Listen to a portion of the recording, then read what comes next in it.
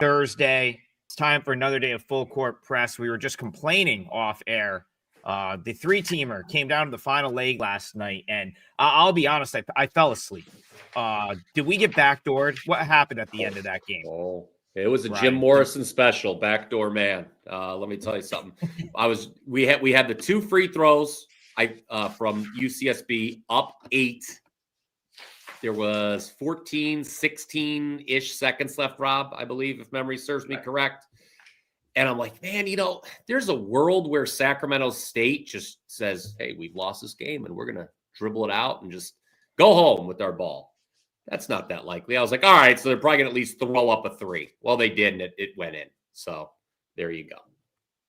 Then they got back. I believe the put to the parlay at still 13.32 units up on the season. I'll double check that, but I've got a tally here, and that if you're new to the show, first of all, welcome in. Second, we do a 3-team parlay on the show. We're going to do it every show this year and see if we can get to the finish line in March ahead. And so far, so good. Up 13.32 units up for every dollar if you've played these equally. That would mean you're up $13.32 for every dollar you've risked, if you played it equally. And the reason I'm rambling on about the parlay so much is I'm going to do something unprecedented here, boys. I'm going to kick the show off with my parlay leg or what I think is going to be my parlay leg, because he's ready, Rob. Our feature game of the day is Minnesota versus Missouri. And I took the 8.5 with the Gophers when it was available, maybe an hour and a half ago. So the reason I said might be our parlay leg is I think there's some folks that agree with me out there that maybe moved too far. So what we had here with this game, and let me just get it on the odd screen here and make sure I'm speaking correctly. When this hit 8.5, it looks like it might have been bought by some others, because this opened 6.5, 7. Got all the way up to 8.5, and it looks like now that I look at odds logic, it's back to 7. So I may not give that one out as my parlay leg, because I don't know if I want you guys to take that number. But what I will tell you is I did play Minnesota for a 3% play at the 8.5, and who knows? As we know with some of these games, and especially a game like this on a night like this where there's not this crazy extensive board like there was yesterday, sometimes these games go back and forth. So I would say keep an eye on it and try to get, if you want Minnesota, maybe wait, because you might get some Missouri money throughout the day. Rob Vino, I'll go to you first. The reason I like Minnesota is very simple. I'm a big Nico Medved guy. Guy by the name of Joey Dwyer wrote a piece this morning on Basket Under Review. First of all, great site. If you don't know what that is, go check it out. Kind of, outlined Medved's journey to Minnesota, which I got to be honest, I did not realize that he came from there, that he was a Minnesota guy, got 2 degrees from there, and now he's back coaching at his alma mater. The reason I bring him up, I've loved him as a coach at every stop. I think he game plans as good as anyone in the country, and I'm going to trust him to game plan to at least keep it close to Missouri here. So, Rob, am I crazy to think the Gophers can hang around in this game? I don't think it's crazy. I think there's some advantages for Mizzou in this game. I don't know if they're worth 8.5 points, but let's just start with, like you say, Nico Medved, Colorado State last year. Obviously, most people know the story of his run through the NCAA tournament out of the Mountain West. Like most of these teams we've talked about, guys, power teams, untested through their first 2, Gardner-Webb and Alcorn State, a couple of teams that land in the 300s or below most anywhere you look as far as ratings are concerned. What they have going for them, Adam, simply through 2 games, and again, take it with a grain of salt because it is Gardner-Webb and Alcorn State. They're experimentation games for sure. But what they have going for them, number 9 in the nation in effective field goal percentage defense, number 5 against the 2. Those are great numbers. The defense is forcing a high turnover rate here, guys, and it does match up well against Mizzou, who's turned it over through their first 3 games quite a bit. Minnesota turnover rate forcing 21.1% of the possessions. Again, it's against bottom feeder competition, but still fairly impressive. Mizzou turning it over against bottom feeder competition. We'll see how this goes. Minnesota's been getting to the free throw line a lot. I know, Brian, you talk about free throw percentages here on the show quite a bit, and Minnesota's been a pretty good free throw shooting team. So you get to the line, you make your free throws. That's good. It's Nico Medved to a T, Adam, offensively, in the regard that their assist to field goals made percentage is way high. 76% of their field goals are on assist. They're looking for the best shot, right? They're passing it around till they get the best shot. The concerns, they're so small.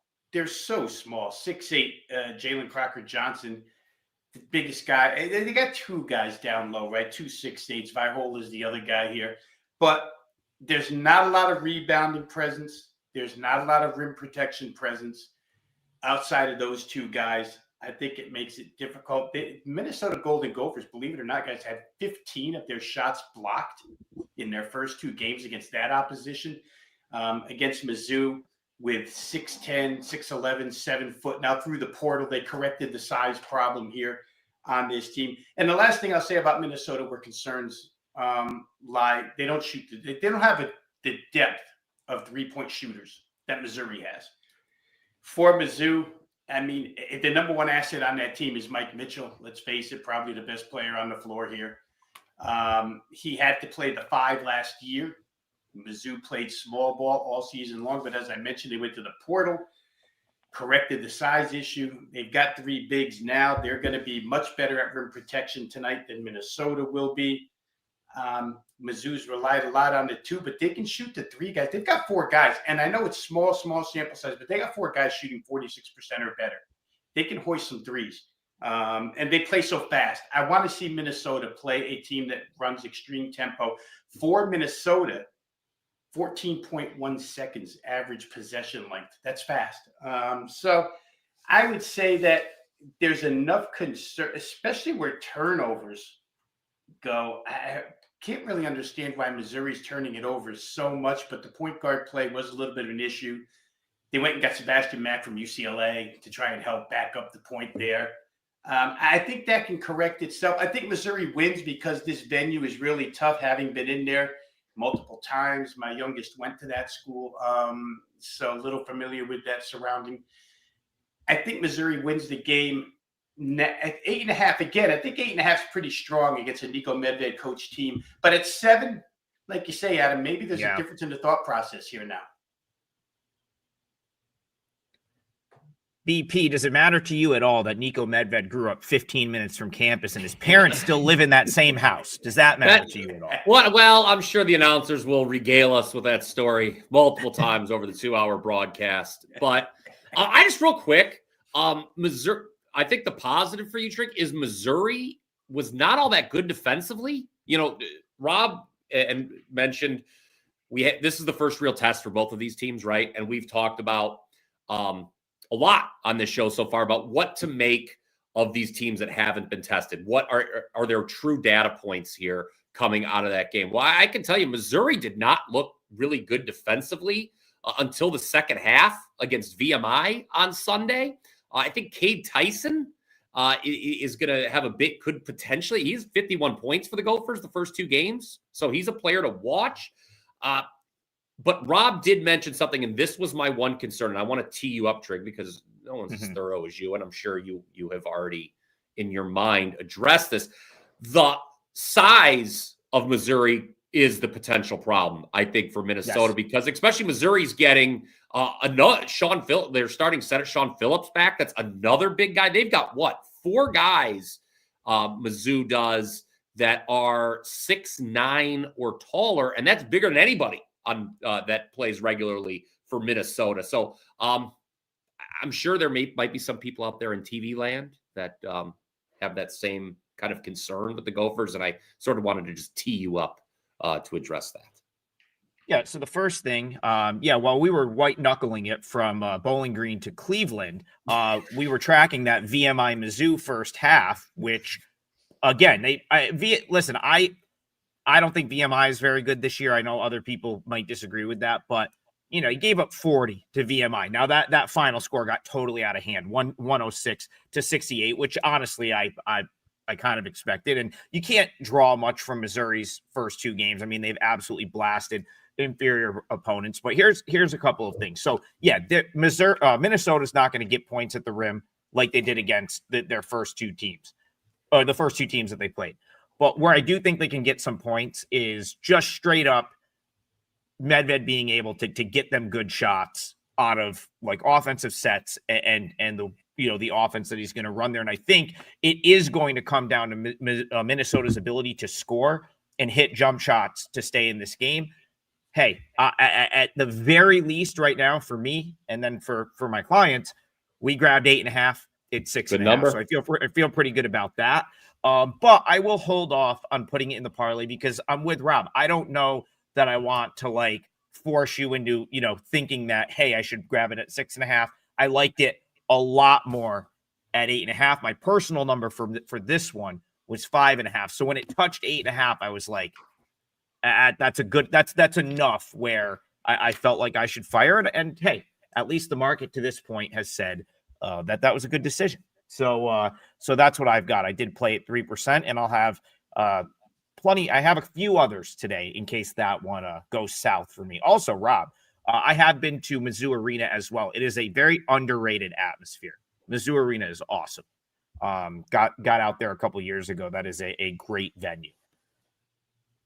All right, let's we can touch on this one. I'll throw it to you guys first. Colin and a couple others said anything on this JMU Longwood game. So I believe this game is at Longwood, which would make this a pretty big home game for them. Mm-hmm. Yes, this game is in Farmville, Virginia, which guys, I have to get down there. It looks incredible. This is like a newer building. It looks like, the detail on this arena is crazy. It just looks awesome. And they're going to host James Madison, which is a pretty big opponent for them. So I guess we'll start there. Any thoughts on James Madison and Longwood? And do you put any stock into this being a very sort of big non-conference home game for the Lancers? Yeah, I'll say this. I'll go first real quick, Brian, because I'll speak from the total perspective. Maybe you'll speak outside, but I think the money's right here, Adam. 155 down to 152.5. Preston Spradlin is the same coach everywhere he goes. You've got such a contrast in styles here. Longwood wants to go. James Madison under Spradlin wants to stall.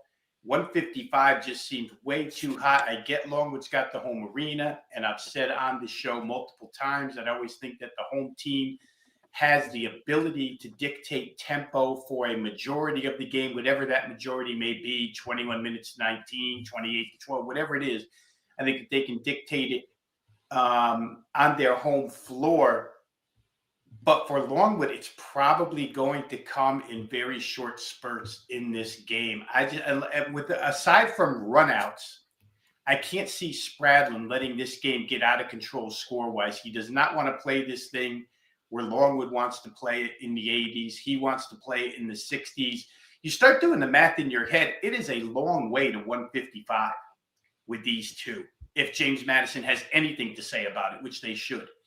And it's been bet down to 152.5. I still think there's room there at 152.5. I know for those who use the Ken Palm site, he's looking at 77.75, 152, which is right where the number is now. It put as much credence as you want into his numbers. But for me personally, just as a totals handicapper, this would be an underplay. If Longwood wins the game, I just don't see them getting to the 80 mark here. James Madison certainly won't get there unless they make, somebody made the comment yesterday, maybe you, Adam, that a team would have to shoot 70% from three to do some damage. And James Madison would have to shoot unreal. I just don't think that the shot clock is going to be, or I do think that the shot clock is going to be milked pretty good when they have the ball. So I would look under in this game, guys, still at this price. You referenced, Trig, about it being a big game. Anytime you have in-state opponents and they haven't played in a long time, these teams haven't played since 2016. So it's going to be a fired up atmosphere. I'm sure the Longwood folk, being the smaller college as well, being the smaller university, they're going to be fired up. One thing to note with James Madison here, and there's multiple ways to look at this. They have not been, going back to the end of last year, a good team to bet on. You're talking about a team now last 6 games, 6 lined games, we're going to exclude the opener, which there was no number available, they have failed to cover.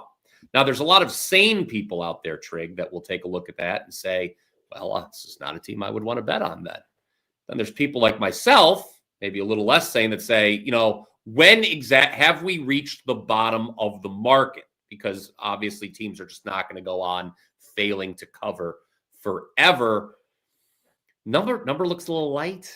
I think I look at this spread and I think perhaps people are like, oh, it's going to be a fired up atmosphere, I don't know. James Madison to me is a better team. And I might consider laying it or just playing money line, obviously, at this number. Brian, I'm with you there. I'm a little down on Longwood this year just because, of course, their head coach that has had a lot of success the last few years left to join Ryan Odom at Virginia as his top assistant, and that to me hurts. I also felt like Longwood maybe regressed a tiny bit last year. I kind of expected them to be better than they were last year. Now they lose Griff Aldrich, so for me, I'm just a little bit down on Longwood, and I think even though I make the number a pick, and I think that's right around where it is, I think if you forced a opinion out of me here, I would probably roll with James Madison, who I'm with you, Brian. I just think is just a little bit better of a team at this point. Brian, I'm going to come back to you for this one. This is right up our alley. Garth, first of all, thank you for the donation, and thank you for the question. And I've got an opinion here. I want to see if Brian agrees with me, and then we'll go to Rob. Is 41.5 too much for Hawaii, Mississippi Valley State? Yes, that's way too many points. Way too many. I've got this number closer to 30. The follow-up question is, do I want to bet Mississippi Valley State? That I'm not really sure. Yeah. Brian, do you take the 41.5 and stay up till like 3 a.m. on the East Coast watching this game? Well, maybe in my younger years, I would have done something like that. I don't want to play, because here's the concern too. And maybe this can descend into a discussion about these SWAC teams and the travel. Here, the concern with Mississippi Valley State, well, there's always a lot of concerns with Mississippi Valley State, right? Number one is they're very bad year in, year out. And, they're going to Hawaii. Do the players treat this as a vacation? I mean, these are college kids. I know, if I got a free trip to Hawaii, I don't necessarily know if I'd be fully engaged in my X's and O's. So, look, you can't lay it. I mean, that's odd. I mean, Rob Vino, what is the largest spread you've ever laid in a college basketball game? I don't mean to put you on the spot, but I can tell you confidently, I have never laid 41.5 points in a college basketball game. Neither have I. And I would say that it's probably in an NCAA tournament game back in the 90s when we used to see 25.5, 28.5 regularly between 1 and 16. 15. We don't see it anymore. But probably something of that ilk was probably one of the only times I've done it. So no, I'm not in the market for laying 41.5. So you can count me out of that one. Okay. I'm going to make a pick here for Garth. I'm going to make a pick. I'm not going to put this in the parlay, but I will make a pick in this game. I am seeing 42.5 at BetMGM right now. And this game is at midnight Eastern. It'll be the last game on the board. So you may not even, unless now it could happen. I mean, you might see a group attack this game because the number is so egregious, but you also probably will get some unnecessary Hawaii money just straight up. Hey, it's the last game on the board. You can get it on ESPN Plus. So Keith, our friend Keith Bayou Bets Landry says, I can promise you the kids from Missouri Valley State fully treat this as a vacation. So Brian, you and I made a joke that when they look, because Mississippi Valley State was one of these teams that got looked into for the gambling probe. And I believe we joked back and forth and said, now they're just bad. But it actually came out that there was people on that roster throwing games. And pretty much if you are one of the teams that were in that 7 or 8 teams that sort of got caught throwing games or, manipulating scores and stuff like that, to me, your priors from last year are skewed a little bit. Now, I mean, Mississippi Valley State's numbers are going to be skewed by the fact that they travel around the country collecting paychecks and beatings from teams that are bigger and just, that they have no business playing. But for me, I mean, I've got the number 10 points off of this number. Like that at 42.5 seems insane. You know, I know Mississippi Valley State likes to play zone, so I will have to go back and dig into maybe look at some of Hawaii's shooting metrics. But like, who did it, like Hawaii? I mean, even UAB. Okay, maybe that's a red flag. They lost by 51 to a UAB team that lost to Alabama State last night, but then they lost by 48 to Murray State. I don't care. Like UAB and Murray State are still better teams, in my opinion, than Hawaii, right? So you mean to tell me they can't improve by like 10 points? Garth, I'd take the points.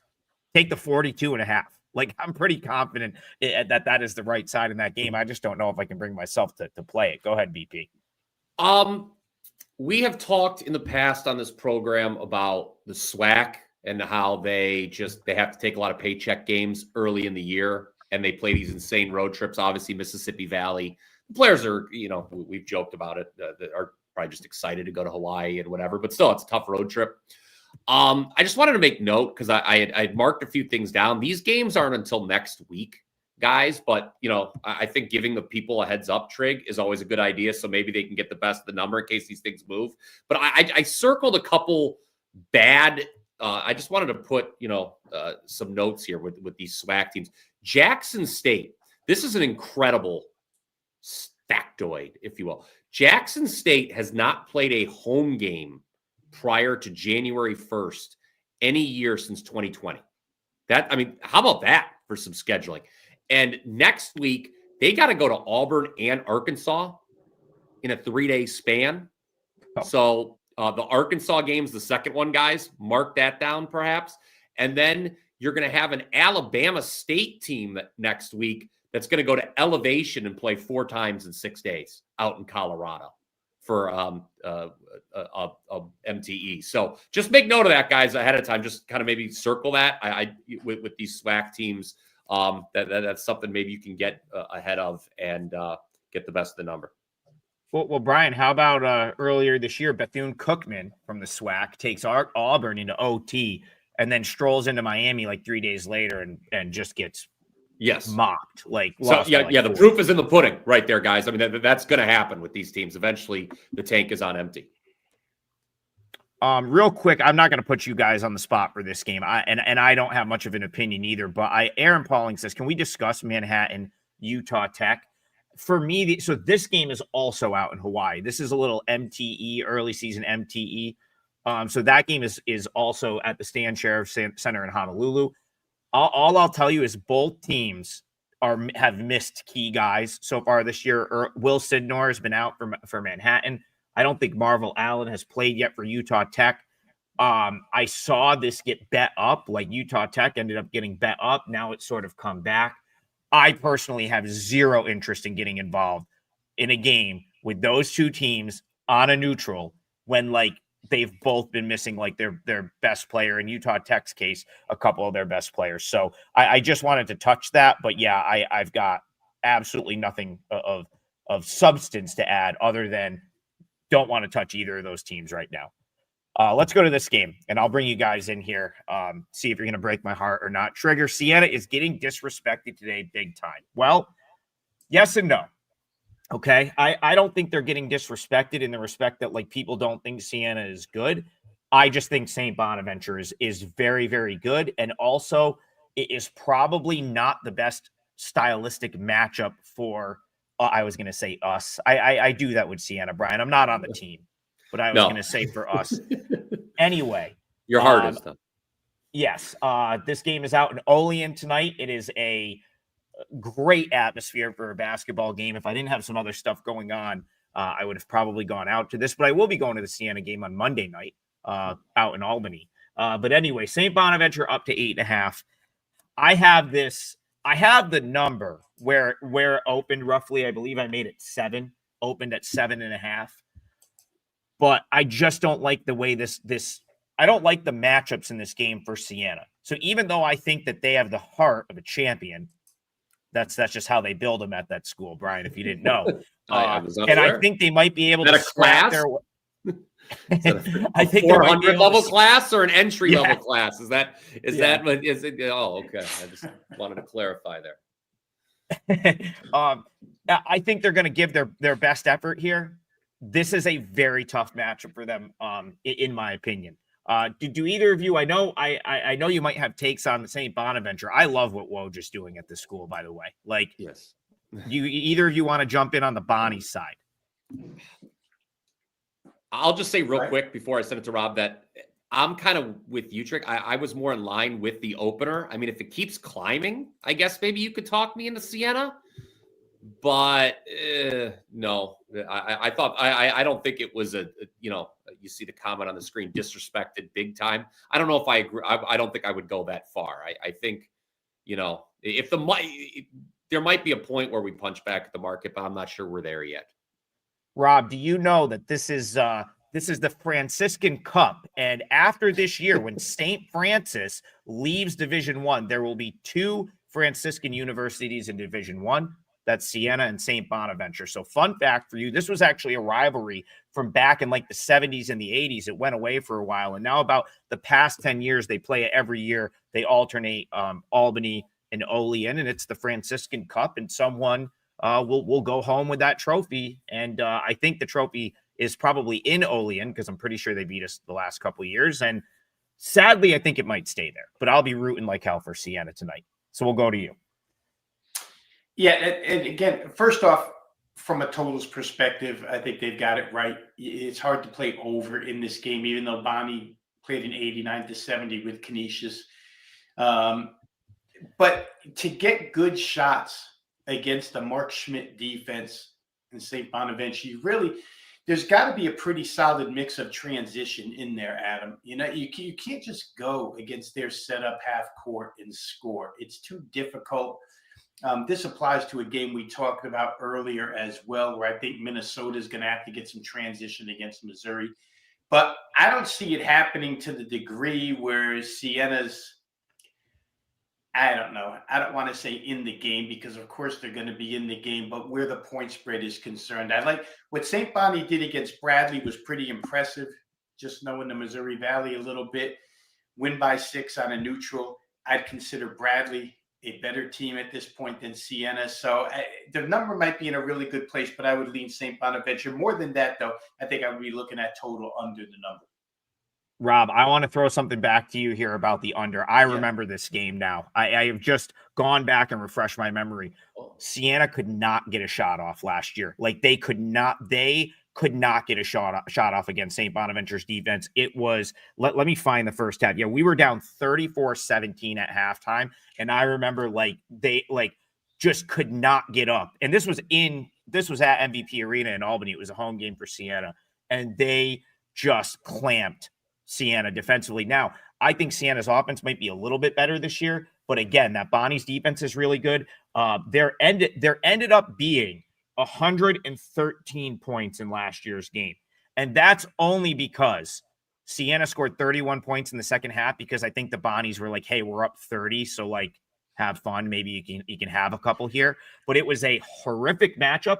And this opened 141 on the under. It's only down to 139.5. I mean, the way these two teams are going to play, it would be shocking to see that go over 140, in my opinion.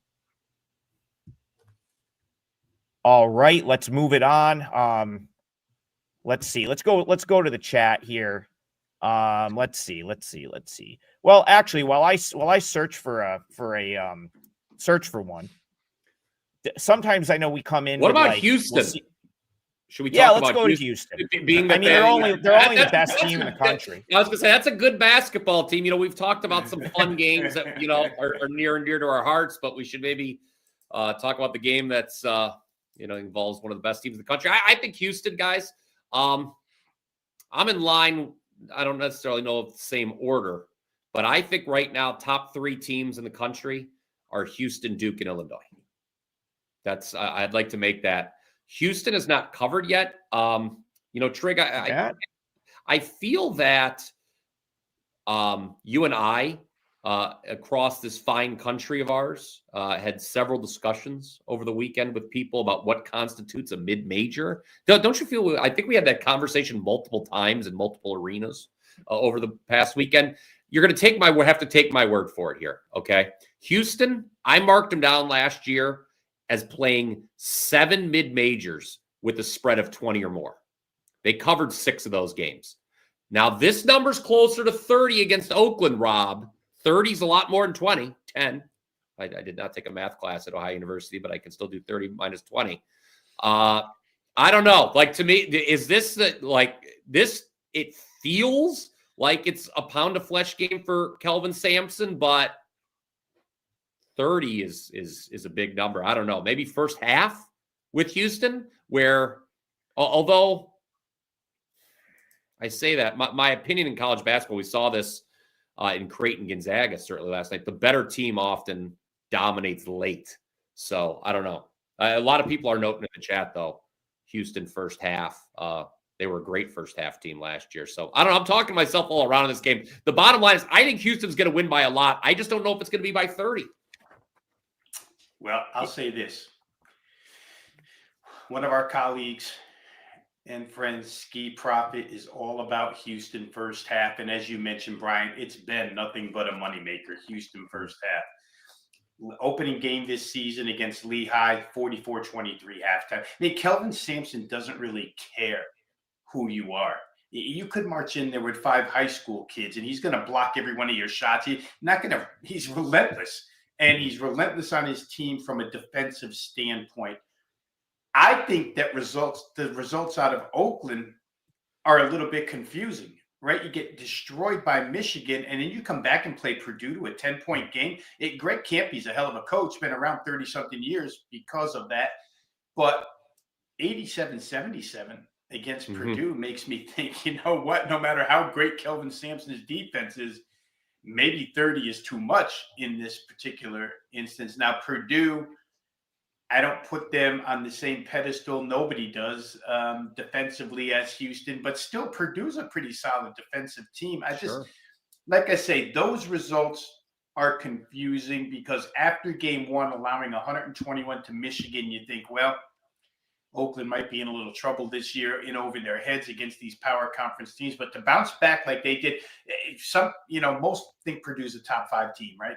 I mean, that's pretty high praise to play them within 10. So I'm a little baffled on this one, but I do know Houston first half has always been a thing for the last couple of years, in fact, and 17.5 might look large, but you can certainly see Kelvin Sampson 38-20 at halftime.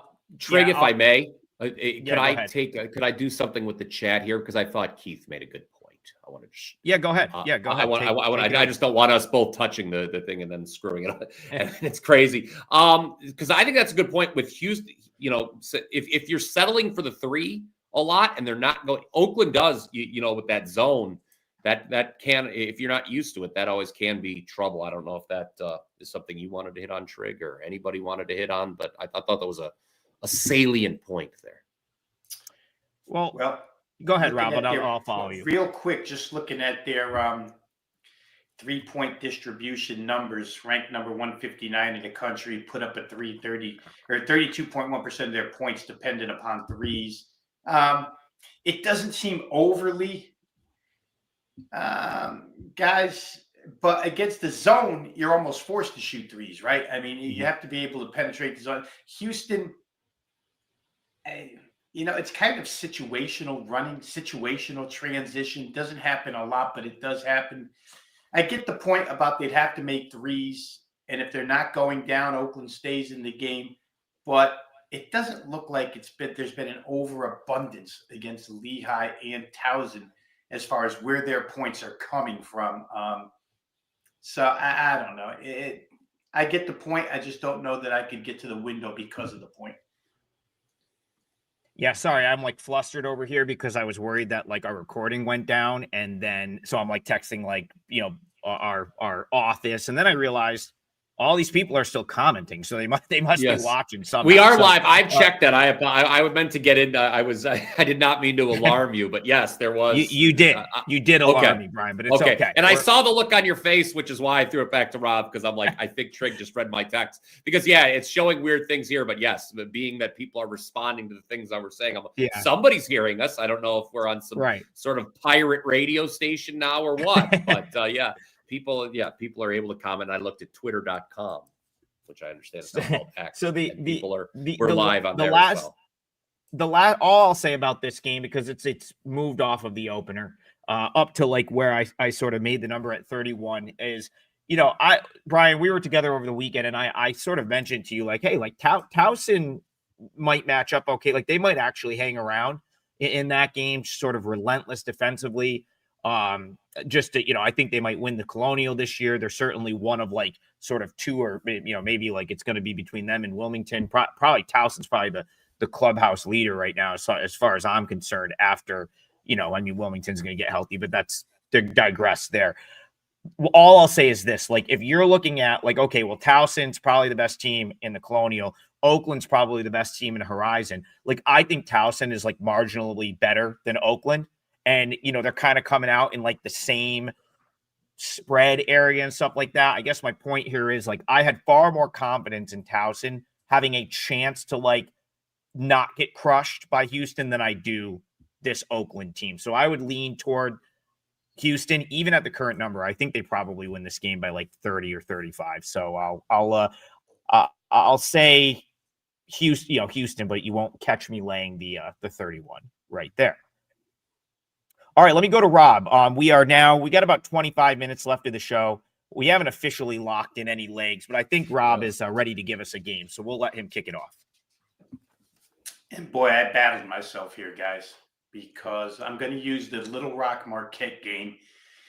And I'm battling, inner conflicts. Do I include Little Rock? Do I just isolate Marquette? Do I include Little Rock? Do I just isolate Marquette? And I'm just going to include Little Rock.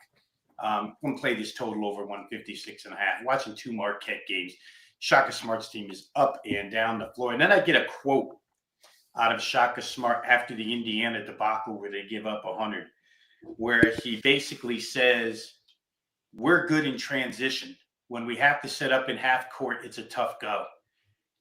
Basically, coach is telling you, we're going to run, we're going to run, we're going to run. Against Indiana's defense, it's a little different. They're going up against UALR's defense. It's a little step down in class. Marquette has scored pretty much at will for the most part early this season. So I like their team total over 89.5. Then again, I think the whole full game total is even better because Darryl Walker, they played two games consecutively in this Milwaukee area, right? They played UWM just recently, gave up 92 to them. Little Rock is a pretty good team. We're Sunbelt in context of the Sunbelt, right? I think some have actually picked them to win the Sunbelt this season. So I think their offensive ability here against a Marquette defense that looked really, really shaky. And again, I don't know if I talked to you guys about this or if this is me and Ski talking NBA.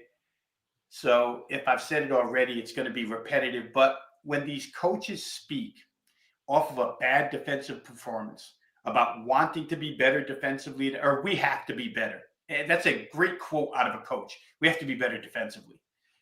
But it doesn't always mean you're going to be better defensively. Sometimes you're just not that good. And again, in my mind, watching enough basketball in my time, when you play an open floor, broken floor, fast-paced type of game, there's going to be blown assignments all over the place. I mean, it's hard to find your man when you're playing at fast pace. Little Rock will go with them. I think Marquette will play. The coach is telling us he wants transition points. 156.5 seemed too low. I thought it would come in the 160s, guys. Actually, I thought I was going to be looking at 161.5, 162. I wasn't. Open 155, 155.5. It's been bet up to 56.5. I do see a stray or two 57 at this point. So I want to lock it in now with Marquette, Arkansas, Little Rock over, full game over 156.5 tonight.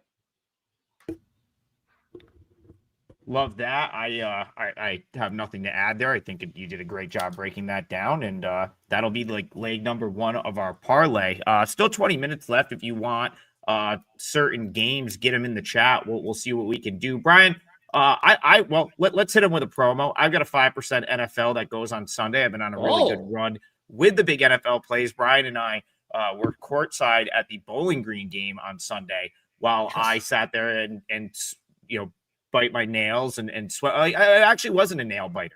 I feel like Saints was rather easy It was the right side. They call it the right side, I believe, is the term we're supposed to use in this industry. They were the right side, as Carolina is now 0-11 straight up and against the spread their last 11 times as a favorite. I'm going to lock my second parlay leg in just a moment, Trig, because it actually, Rob mentioned the two teams that I'm going to talk about here just in just a moment. But look, first off, thanks to everyone who was on board last night for $5 Tuesday.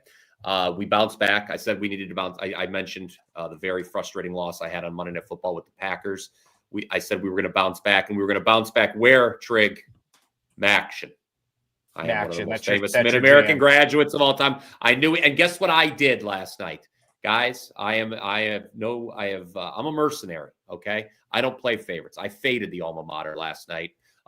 Despite Western Michigan's kicker trying to screw us over twice, despite the worst late-game clock management, arguably in the history of organized football, Western Michigan got home, and that was a nice $5 Tuesday winner for yours truly. Now, 2 for 2 in Maction. I'm 3 for 3 my last 3 weekday college football bets. 8 and 2 last 10 overall in college football. 80% start to November. And guys, I do have another play in Maction going tonight at wt.buzz/BP.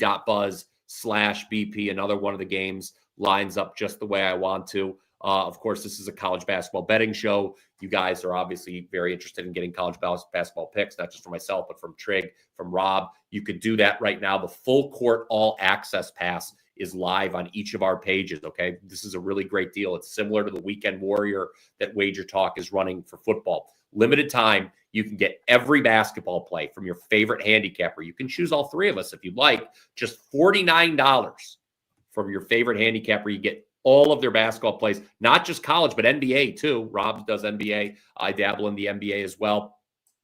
So 3 days for $49, favorite handicapper there for basketball. Go to any of our pages. It's right there. Yeah, and I'll just say that, like, I mean, for college hoop, especially for me, and I know you guys are in the same boat, like, the volume is so much that it's like, if you want to talk about like bang for your buck, like dollar per play, like the college hoop, you're gonna. You had what, 4 plays yesterday? Won 3 of them. And that's also like too, like for me, like I'm down to give out as many of my client plays as I can on the show that are like the, that aren't like the 4 or 5% variety, because I know I'm gonna have so many. Like I talked about one yesterday, ended up having 4. I went 3-1 yesterday, and I'll tell you what, you guys help me out. And help me run up this NFL 5% play sale, and I'll give another one out right now, because I'm not going to hold out on my guy Keith Bayou Betts Landry. He's in the chat talking about Cal Poly. I was over here like, okay, like maybe not make 5 comments about it. Now I got to talk about it. Now I got to give out another client play, but that's what we do on this show. So I've only played 2 things so far today. I played Minnesota at 8.5. I was going to use that for the parlay, but I don't want to use a bad number. So I'm going to use this one, and I'll probably add throughout the day. So I'm not going to devalue the service, but that's what I'm saying. Like, I might end up much higher volume this year in college hoop. I've tweaked some things, and I think that's sort of where my edge is to play a little bit more and spread it out. And so that's what we're going to do. I took Cal Poly plus 18 in this game. And I'll defer to Rob after this to see if he has any tidbits on the over, because I know Keith specifically asked about the over, and he says he loves the over. The reason I like the Cal Poly side is really just me sort of holding myself accountable to, I guess my assessment of both teams. So on opening night, my only loss, or one of my losses, was Incarnate Word. I took them at 12.5 on this floor against Colorado State. Okay. And over the weekend, I know, again, I told Brian, man, I really should take Omaha in Colorado State. How can I not take Nebraska Omaha in this game at 14.5 when I took Incarnate Word at 12.5? Now, I ended up talking myself off of the Omaha play because I saw just they had a crazy week. They were out in South Dakota for the opener against Murray State. They were down in, I think, Texas, and then they were out in Colorado State. I thought they might be banged up a little bit. I said, all right, I'm going to stay off that one. So what you have now is 2 blowout wins for Colorado State, and credit to them. Like, they have looked awesome, but this is still a new coach in Ali Farouk Manesh, and he's a very highly regarded assistant. He was Nico Medved's top assistant, so I'm sure he's going to be a great coach. But my gut tells me that this number here on those two performances is a little bit inflated, based on the fact that Incarnate Word played awful, and Omaha just was in what I consider to be a very, very difficult spot. So now I make Poly 12.5 here. The fact that I can get 18, and I'm even seeing 18.5 at BetMGM, to me is just a crazy number on a team that just knocked off Seattle over the weekend, and I thought played pretty well. So I ended up taking that for a 3% play. Cal Poly will be my parlay leg because that number is still there. And I'll go to Rob to see if he can actually answer the question Keith asked, which was the total, which I didn't touch on at all. Well, let's go there, guys, for Keith. 67.5 is the number we're looking at. And you've got two entirely different offenses, right? You've got Mike DeGeorge, Cal Poly, who's actually hit the gas. They're going faster than they went last year at this point in time. And I think for those who are reading tempo numbers, the one I pay attention to way more is average time of possession allowed. And if you look at Cal Poly, they shoot it quick, they give it up quick. So you're going to get plenty of opportunity to score here. The problem with Cal Poly is it's a bunch of crooked shooters. So if they go in, the score is going to be outrageous. If they shoot to par, it's going to be probably still pretty high, but maybe not high enough to make 67.5. But the Colorado State side, which likes to control tempo, is so efficient against the other side, which is going to allow you, Adam, here's another thing. Let's just, from a theoretical standpoint, I find this to happen a lot. Favorites who are methodical in their ways offensively against opponents that want to get up and down the floor, but your favorite for a reason. I find that these favorites don't mind running with the opponent because they just figure these guys stink. We're going to outrun them. We'll outscore them anyway. So we'll get out of our game and play their game. We'll get the easy buckets, which is what the other team wants, right? The other team wants you to shoot it, get it in, throw it back down the floor, and go and go and go. So this one could get over, even if Cal Poly doesn't shoot well. I think what Cal Poly's, just to put my coaching hat on for a minute here, I think what Cal Poly's hope is that Colorado State gets out of some of their structure in this one, especially from a defensive standpoint. So you can get easier buckets going fast, can get teams out of defensive structure. So I can see it up and over 67.5 based on opportunity. Obviously, the market sees it that way. When you get that many possessions and that many potential fouls, and you have an offense as efficient as Colorado State, it's hard to make a case for under at this price. So, Keith, I'll agree, but I didn't bet it. Yeah, and I'll just, before I kick it to BP, I'm going to give him the floor for his parlay leg to close out the three-teamer. So we'll go to him in a second. I want to say one more thing about Colorado State. So Ali Farokmanesh, who is the first-year head coach, was basically got credited with a lot of the success over the last few years. Obviously, Nico's a great coach, but for just his great offensive mind, floor spacing. The key is that he was a very highly regarded assistant. If Colorado State didn't hire him, someone else would have absolutely wanted him as the head coach.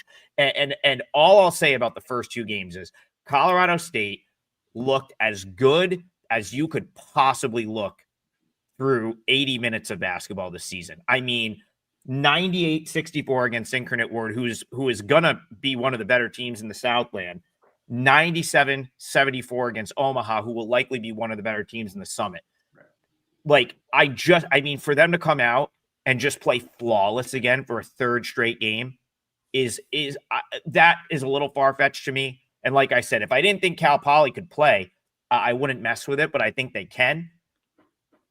18 is a huge number, so hopefully we can stay within that number. And as far, Bill, as far as Poly dealing with the altitude, I mean, I've been up to Fort Collins. I went there a couple years ago.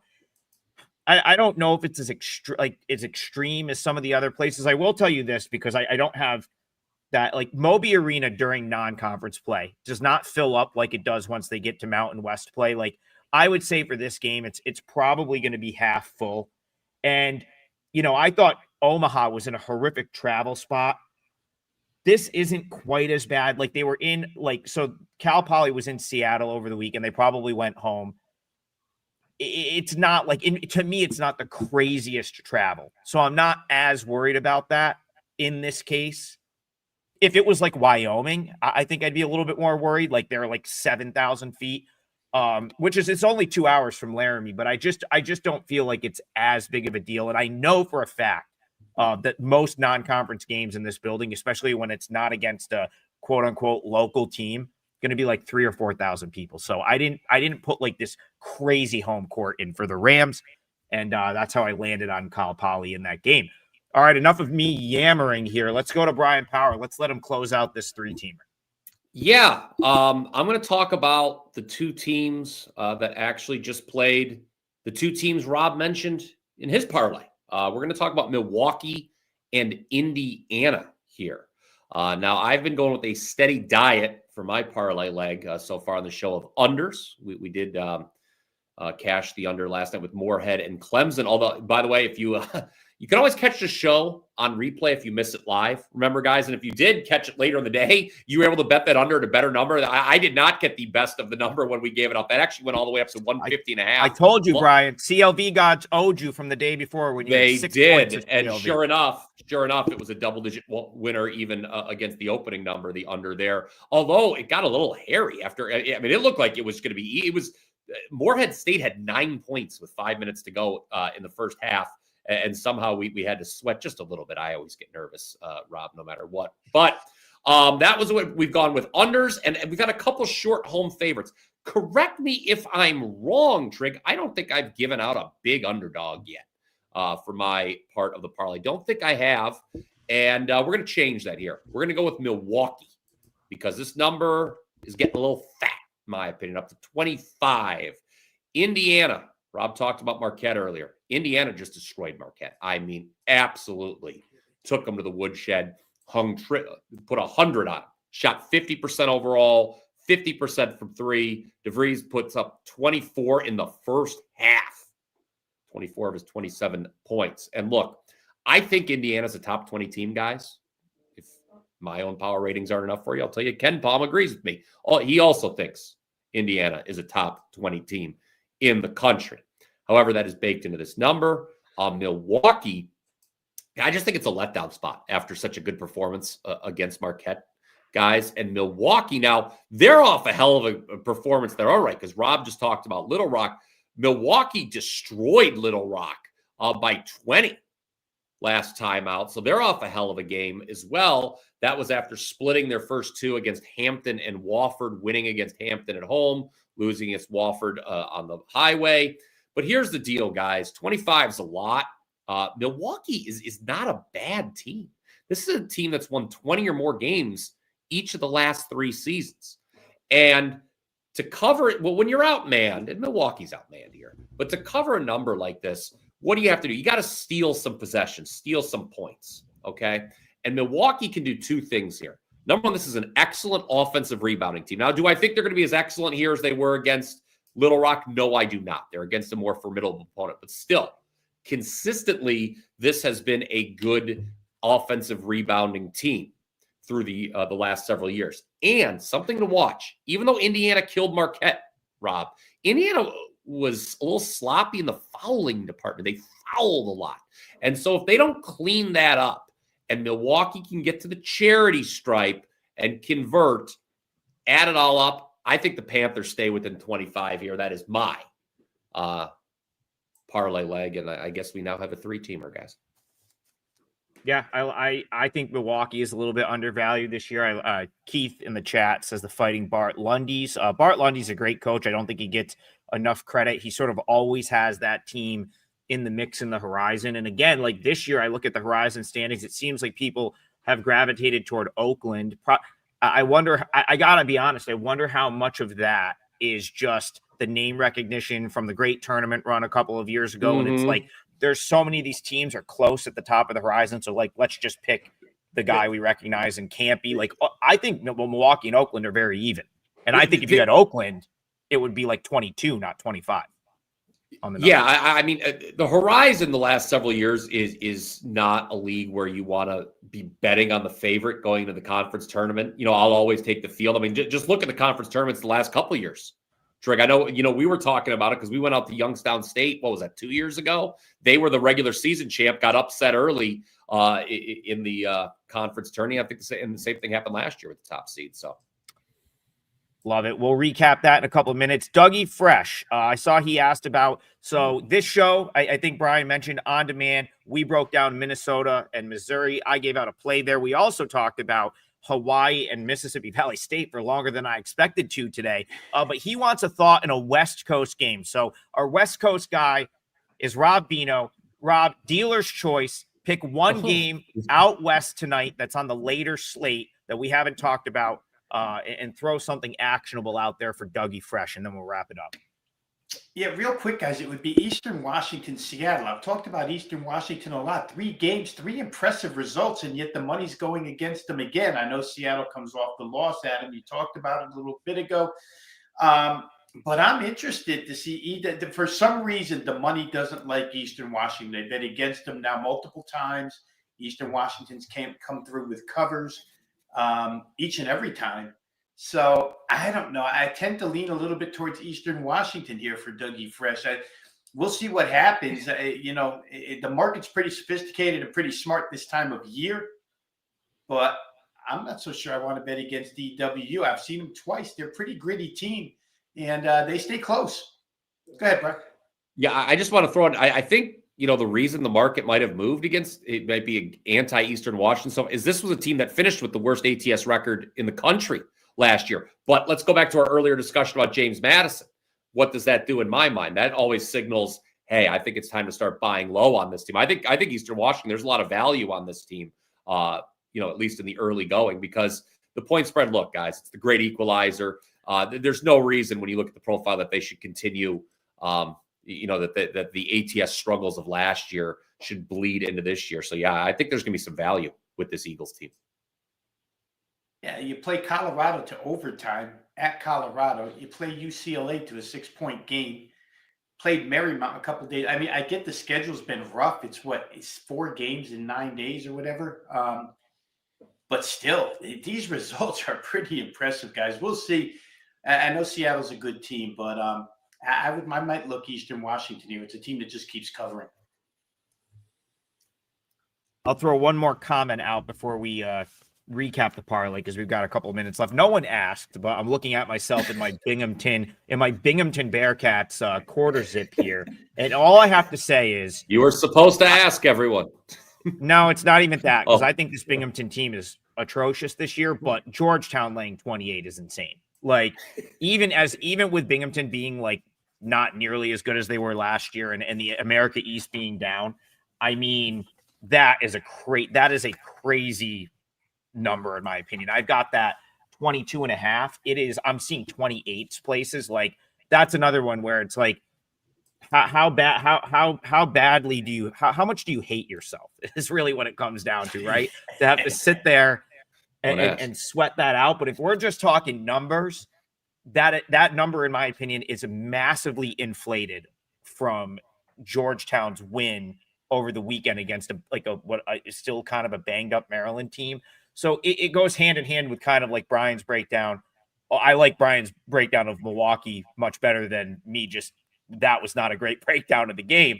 But what I'm saying is same thought process, right? Like Georgetown just got a big win over a rival. Are they really going to come out and just run Binghamton out by 28? They don't get a great crowd for some of these non-conference games. Siena went down there a couple of years ago, right around this time of the year.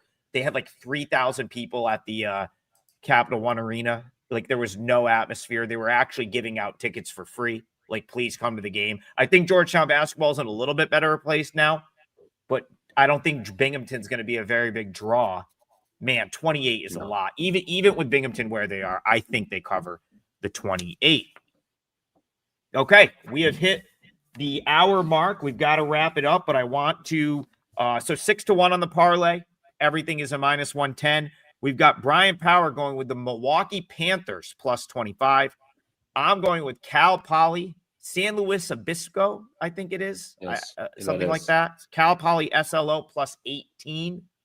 The Mustangs, I believe. And Rob's going to give us a total. Little Rock, Marquette over 156.5. That's your 3-teamer for Thursday. That's your show. We'll see you back here to close out the week tomorrow morning at 10 a.m. Eastern. Good luck today, everyone, and we'll see you guys tomorrow. Smash that like button. Now, I'm just going to X out. I don't know how to end the show because it doesn't give me a button to do it. So, I think we just close out. All right. So my concern is, I saw that. So, because I was like, oh shit, I got to do the timestamps. And it just said schedule. You might still be live, by the way. So I'm just going to X out. Okay. All right. See you, Rob. I don't know how this is going to end. Yeah. He doesn't want to talk to you, Brian. Yes. Well, because I think maybe we we're might still be live. live. Who the hell knows? Yeah, we might be live. Yeah, I don't want to. Yeah, let's get out of here. Let's get off Twitter. All right. All right. Peace. Talk to you later. See you, Rob.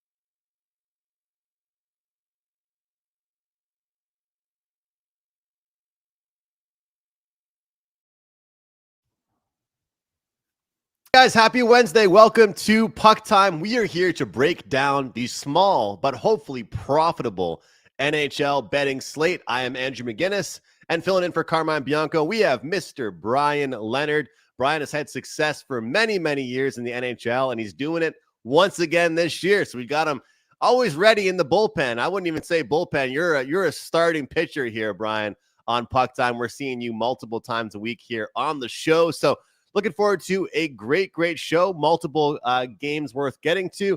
I believe we just left one game off the show, and that was the game with the most juice. So today, Rangers at Lightning, Oilers at Flyers, and the New Jersey Devils visiting the Chicago Blackhawks in Chi-Town. Brian, good morning. How are you? I'm doing great, and it's good to see you. And I like your background. That's nice. I've got a lot of stuff like that. I probably need to put that up instead of the books, but yeah, that's a nice background.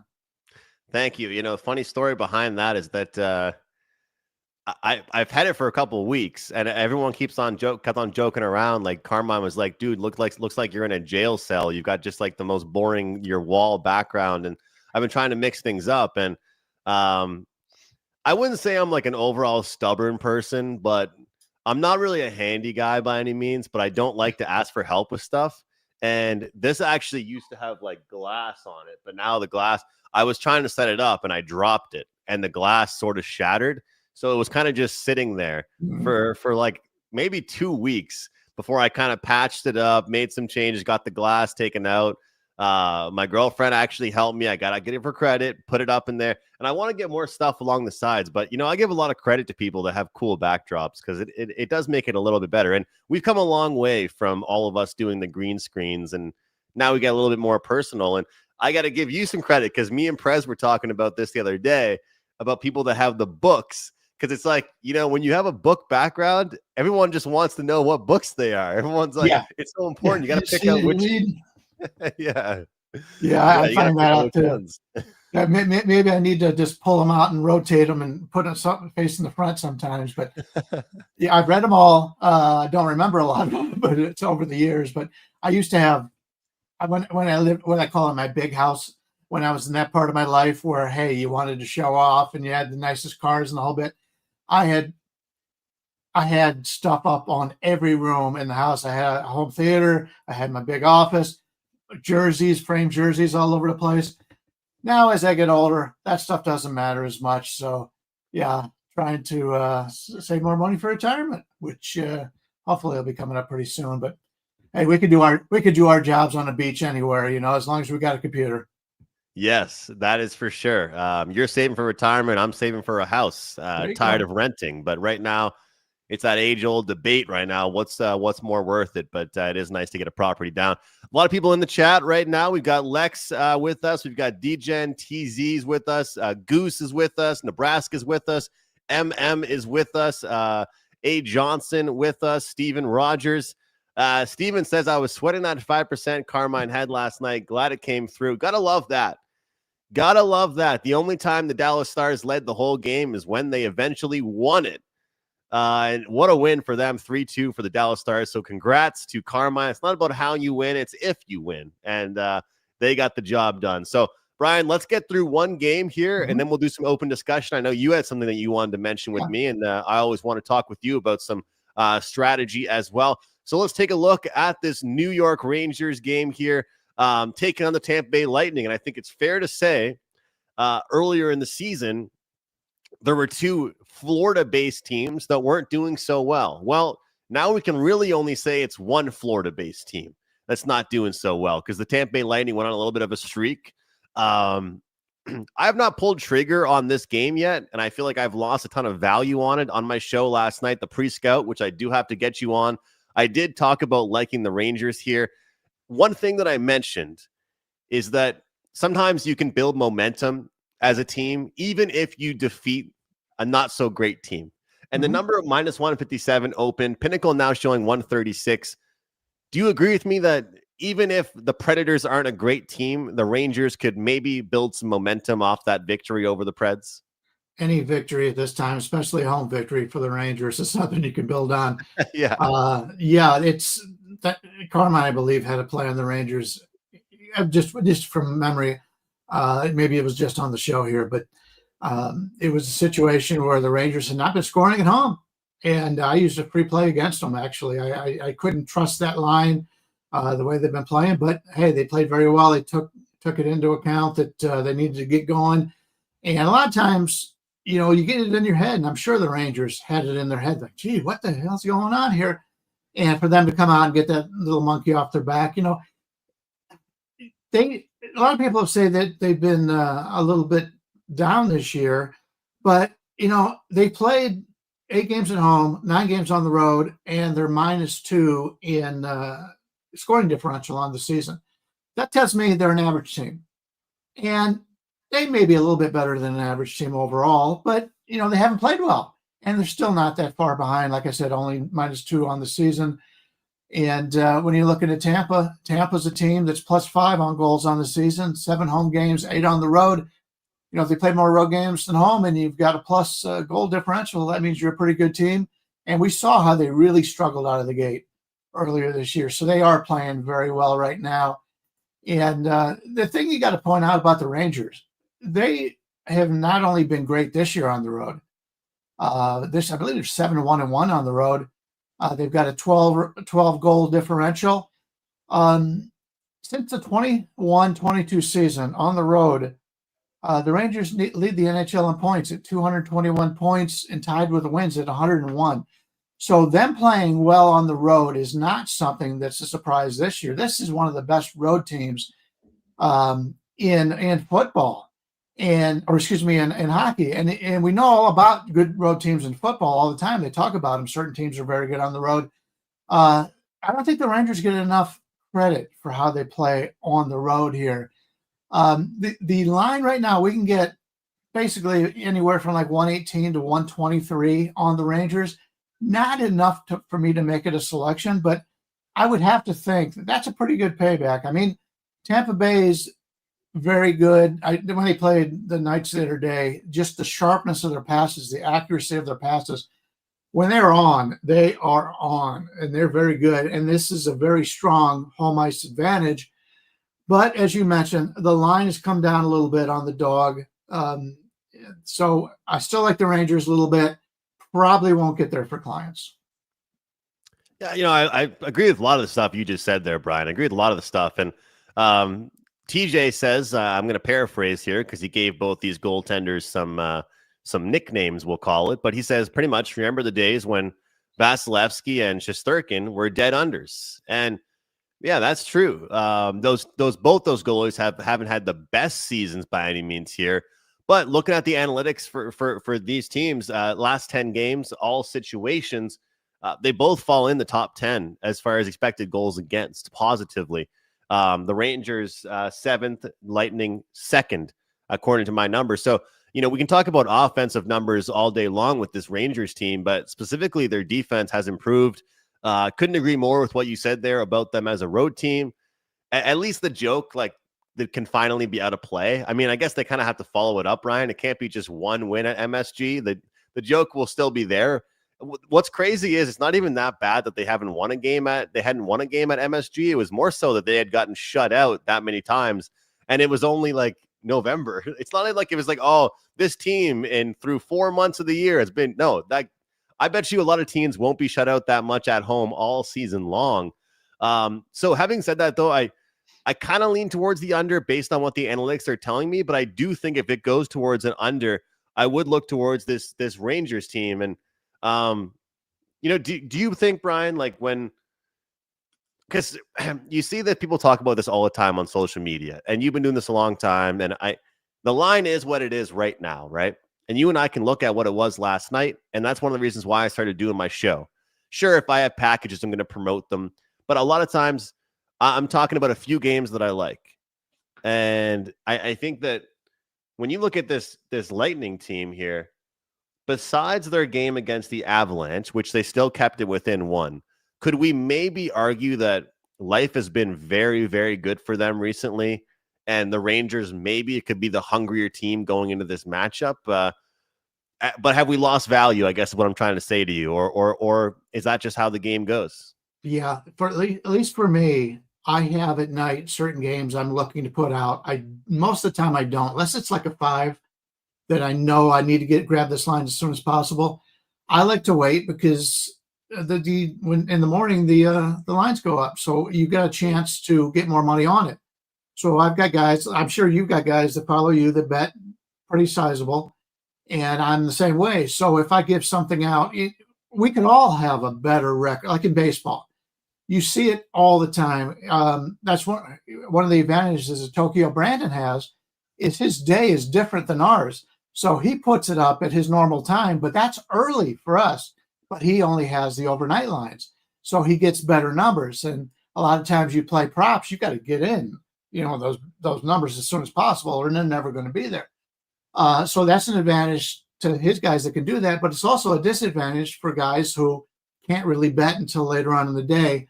So I try to, as the day goes on, there's certain games where I think, yes, that has hit I call it a strike point. Mm-hmm. That has hit my strike point. I can give that out now, or I could bet that right now. So I like to save everything until the morning, but unless it's something that I think is really going to move, I don't put anything out until the morning. Yeah, I'm similar to that. One thing I will say is that people tell us that in the NHL, market movers don't matter. Like, I've heard so many analysts and radio hosts go on and on about how odds makers don't care about NHL money. But there are still some books that you and I can look at, Brian, and respect more than others, right? And the best part about Odds Logic, which you and I both really like, and everybody at WagerTalk can promote, you can structure the books in the order that you would like them to be. So, if you don't have access to Caesars, then there's no point in you having Caesars in the front and center, or whatever it might be, not to call them out or whoever. Pinnacle, some people can't. I can use Pinnacle. A lot of people can't use Pinnacle. But sometimes my point is here, I like using sometimes references that I've seen overnight. Like, for example, I like looking at overnight flips. So some people say, oh, well, you're betting that team now. You could have got them at a better number yesterday. This is sometimes an example where I'm respecting the market, and I'm saying, hey, what's the deal here? This team was 120. Now we got the other team minus 115. What's going on here with that? Mm-hmm. And kind of like similar to the Habs game yesterday, like when I was handicapping that game on Monday night, I said to my audience on my night show, very curious to see what happens overnight here with this one. And to the shock of nobody, we saw really no movement on Montreal. And that was a little bit worrisome for me. So it sounds like you and I are on the same page, kind of lean towards this Rangers side in this one. I think Also, this one could be a game that maybe starts off more lower scoring and then starts to blow up a little bit after. We'll see when it comes to that. So I like this one here. Nice to see a pick in your cell room. Yeah, exactly. We're out of the jail cell. We got some artwork. Somebody shipped me some artwork here in the jail cell. Brian, you had a topic you wanted to talk about today. Anything you wanted to bring up? Yeah, I do. But first, I wanted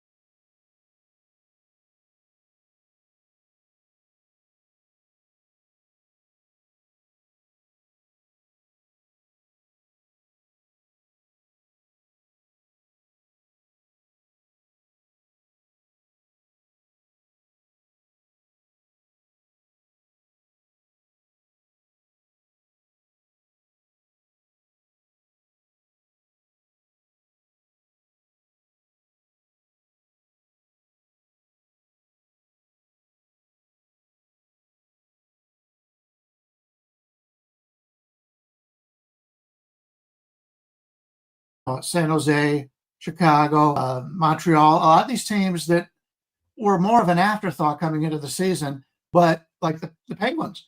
And I've made a lot of success on these teams by doing that. Is it time to throw away all of your preseason thoughts, or do you still need to keep that into account when you're doing your handicapping? I think that maybe this time is the time to do it, Brian. At this point, we've seen enough a little bit here, but I'll be the first one to tell you that. And I'm going to give him credit. I was talking to Ronald Kabang. I'm UCAP. I'm not sure if he's watching this right now, but I would say there's pros and cons to hockey being my favorite sport. And I'm going to be fully transparent with you here, Brian. Like when I started handicapping the KBO, the Korean baseball with Dave Koken. Now I'll forever remember that. That was so much fun to do with him. It was an honor. Everybody in the world was all of a sudden a KBO handicapper, right? Like, and the thing is, he and I were actually putting in the work and putting our faces on video. Like we couldn't hide from it. I wasn't just, closing my eyes and putting out a pick. But where I'm going with this is like, I had no biases. Like 10 weeks, and I'm not lying, 10 weeks before, I didn't even know who the best pitcher in the league was, right? So one thing that was kind of nice going into that handicap with that sport was like, I was strictly data driven. Like, okay, this pitcher's not doing well. This team's metrics offensively are going well. This is a bad situational spot, whatever. Now, if somebody is looking at, this NHL season, that's not as much of a hockey guy, that doesn't really get caught up. Like I hated the Bruins going into this year. I thought the Penguins were going to be trading off pieces at the trade deadline, right? But look at this Bruins team. Look what they're doing, right? So, but I think that at the same time, Brian, we're at that point in time now where some of those teams that are overachieving might start to be humbled a little bit. I guess my answer is like, I necessarily don't want to bet on them anymore, but I'm not going to bet against them as much anymore with some of these teams. Like, look at the Anaheim Ducks. I don't know what the splits are, but I can probably tell you there were a lot of people that liked the Ducks last night because why not? Value, they've been looking good.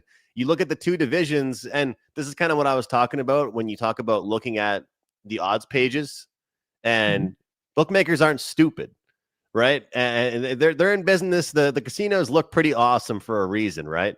And so when you look at the odds last night for the Colorado and Anaheim game, and then you look at the result of the game, I guess the bookmakers might have been right to price that the way it was. But if you ask everybody in our live chat yesterday, no offense to everybody that watched, everybody said that Anaheim had to be the play because of the value, right? So I think that in long-winded terms, Brian, I've struggled with not changing my mind fast enough with some of these teams because I'm so, I guess, confident in my preseason projections. Mm-hmm. But then once I do find those spots to bet on them, then you can make some money. Do you find, though, right now, Brian, that we've lost value on some of those teams? Like, look at San Jose, look at Chicago. Like, is it almost too late to bet on those teams? Yeah, the good thing is in hockey is it changes all the time. We're only 15 to 20 games in.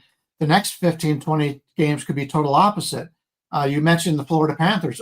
Florida's got so many injuries right now. I'm amazed at how well they're playing, actually, to be where they are, considering all the injuries they've had. So, yeah, it's funny because I never handicapped hockey. I loved going to hockey games when I was younger, but I grew up in Cleveland. We didn't have a whole lot. And that's once Vegas got a team, I said, I got to start handicapping hockey. So I came in. I didn't have the advantages that you guys, being Canadian especially, followed hockey since you were born. So I didn't have those ideas in my head. And knock on wood, I've had a lot of success because of that. I don't have the preconceived ideas. And I think that is something that it really is a detriment. And depending, you guys know all the players, you know how to pronounce the names other than Carmine. But it's a situation where you're very familiar with the history. You guys throw in. I say, I remember that guy. I remember that. You guys have so much more knowledge on it than I do. But because a lot of people, when they're handicapping, like especially in the NFL, I think we can all agree the NFL is the hardest sport to beat. And it's because everybody knows everything about the NFL. And so, we've followed these teams our entire life, and it's hard to get the past out of there and say, okay, well, this is a different team this year. That you got a lot of injuries, you got to figure it out. But yeah, that's one of the joys of handicapping. Every night, especially in hockey and baseball, any night, one team could beat another team. You mentioned the Anaheim game. If you chart it, like I chart the way the numbers go all day long, even though everybody I know liked Anaheim, more money came in on Colorado as the day went on. So that line kept getting higher and higher. And that tells you the guys that are betting big bucks are opposite that. And it's interesting how that works sometimes. It really is. And I'll just close with this. And I brought up Ronald because he's doing well with the NHL and he's data driven. And what you talked about with knowing the players' names. Look, Brian, I would love to do MLB content with you next year. I can't do what you and Adam and Tokyo Brandon do. I can't rattle off the names, but nobody really knew that for most of the year I was number 4 at the whole website in baseball, right? Good. Because I probably, besides the Blue Jays roster, I'm not giving you more than 30 names, 30, 40 names, right? Like that's just is what it is. But I'm data driven. It's pure numbers. I have my websites that I use and I've done well with it. Nobody would know because I'm not on video camera talking to, and that's kind of a shame a little bit, but that's how it works. But hey, just because I know the fourth line guy on the Utah Mammoth doesn't mean that I know hockey, but let's hope it can help me out a little bit here. So one quick thing here. Where was the comment? IceX. I like this comment from IceX. Wait for their first loss after a winning streak and then see what happens afterwards. It's kind of a good call. And that's kind of what happened with Pittsburgh. Except for Brian was the man, and he still had a 5% on Pittsburgh, and then they lost every other game after that. So you love to see it. All right, Brian, we got to keep this show moving, but I love those discussions with you always. The next game on tap here, Edmonton and Philly. We don't give Prez credit a lot. I feel like just stopping there, but I got to give Prez credit for one thing. Thank you. Good night. Yeah. But one thing that Prez says is that, betting on a team the next game after they win a game where they might not have deserved to win. And he's gotten that from people he's spoken to. But we can kind of use that with Edmonton. Like, man, they have looked like shit lately. They've looked awful. And then they beat Columbus in a game in which they got a shorthanded goal. They got a power play. They won in overtime. Like, it took every single inch of them to end up winning that game. But Brian, as we always know, the W is what matters. Now they go into Philadelphia. Carmine told a funny joke about his friend with the first name Mo and last name Mentum. And I think that momentum's got to be in the building tonight for the Oilers. So that's kind of how I'm feeling. What do you think? Are you buying it, or are you not believing what the Oilers did the last game is going to affect this one? Yeah, unfortunately, the Oilers have disappointed me pretty much all season long. If you take a look at their numbers, as good as this team is, and we saw the same thing last year, didn't we? Edmonton started slowly, and then they got hot, and they started playing well, and then they went all the way to the championship game. Right now, they've got a 9-goal differential in goal scoring this year. They played 8 home games, 9 on the road.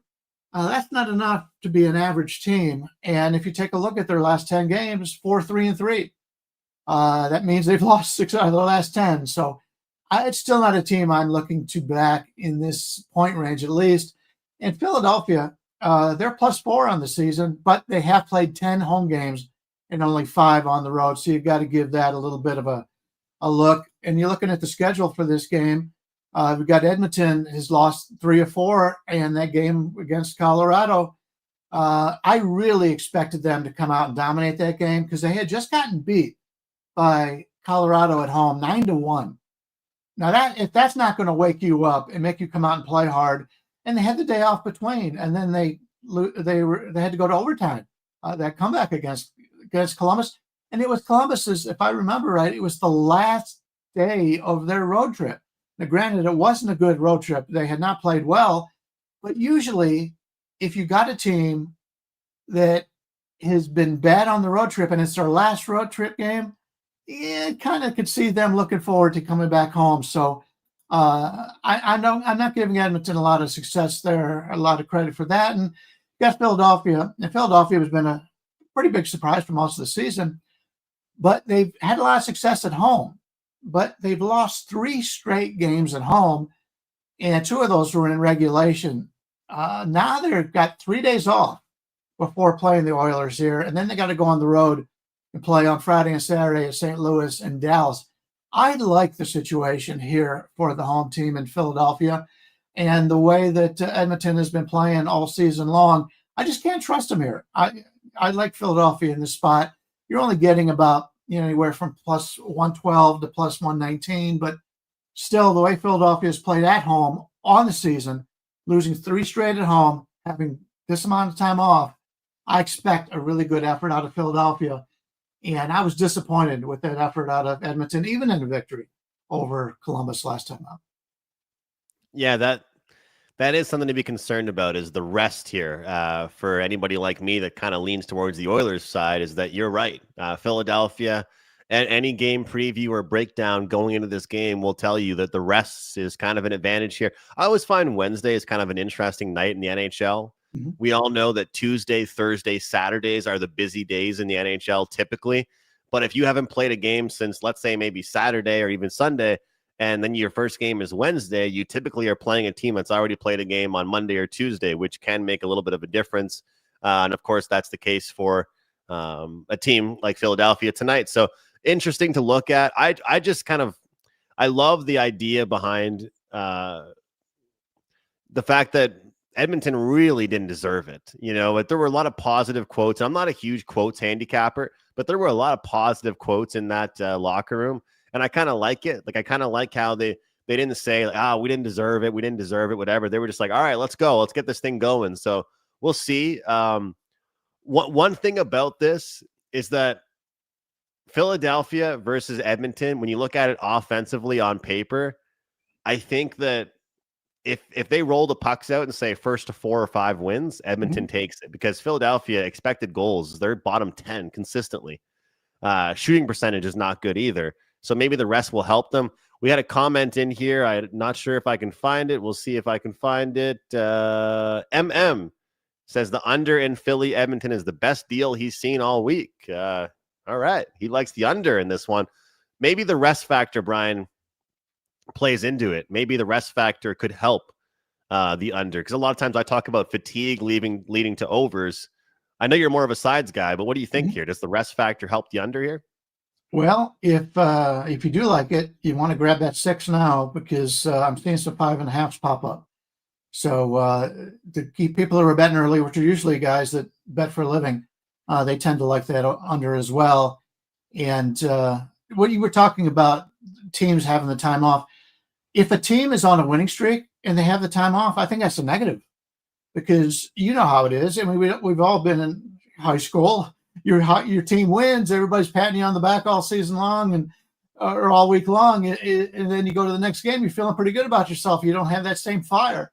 But if you've lost and you've got 3 days off, Philadelphia sports, it isn't New York, but I'm sure they're giving this team some hell.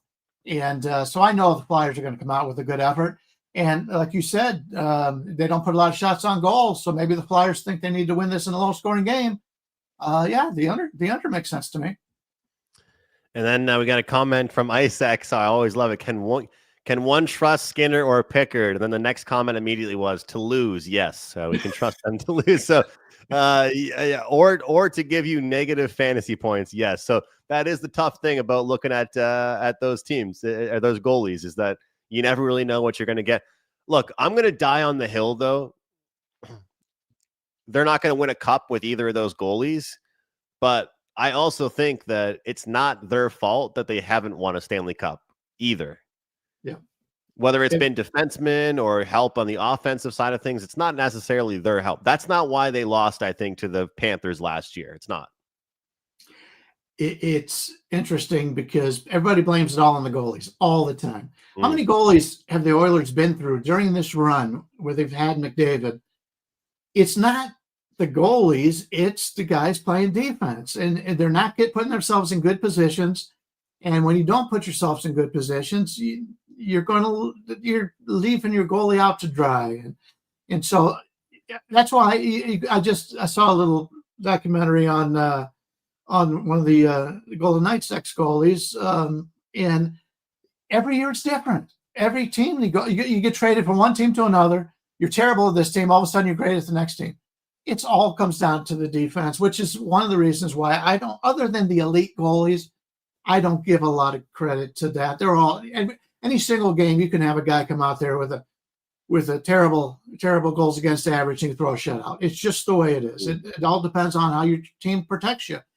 And the teams with the young goalies and those kind of players, they've got to get back on defense. Don't worry so much about offense. You've got to stop defensively. And until you have that ability, you're not a complete team.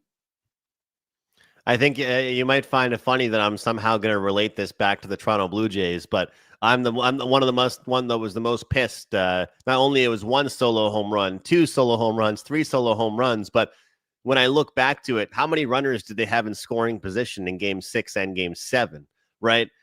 David Schneider was on national TV in Canada just a couple days ago, and he said, "Did the better team not win the series?" And he said, "No. If we were the better team, we would have won the series." And everyone obviously is going to respect his maturity and the classiness of it. At the end of the day, though, they had so many runners on base, Brian. Yeah, does it suck that Hoffman gave up that home run? Does it suck that, you saw Savage come in and Bieber come in? Of course it does. But the offense didn't show up when they needed it to. And that's ultimately what it comes down to. So you need those guys to show up. Before we get to the last game here, Brian, you've had success lately with your 5% plays. Carmine cashed his 5% play last night. I do have a 5% play going tonight.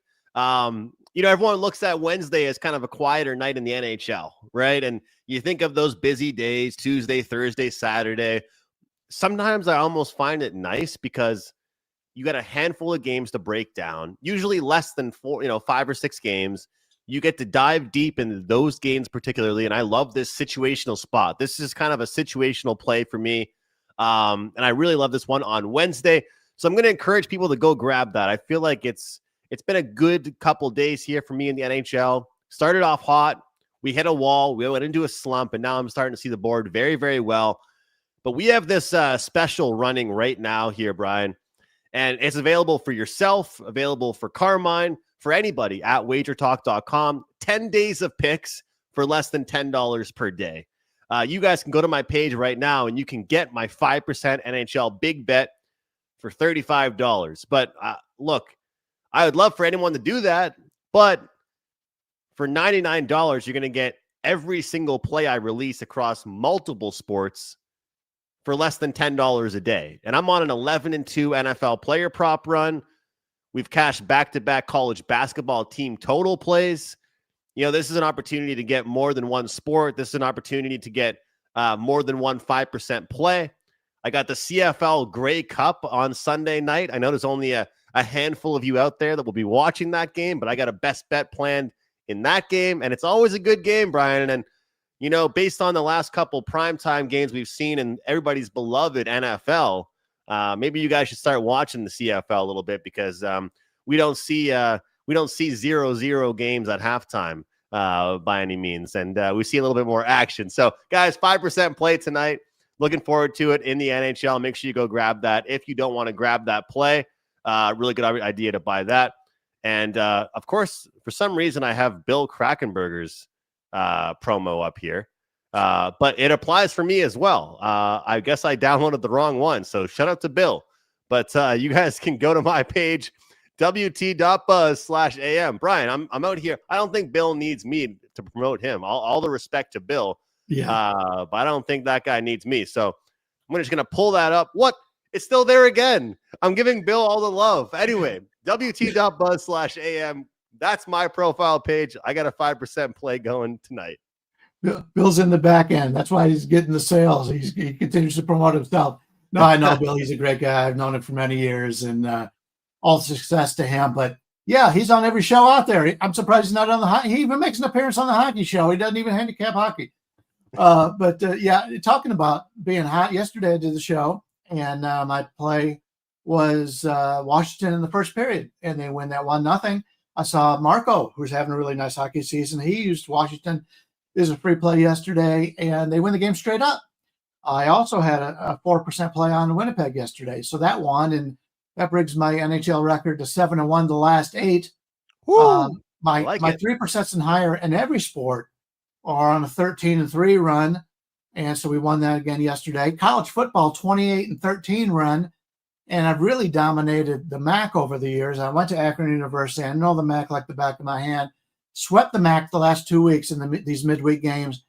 Yesterday's games, I did not find any edges in, but I am going to have a play on tonight. And so that 90, I think it's 99 for 7 days or something to that effect, or 10 days, 99 for 10 days.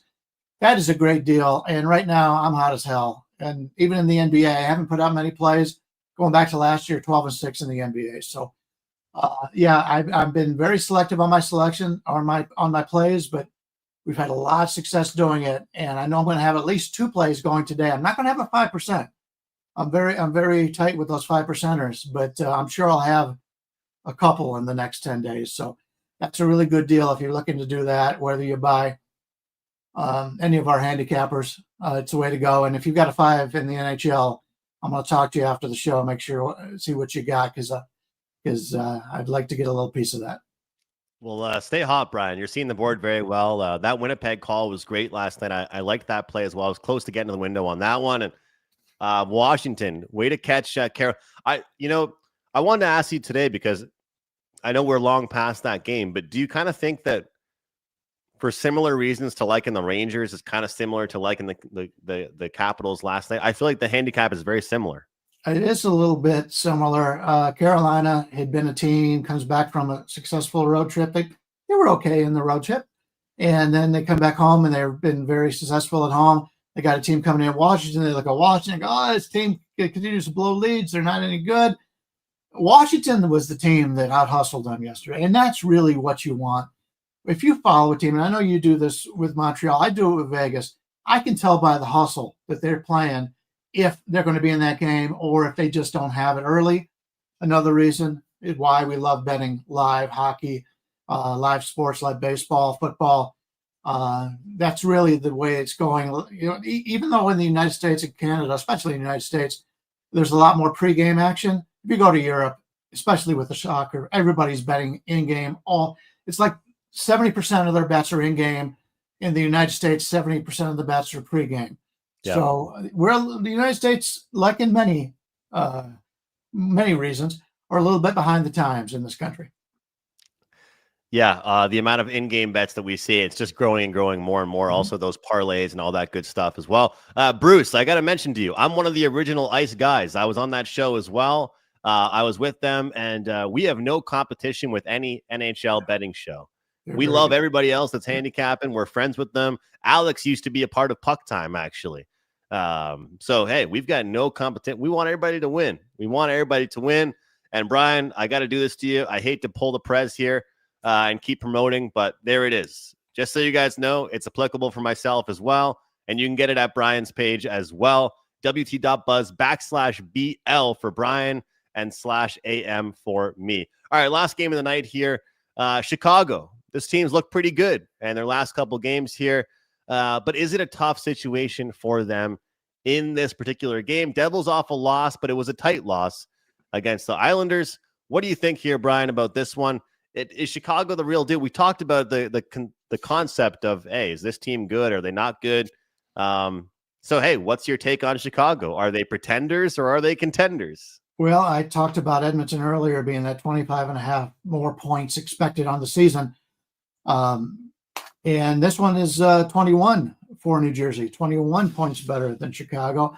And if you take a look at what New Jersey's done, they've had a very successful season. They've got the most points in the Eastern Conference right now. But as opposed to Carolina, who has a plus 14 goal differential, the Devils were only plus 7. They played 8 games at home. They've been fantastic at home. 7-0-1, have yet to lose in regulation at home. They're only 4-4 on the road.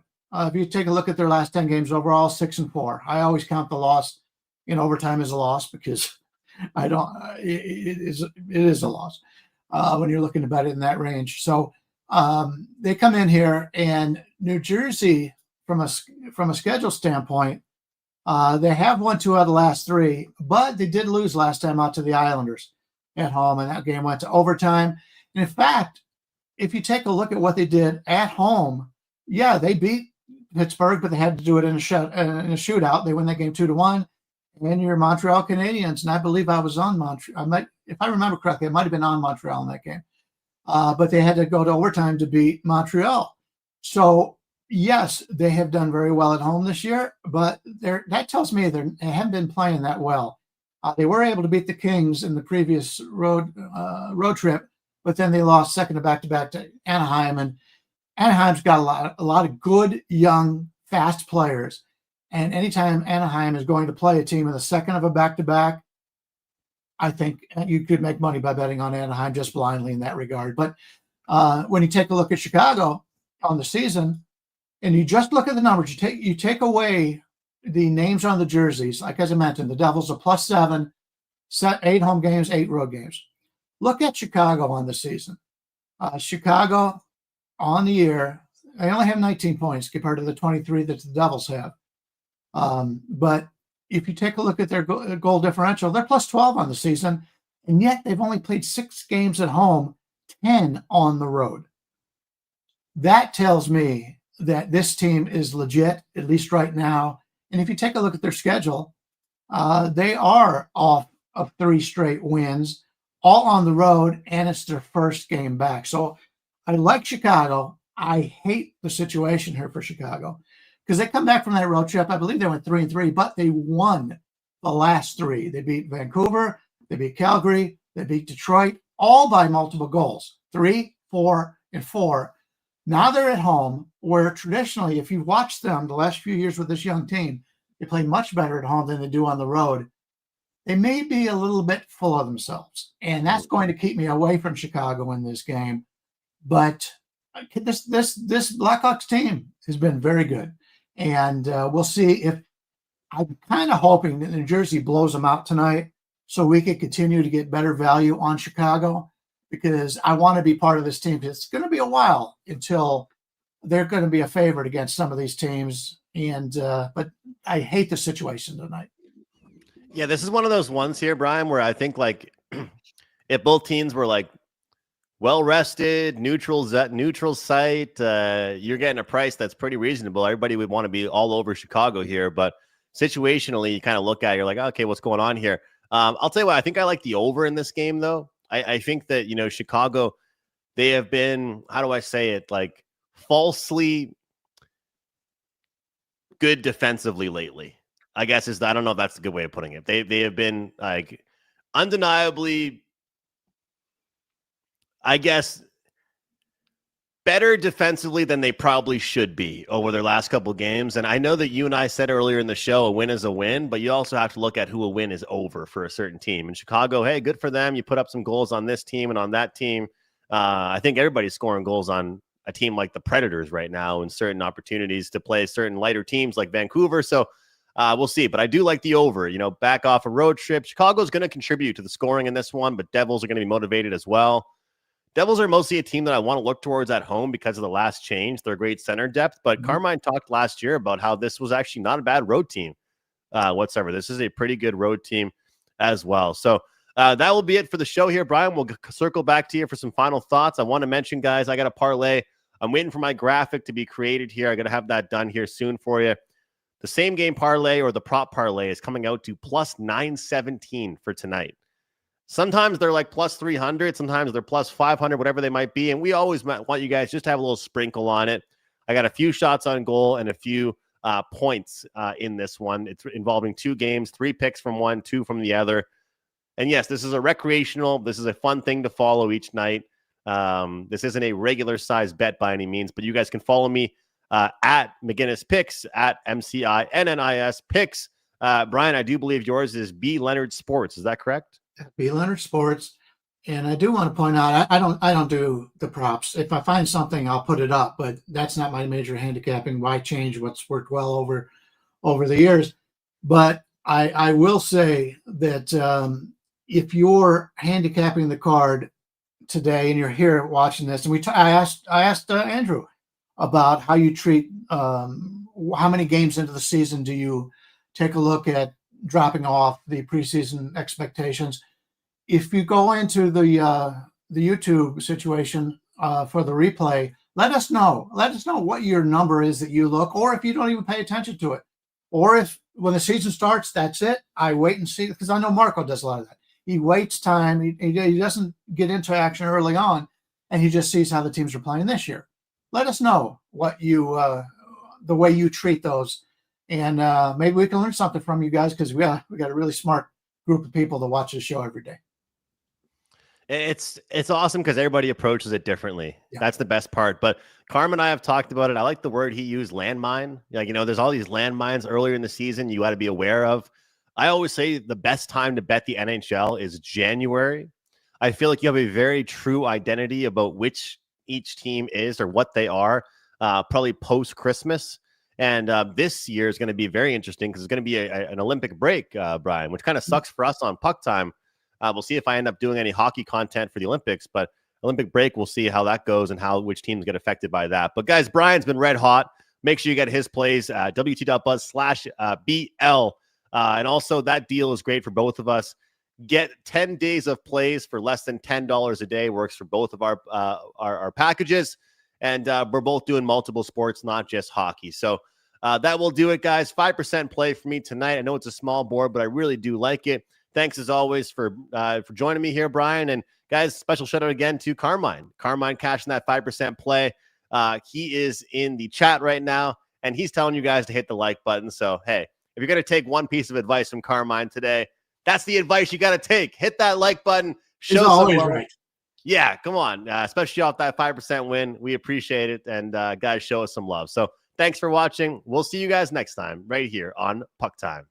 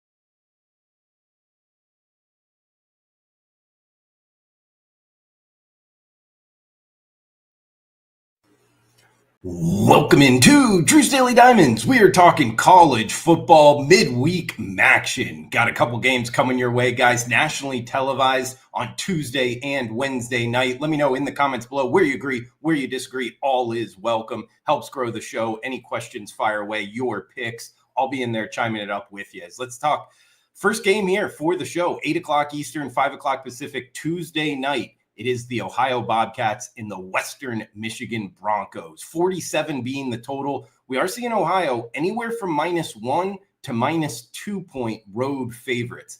I'm recording this on Monday afternoon if the lines do change. But going off of what we got right now, we got two really good teams in the MAC conference. To tell you the truth, the winner of this game likely puts themselves into the MAC championship game, at least in really good position to be there. Western Michigan comes in 5-4 on the season, but they're 5-1 their last 6 games. They played really well against MAC competition. They also have extra preparation time. You know, they didn't play until the Saturday before this past Saturday, meaning they weren't in midweek action last week, whereas Ohio is now playing on the road, playing last Tuesday. So I think the spot kind of points towards Western Michigan here. Yes, they're playing good. They beat Toledo. They knocked off the Chippewas in Central Michigan. Those are two pretty good MAC teams themselves. Their quarterback, Brack Lowry, he's a guy that almost has 600 rush yards on the season. He's a dual threat guy, and they have the number 2 defense in the MAC in terms of scoring and total defense. So a lot to like here in Western Michigan. Problem is they're up against Ohio. Ohio, the defending MAC conference champions. And in my opinion, they have the best player in the conference in their quarterback, Parker Navarro. He's a guy, hey, if you watch the show, we bet on him a bunch, even going back to last year. You know, you go from the beginning of last season, I think he's the best player in the MAC. And, you know, he plays the quarterback position, so he touches the ball pretty much every play. This is an Ohio team I just can't go against. Been too good to me. So get -1 here, low watermark. It's also a team, I talked about Western Michigan playing good football. Ohio's won 3 straight themselves. I think they moved to 7-3 on the season here. So we're going to go Ohio Bobcats. Low watermark, -1 flat here. Ohio over Western Michigan to start us off midweek action. Going to turn the page to Wednesday night and talk a doozy in Northern Illinois and UMass. 2 wins between the two teams. Northern Illinois laying 11 to -12.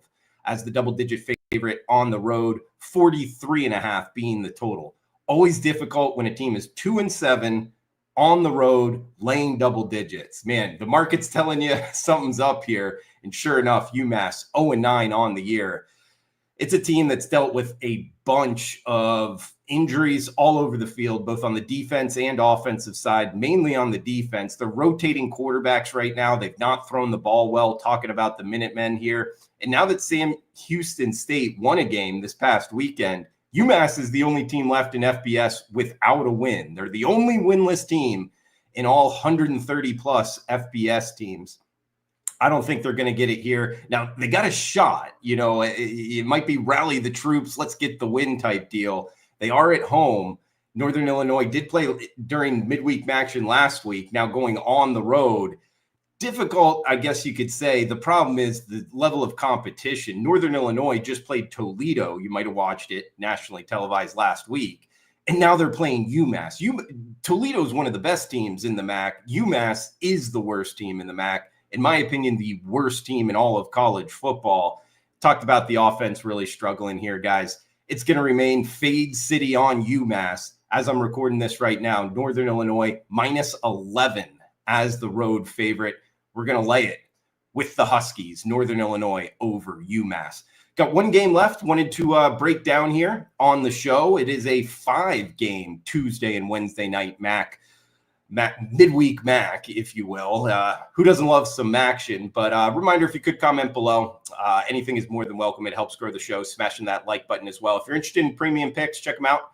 Drew Martin, WagerTalk.com. Do have a 4% Tuesday play up for just $5 and a 5% Wednesday play.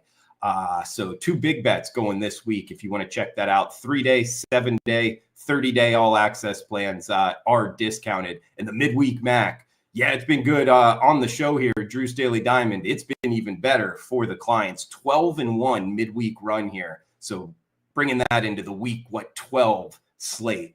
All right, guys, getting back to the last game we're breaking down here. It will be Wednesday night, ESPN2, and a big game in the MAC conference. It is Toledo, the Rockets, up against the Miami of Ohio Redhawks. 44.5. -3 and a hook. That is Toledo as the road favorite. Toledo comes in 5-4. So does Miami of Ohio, both 5-4. Both two of the top teams in the MAC. Miami of Ohio off of a tough loss to Ohio in the Battle of the Bricks. Big, rivalry game there for the Redhawks. And it is their only loss in the last 6 games. They're playing some good football overall. They're 5-1 their last 6, both straight up and against the spread. Chuck Martin coaching them up, likely going to make a bowl game. Both of these two teams have a shot to make the MAC Conference Championship game. Interesting handicap in terms of Miami of Ohio's quarterback, DeQuan Finn. He used to play for Toledo for multiple seasons, their starting quarterback. So now he's playing up against them. It could work both ways, I guess. I would think Toledo, it almost favors them in terms of that particular handicap. But a big question mark with Toledo is which Toledo shows up. This team has been so up and down this season. I mean, this is the same team that, knocked off Northern Illinois last week in blowout fashion. They also lost to Bowling Green. So it's kind of head scratching here. Their quarterback, Tucker Gleason, he had over 300 yards passing last week. If you watch him play, he's a pretty good quarterback. So I don't think they lose much in terms of DeQuan Finn now with Tucker Gleason. But we got to go to this Toledo defense. They're ranking number 2 in total defense in all of college football. I think they have another good showing here, guys. -3.5. I don't love the number, the hook on the 3, but we're going to go with 3 favorites here, midweek action. A little bit dangerous, but I do like all 3 of these games, guys. So we are going Rockets over Redhawks to end it in the 3-game set. In recap, we got Northern Illinois over UMass, laying the 11 there. And we got Ohio -1 over Western Michigan. And the best bet for the show will be Northern Illinois laying doubles on the road, Fade City on UMass. Guys, that's going to do it for the midweek action, Drew's Daily Diamond. Comment below, smash that like button, cash those tickets. Thanks for tuning in. Enjoy the rest of your week. We'll be back on the weekend. Thanks for tuning in.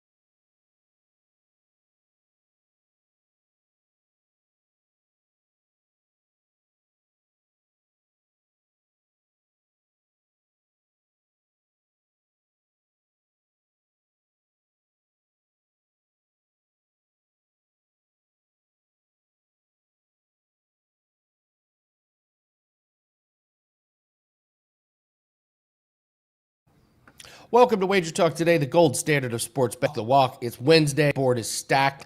We've got basketball. We got football. Ralph Michaels going to break down some college basketball trends, how it affects November. We're going to talk Minnesota, Missouri, and Saturday's Iowa versus USC matchup. Then Ross Benjamin is going to join us, talk Lakers and Thunder. The Thunder just keep on rolling, man. They are an absolute wagon right now. He's going to break down Florida and Ole Miss, and we're going to do another episode of This Line Makes No Sense. It's midweek. It's momentum. Let's keep stacking winners. I know you guys like to get a little steam report when Gianni is off, so clearly the biggest move is going to be this Cleveland and Miami game. Cleveland opened up at -5, but they're resting starters, so that's gone from Cleveland -5 to Miami -5.5. I'm actually going to be doing a breakdown on that exact game at the end of the show, so you can check that one out. Money is coming in on Houston -16.5 against Wizards. That's how bad the Wizards are. They're playing a team, they're getting 16.5 points, and people are betting the spread against them. It's pretty bad. Portland is taking money against New Orleans. No surprise there. Dallas opened up as the favorite, but money's come in on Phoenix. And if we want to look at some football, not a lot of movement. There's a little bit coming in on Northern Illinois tonight, -10.5 up to -11.5. If you're going to bet Toledo, I would do that now. -3.5s are gone. -4 and even some 4.5s are popping up. And a little bit coming in on Central Michigan. So that's your little mini steam report. Happy Wednesday, everybody. Hope everyone is having a great day. You guys did amazing with the movie talk yesterday, and we're going to show you guys something special tomorrow when Dan is back. We're talking about the Philadelphia Eagles and movies that are bad, but you just can't stop watching. So we got something special for that. Let's bring in Ralph Michaels. We got a lot to talk about with Ralph here. Ralph, happy Wednesday. How are you? What's up, Chris? Hey, so Andy, just so you know, there's been 350 NBA games with a line of -16 or more since 1990. They're 51.4% against the spread, those big favorites. No value whatsoever. So, but it is bad. Like, we're not that far into the season, Ralph. Like, we're still close to the beginning, and they're still so bad. The Wizards are so bad that they're 17-point dogs. I brought that up in college football. Akron was laying 11 to UMass last week. How bad is UMass? So UMass is the lowest I've ever had a college football team on my power ratings. They're that low of a bar right now. But another story. All right, well, let's talk a little college basketball. Let's talk Minnesota and Missouri. I'm not a big college basketball. I don't follow it as much as everyone else. At the end of the day, there's just too many sports. I can't do everything. So I'm always interested in you guys kind of explaining these teams because obviously with NIL, there's a lot of moving parts going on. So we got Missouri -6.5 over under 157. Tell us about these two teams and what you expect in this matchup. Andy, I'm going to start this off by stealing Ross's line, who will be up next. This line makes no sense. You're looking at a Minnesota team that has a brand new head coach that went 15-17 last year, which was number 83 in KenPom, and has 0 returning starters, playing a Missouri team, which is in Dennis Gates's 4th or 5th year. They went 22-12 last year, finished number 19 in KenPom ratings. They have 3 starters back, and they're only laying 6.5 at home. I don't get it. I actually did not have this play on my card. When I started breaking it down, I started doing some deeper reading and deeper diving. I actually added this as a client play now on Missouri -6.5. Dennis Gates, I was a fan when he was the head coach at Cleveland State, what he did to this program. He has a team that is not only deep, is one of the tallest teams in the country. Minnesota is a team that's bereft of frontline size. Their front line, 6'3", 6'8", 6'11". They've got a 6'7" guy in there that'll play sometimes as well, but they've got a very small line, and their best offensive player is their center or power forward, who is 6'8" in Jaden Crocker-Johnson. The problem is this: Missouri's front line, they have guys that have started this season 7 foot, 6'11, 6'11, 6'9, and 6'5. They've got the size. They've got the experience. They're at home playing a fourth game. Now, is there an advantage playing a fourth game versus a team playing a third game, that one extra game under your belt? Well, the database tells us it is. Teams playing game 4 versus the team playing game 3 as a home favorite, 63% since 2021. If they're a home favorite of 4 or more, that goes to 71% against the spread. Minnesota's 2 opponents this year, Gardner-Webb, who is number 321 in the country, and Alcorn State, which is 334 in the country, and both were at home. Missouri hasn't played that tough of a schedule, but they have at least played on the road already, so they've been tested more than Minnesota has. It was going to be a best bet for the show. It ended up being a client play. The Missouri Tigers get it done tonight versus the Minnesota Golden Gophers. All right, interesting. Oh, we get 2 versions of this line. Makes no sense. Oh, it's gonna be a great day. It's gonna be a great day. We're just kind of getting into college basketball season, and you've got some trends and angles to focus on November. As you were saying, it's not a huge, like, oh my gosh, aha moment. But let's take a look at these trends and angles and see if we can help people out when they're breaking down some of these games. We're looking at just November trends and how the favorites of certain spreads are doing so far. So again, these are November games only. The average team plays about 8 games in November, sometimes a little bit more if you're going to play some holiday tournaments. So it gives you an idea. So let's take a look. These are November only records since 2021. On the top, you see I have the home favorite listed, the away favorite, and neutral favorites. Down the left-hand side, the top line are all favorites. Home favorites, away favorite, neutral favorites. Then I have favorites of 7 or more, favorites of 14 or more, favorites of 20 or more, or favorites of 30 or more. So take a look at home favorites, Andy, in November. Small home favorites, basically 50%. Big home favorites of 14 or more, 49, 50, and 48%. So not wow numbers, but big favorites in November are not a positive. Away favorites. If you're a small away favorite, that is a negative. Away favorites of -7 or more, 42.1%.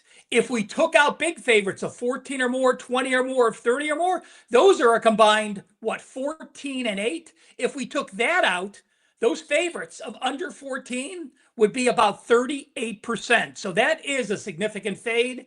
And then neutral favorites, you see favorites of 14 or more in a neutral setting, 41% against the spread. On the bottom, people often ask me, oh, this team's off an early season upset win or upset loss. So I just went on the very bottom in that brownish color and the blue. The top is teams off a loss as a favorite of 10 or more. So they're off a loss as a double-digit favorite. Those teams only 48% their next game, 43% over-under. On the opposite end, teams that are off a win as a double-digit dog, those teams are 49% and 44% over-under. So both situations under the Mendoza line against the spread, and both of those situations significantly under in the over-under market. All right, so we just got to be careful with some of these favorites. It's not the obvious trends, and yeah, you're looking at some of these dogs here. And remember, early in the season, teams that are ranked, we know what of a pot shot that is, right? Those are just coaches that have no idea what teams are going to do. All of a sudden, they throw up a team because of last year's rankings, and they were ranked. So early in the season, you get some fake records. When I run those AP ranked teams or those double-digit favorites that lose later in the year, it does become stronger because it becomes a legitimate situation. Yeah, it makes all the sense in the world. So just tread lightly, guys, when you're following some of these trends. Let's move to college football here, Ralph. You're breaking down Iowa and USC, and there's stereotypes for a reason. That was like one of the most Iowa games ever. It perfectly encapsulated Iowa. Final score is 18-16. Just this slow, like classic Midwest Iowa, but now they're going on the road here. They're going out to California. So, what do you make of Iowa and USC? Well, if you want to compare offenses to defenses, there's no game that better shows that picture than this. On the season, USC's offense is number 2 in the country, averaging 503 yards per game. Number 1 in the country, averaging 7.61 yards per play. The Iowa team, defense, number 4 in the country, allowing 250 yards per game. Yards per play, number 7 in the country at 4.28. Now, I can hear people saying, well, Iowa's defense is legit. Look what they did to Indiana, holding them to 15 points and 284 yards. I agree, an amazing performance.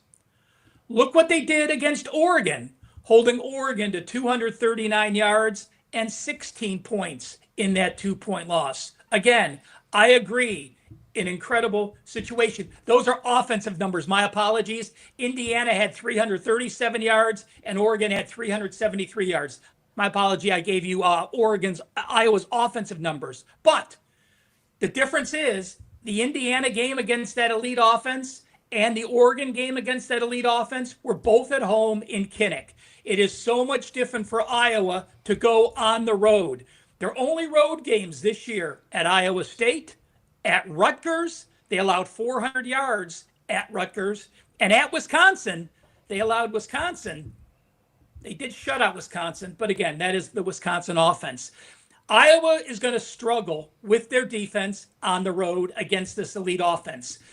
When I look at the rankings, Iowa, all defense, no offense. The difference is this. The USC defense is actually very solid. They have played very well. They're number 40 in the country, holding opponents to under their season average. And if we want to look at late season games where both teams are ranked from week number 8 and later, home favorites of 3.5 or more when both teams are ranked and they're the higher ranked opponent, 118 and 70 against the spread. That is 63%. USC gets it done at home. They score well. I'm actually going to look to play the USC team total, and I like USC as well. Iowa will be struggling this week on the road. By the way, it's their second road game in 6 games, and the only other road game they played was against the decimated Wisconsin program, which they scored 37 points and shut them out. Iowa goes down.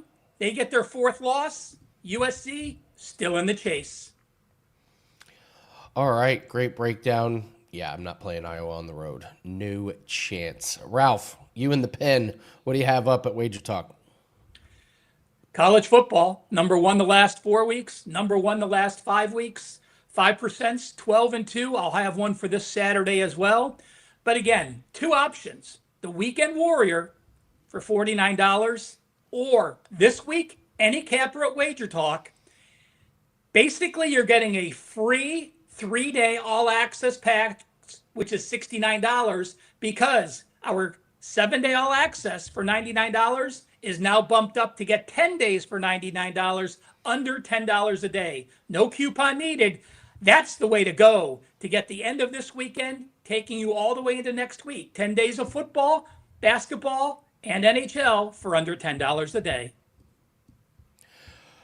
Great segment, Ralph. Thank you very much. Great trends, great breakdowns. Take a look at that Weekend Warrior for Ralph Michaels. Thank you so much for joining us. And thank you to everybody in the chat. If you could take a quick second, hit that like button. And we had a question about college basketball props. Andy, I know it's football talk. Curious if anyone on your team or someone else at WagerTalk does college basketball props. Looking to learn more for some contests out there. Yes, I do look at college basketball props. For what we do, what makes it hard is there's just not enough books that put them out there. If you can find a book that has it, there are some doozies out there. There is one out there today for the guy from Indiana, Tucker DeVries. BetMGM put him out at 1.5 made threes. This is pretty much all this guy does. Like, he's averaging 5 makes in his first 2 games. Like, this, it's all this guy does is take threes. But it's like minus 200, and it's only available on one book. So, yeah, I look at some of these props, but unfortunately, it's just not been good enough and available enough to try and make them actual plays. But yeah, you can find some really soft lines. Once we get more into the season, they're going to be putting out props on some of the bigger teams, and then they'll be available at most books. And then you'll definitely have props once we get to March Madness in the tournament. So, all right, let's bring in Ross, the boss. And we got several things to talk about with Ross here. Ross, first off, happy Wednesday. How are you? Hope everything's going well for you. Very well. Thank you, Andy. And always a pleasure to be with you. Yeah, we got to talk about this this Thunder team. I mean, this team it's like they got better. They won the championship, and it's like they got better. They're coming off of they just stomped the Warriors, and they beat them so bad, their starters didn't even have to play full minutes. So, you take a back-to-back situation, it's like it almost doesn't even really affect them. They're -7 here. The over-under is 230.5. This Lakers team, I think, is playing a little bit better than people thought. They're 8-3, but this is their 3rd game of a 4-game road trip. Does Oklahoma City keep winning and covering the spreads, or can the Lakers pull the upset? Well, I got a different way I'm going to approach this game. And yeah, Oklahoma City does feel like they're getting or seem like they're getting better when you consider the fact that we know how good they are defensively, but offensively, they've been awful good this year as well. And yeah, 2 tired teams. And here's the thing. The Lakers in their last 5 defensively, as much as they've been improved as a team and with their win-loss record defensively, they have some shortcomings. As a matter of fact, over their last 5 games, they're allowing 116.8 points per game. Opponents have shot 50.6% from the field and made nearly 38% of their 3-point shot attempts.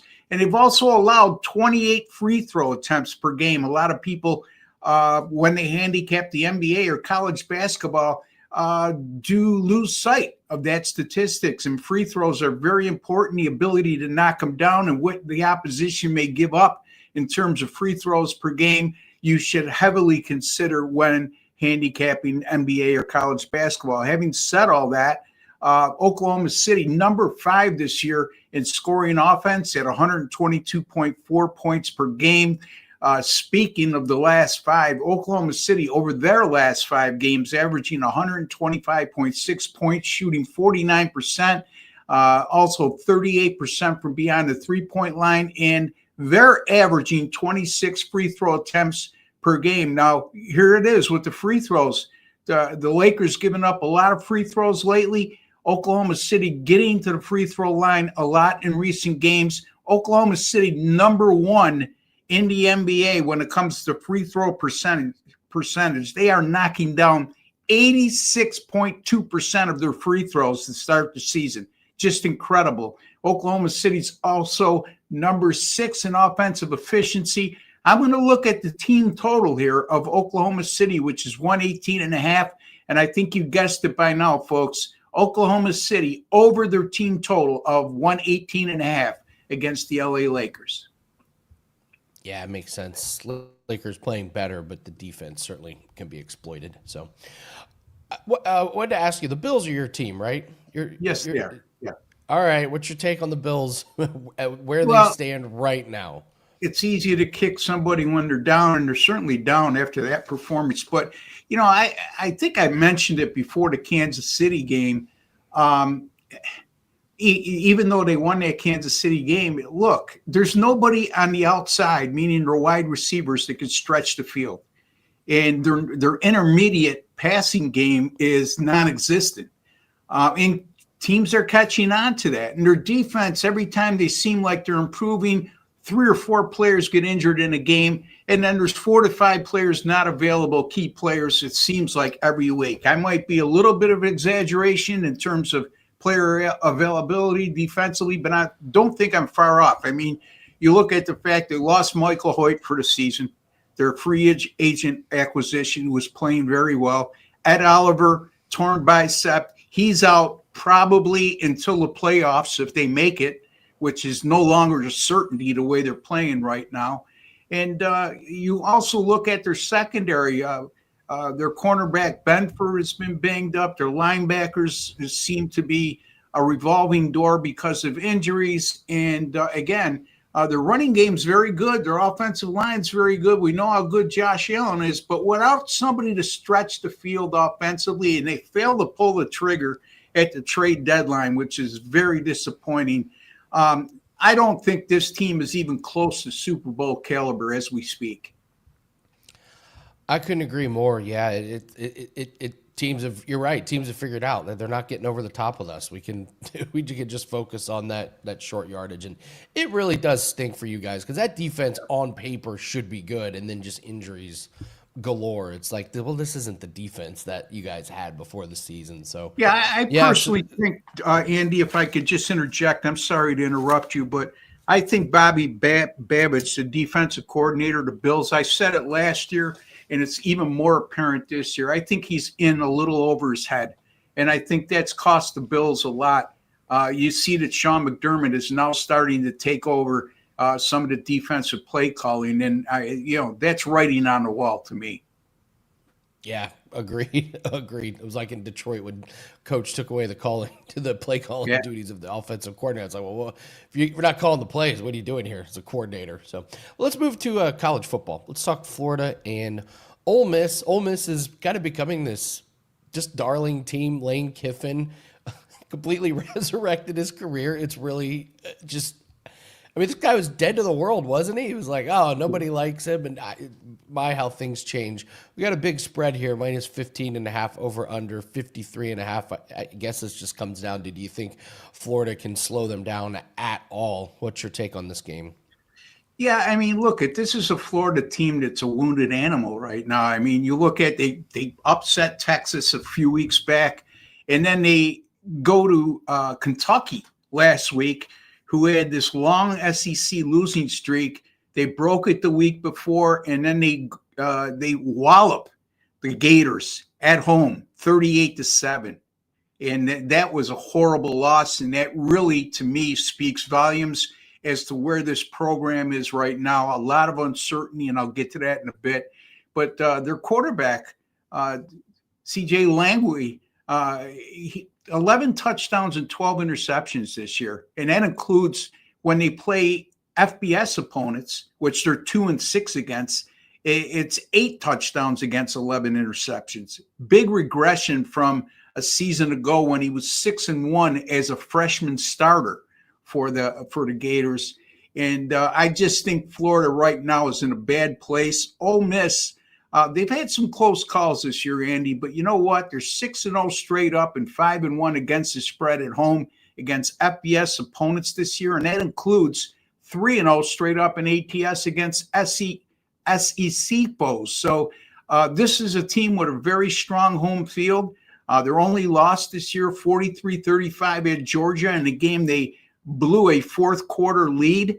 And also they'll be playing with revenge from last year's 24-17 upset loss at Florida in a game they outgained the Gators by 120 yards, but still managed to lose the game. Florida has a huge edge, Andy, in strength of schedule. And my buddies Brian Power and Ralph Michaels brought that to my attention last week, how strong a schedule Florida plays. But you know what? When you consider the fact this is a lame duck coaching staff and a struggling starting quarterback, because Lagway will get the start this week, despite a lot of rumors that he was going to be benched. And they're facing a top 5 team who has been very good at home. And it's also worth noting, since 2023, the Gators are 0-9 straight up and 2-7 against the spread as a road underdog. So they're not exactly in a situation. They've had a lot of success over the last couple of years. I like Ole Miss here, minus 15.5 against Florida. Andy, the only reason I'm not using this as a client play, so I would go very conservative with this play. I don't like taking teams like Ole Miss laying this kind of number when the betting patterns shown by the public is where they are. I mean, 2/3 of the volume of bets and 2/3 of the money from the source I use has come in on Ole Miss, and also some diminished value because that opening line went from 13.5 to 15.5, and in some places as high as 16.5. So very small lean here on the Rebels, minus 15.5 over the Gators. I'm glad you brought up that line move. Yeah, getting the worst of the number is just it's always a tough spot to be unless something crazy happens. So yeah, great job pointing that one out. I want to get to this line makes no sense, but first tell everyone what you have up at WagerTalk. Yeah, I got a college basketball total up for sale right now, 9-3 run with my college basketball totals. Also, college football winner for Wednesday evening up right now. And college football, number 2 this year, number 1 last year, number 2 in 2023. You get the gist of that, folks. Very consistent and very high win percentage in college football over the last 3 seasons. So you got both of those up for sale right now. Don't forget the Weekend Warrior package, $49. Saturday college football, Sunday the NFL, Monday NFL. It includes all 5% best bets. And by the way, last week, 2-0 with my college football and NFL 5% best bets. I should say 2-0 combined. Now, after 8 straight winning weekends, I should say, or 7 straight winning weekends with the Weekend Warrior package, I've took a loss the last 2 weeks. But folks, you know, I'm transparent. We don't win all the time, but I'm going to win this week. So take advantage of that $49 offer, Weekend Warrior special. And this year, number 3 in NFL college football combined at WagerTalk as well. And NBA, like I said, off to a 9-3 start to the season and on a 22-8 roll dating back to last season. You got me fired up now, Ross. We're winning this week. Let's go. Let's go. Sure, we are this week. Calling our shots. Let's go. All right, let's do this line makes no sense. And you're coming over the top with this one. I love this one. Talk to us about what line makes no sense. Yeah, I would have brought this up at the beginning of the season, everybody would have thought I was nuts. But I think right now it's very applicable. And it's the first time I'm going to look at an NFL game in this segment. So right now, the Kansas City Chiefs are a 4-point favorite on the road against Denver. Like I said, if I would have told you this line makes no sense at the beginning of the year, you would have told me, how did you become a professional handicapper? But now looking at both teams' resumes this season, Denver leads the AFC West with an 8-2 record. They're 3 games ahead of the Kansas City Chiefs. The Broncos are also on a current 7-game win streak. Yet Kansas City is a road favorite by better than a field goal in this situation. And by the way, when you look at Denver and you think this is a great home underdog value with what I just said, really examine the whole thing in all. Because 5 of their last 6 wins during this current win streak have come by 4 points or fewer, and they've been masters at coming back late in fourth quarters to win games. They barely got by last week against the Raiders, 10-7. That's not a very good Raiders team, and that game was at home as well. They're 8-2, but they're just plus 6.2 point per game differential. For an 8-2 team, that's not great. Now, remember, here's the thing with Kansas City. 9-0 straight up in ATS in their last 9 games as a favorite of 2.5 to 7 points when coming off a loss. The last time they played was 2 weeks ago when they went to Buffalo, looked terrible in a 28-21 loss against the Bills. But remember this, who's one of the best head coaches in the NFL, in NFL history for that matter, when coming off a bye? Yes, sir. You guessed it, Andy. It's Andy Reid of the Kansas City Chiefs. He's 22-4 in his head coaching career with Philadelphia and Kansas City following a bye week. And Kansas City 5-4, but all 4 losses, Andy, by 7 points or fewer. So this team is a lot better than the record indicates. And after a loss and coming off a bye week, watch out for them wounded Chiefs. 22-4 off of a bye is like, it's insane. Like, that is truly insane. Have you heard the story of Andy Reid when he first got his first offensive coordinator job, the binder that he showed up with, where he had every minute of practice accounted for the next year? Sounds like my wife. Every minute accounted for. Yeah, it's when she got my itinerary in front of her. Anyway, go ahead, Andy. Ross has got jokes today. Oh, Ross, it's a great breakdown. Great segment as always. This line makes no sense on the Chiefs -4. Thank you very much, Ross. Always bringing the heat. And yes, we're going to win this weekend. Yes, we are. Thank you for having me. And you take care. Let's do it. Thanks, Ross. Appreciate it. All right, guys, let's do all around the world, and then we will break down the Heat and the Cavs. We'll do some player props here for tonight. Rockets and Wizards, you're getting a great line on Reed Shepherd, over 11.5 points. His minutes are up. It looks like Houston's really settled into the rotation. He's had 12, 16, and 16 points the last 3 games, and it does not get much better than playing the Washington Wizards. They're 30th in defensive efficiency. They give up the 28th most points to shooting guards here. And even though Reed Shepherd's coming off the bench, he's playing plenty of minutes. His minutes are up to 26 minutes the last couple games. So, like Reed Shepherd to go over his points. Going to NHL, Sabres and Mammoth. Take a look at Jack Quinn to not have a point. He only has 1 point in his last 8 games. Buffalo struggling. They've lost 6 out of 7. They've scored 4 goals total the last 3 games, and he has struggled against this team. And then nice little World Cup qualifier, plus 400 from Pavlos. This comes off of the WagerTalk free picks page. Take a look at Portugal at Ireland. Portugal is on top of this group. They're not really motivated in this game. Ireland is. Ireland need points to get into second place. So they've got the motivation edge. And believe it or not, Ireland has played Portugal pretty tough the last 3 meetings. They even have a 0-0 draw. Portugal hasn't beat them at Ireland, and Portugal is not playing amazing right now. The draw at plus 400 is worth a sprinkle. So those are our plays. Yes, Oubre was not the man last night. Yes, we lost our NBA prop. We won our NHL prop. Oubre was absolutely terrible. He got in foul trouble early, and then he just was completely out of whack and was missing shots. So NBA play goes down in flames. However, 17-10. I was looking over the record, 17-10, and we've added 10% to the bankroll on NBA props. So really, really love what's going on in the NBA props market. So last night, just 1 play. We move on. We got 3 plays that are up tonight, and we're still running that special. 7 days, you get NBA and NHL plays. We love a 7-day sample size. That way you can see what we can do for you over the course of 1 week. So that's still up. And we also have our 5% UFC best bet for UFC 322.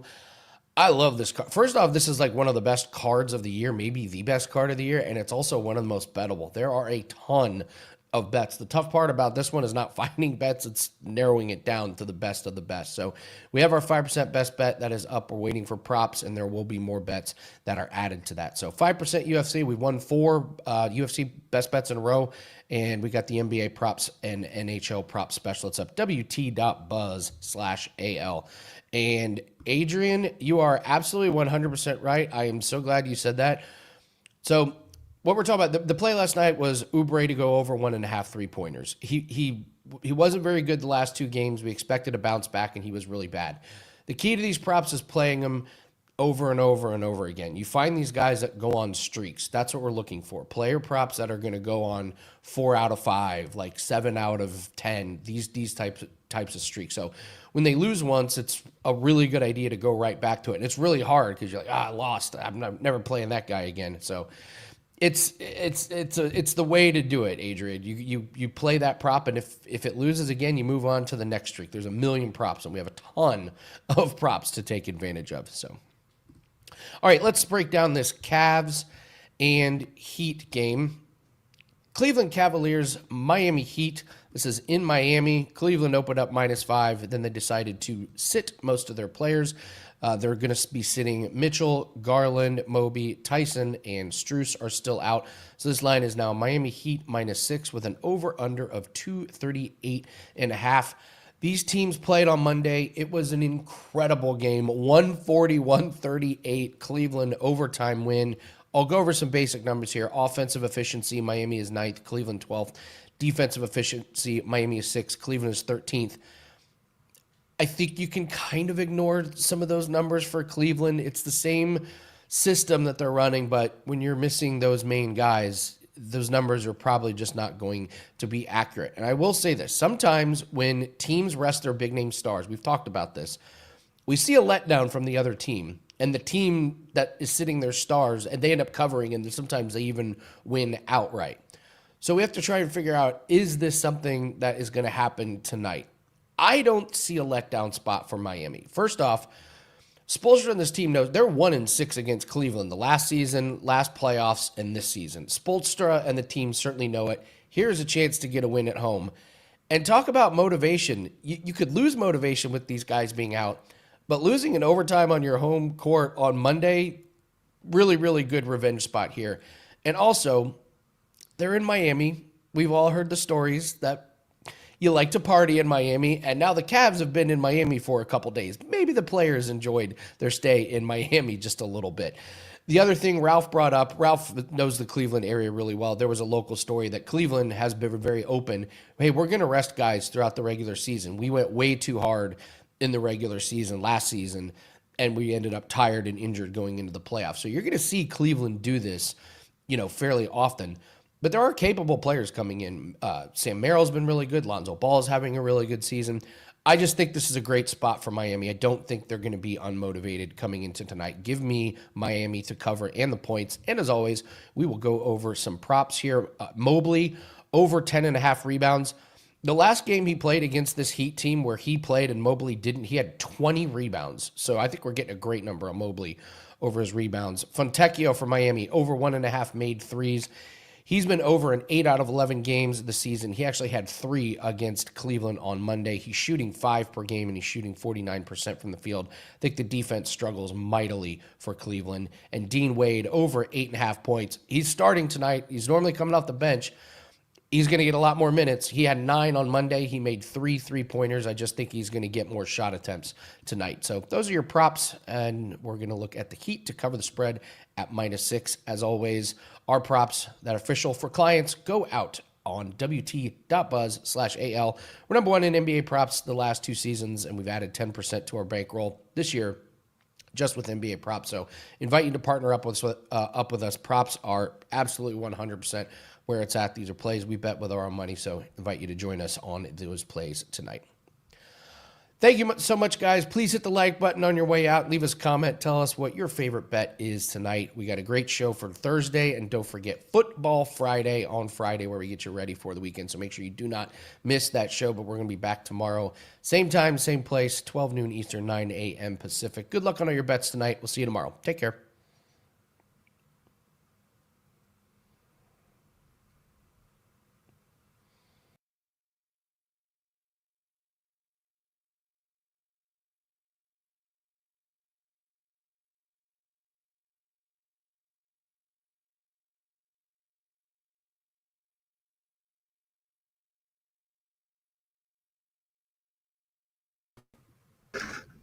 Good.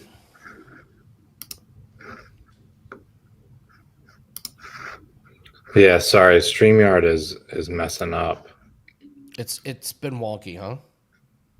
Yeah, so I had to end the streams on YouTube and X manually.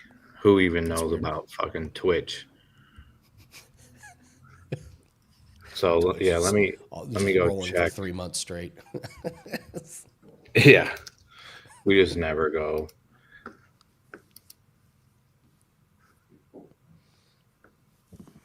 Okay, so you're still live on your Twitter right now, by the way.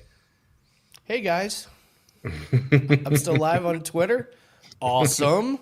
We're going to be breaking down UFC fights tonight, so that video will be up if you guys are still watching. We'll myself and Jim breaking down UFC 322. I will just tell you right now, I do not believe in this Jack Della Maddalena nonsense about being the underdog and thinking he's got a shot against Makhachev. Just leave it at that. Makhachev to the moon, baby. We good? Yeah, so Chris? you'll have to manually. Welcome into Drew's Daily Diamonds. We are talking college football midweek maction. Got a couple games coming your way, guys, nationally televised on Tuesday and Wednesday night. Let me know in the comments below where you agree, where you disagree. All is welcome. Helps grow the show. Any questions, fire away. Your picks. I'll be in there chiming it up with you. Let's talk first game here for the show. 8 o'clock Eastern, 5 o'clock Pacific, Tuesday night. It is the Ohio Bobcats and the Western Michigan Broncos. 47 being the total. We are seeing Ohio anywhere from -1 to -2 point road favorites. I'm recording this on Monday afternoon if the lines do change. But going off of what we got right now, we got two really good teams in the MAC conference. To tell you the truth, the winner of this game likely puts themselves into the MAC championship game, at least in really good position to be there. Western Michigan comes in 5-4 on the season, but they're 5-1 their last 6 games. They played really well against MAC competition. They also have extra preparation time. You know, they didn't play until the Saturday before this past Saturday, meaning they weren't in midweek action last week, whereas Ohio is now playing on the road, playing last Tuesday. So I think the spot kind of points towards Western Michigan here. Yes, they're playing good. They beat Toledo. They knocked off the Chippewas in Central Michigan. Those are two pretty good MAC teams themselves. Their quarterback, Brack Lowry, he's a guy that almost has 600 rush yards on the season. He's a dual threat guy, and they have the number 2 defense in the MAC in terms of scoring and total defense. So a lot to like here in Western Michigan. Problem is they're up against Ohio. Ohio, the defending MAC conference champions. And in my opinion, they have the best player in the conference in their quarterback, Parker Navarro. He's a guy, hey, if you've watched the show, we bet on him a bunch, even going back to last year. You know, you go from the beginning of last season, I think he's the best player in the MAC. And, you know, he plays the quarterback position, so he touches the ball pretty much every play. This is an Ohio team I just can't go against. Been too good to me. So get -1 here, low water mark. It's also a team, I talked about Western Michigan playing good football. Ohio's won 3 straight themselves. I think they moved to 7-3 on the season here. So we're going to go Ohio Bobcats. Low water mark, -1 flat here. Ohio over Western Michigan to start us off midweek action. Going to turn the page to Wednesday night and talk a doozy in Northern Illinois and UMass. 2 wins between the two teams. Northern Illinois laying 11 to -12. As the double-digit favorite on the road, 43.5 being the total. Always difficult when a team is 2-7 on the road, laying double digits. Man, the market's telling you something's up here. And sure enough, UMass 0-9 on the year.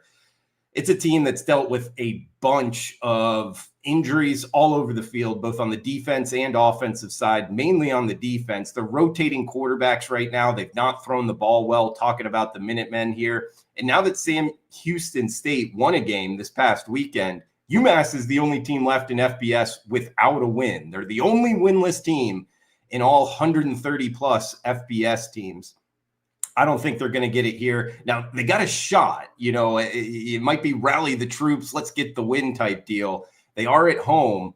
Northern Illinois did play during midweek action last week, now going on the road. Difficult, I guess you could say. The problem is the level of competition. Northern Illinois just played Toledo. You might have watched it nationally televised last week. And now they're playing UMass. Toledo is one of the best teams in the MAC. UMass is the worst team in the MAC. In my opinion, the worst team in all of college football. Talked about the offense really struggling here, guys. It's going to remain Fade City on UMass as I'm recording this right now. Northern Illinois -11 as the road favorite. We're going to lay it with the Huskies, Northern Illinois over UMass. Got 1 game left. Wanted to break down here on the show. It is a 5-game Tuesday and Wednesday night midweek MAC, if you will. Who doesn't love some action? But reminder, if you could comment below, anything is more than welcome. It helps grow the show. Smashing that like button as well. If you're interested in premium picks, check them out. Drew Martin, WagerTalk.com. Do have a 4% Tuesday play up for just $5 and a 5% Wednesday play. So 2 big bets going this week. If you want to check that out, 3-day, 7-day, 30-day all access plans are discounted. And the midweek MAC, Yeah, it's been good on the show here, Drew's Daily Diamond. It's been even better for the clients. 12-1 midweek run here. So bringing that into the week 12 slate.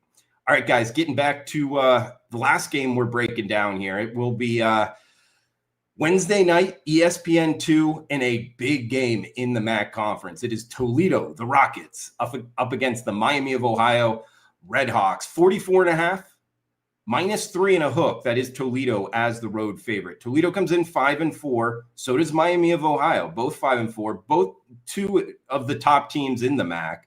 Miami of Ohio off of a tough loss to Ohio in the Battle of the Bricks. Big, rivalry game there for the Redhawks. And it is their only loss in the last 6 games. They're playing some good football overall. They're 5-1 their last 6, both straight up and against the spread. Chuck Martin coaching them up, likely going to make a bowl game. Both of these two teams have a shot to make the MAC Conference Championship game. Interesting handicap in terms of Miami of Ohio's quarterback, DeQuan Finn. He used to play for Toledo for multiple seasons, their starting quarterback. So now he's playing up against them. It could work both ways, I guess. I would think Toledo, it almost favors them in terms of that particular handicap. But a big question mark with Toledo is which Toledo shows up. This team has been so up and down this season. I mean, this is the same team that, knocked off Northern Illinois last week in blowout fashion. They also lost to Bowling Green. So it's kind of head scratching here. Their quarterback, Tucker Gleason, he had over 300 yards passing last week. If you watch him play, he's a pretty good quarterback. So I don't think they lose much in terms of DeQuan Finn now with Tucker Gleason. But we got to go to this Toledo defense. They're ranking number 2 in total defense in all of college football. I think they have another good showing here, guys. -3.5. I don't love the number, the hook on the 3, but we're going to go with 3 favorites here, midweek action. A little bit dangerous, but I do like all 3 of these games, guys. So we are going Rockets over Redhawks to end it in the 3-game set. In recap, we got Northern Illinois over UMass, laying the 11 there. And we got Ohio -1 over Western Michigan. And the best bet for the show will be Northern Illinois laying doubles on the road, Fade City on UMass. Guys, that's going to do it for the midweek action. Drew's Daily Diamond. Comment below, smash that like button, cash those tickets. Thanks for tuning in. Enjoy the rest of your week. We'll be back on the weekend. Thanks for tuning in.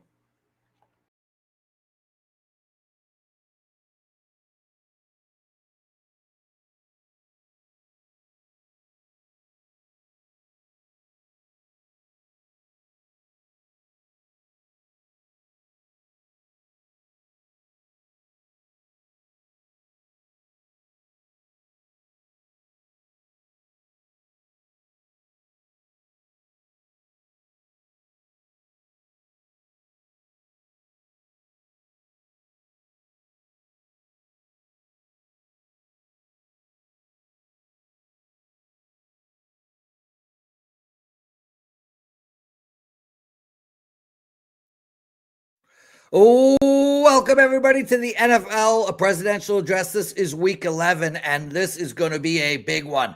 I am going to absolutely crush it. If you've never watched this show, it's about making you money. Yes, this is a financial advice show. What we do is we go through every NFL game on the board and tell you how to use those games to create wealth. Let's start with the New York Jets. They're playing the New England Patriots. It's on Thursday. And we're going to look at the over in this game, 43.5. New England can score. We saw them score at will almost against Tampa Bay, and this team has got a well-balanced offense. And Drake May is looking really, really good, has nice chemistry with Diggs. We know that this team is putting up 28-31 on the New York Jets. So now the question is, can the Jets keep up? I think they can. I think, honestly, the Jets are now playing with house money.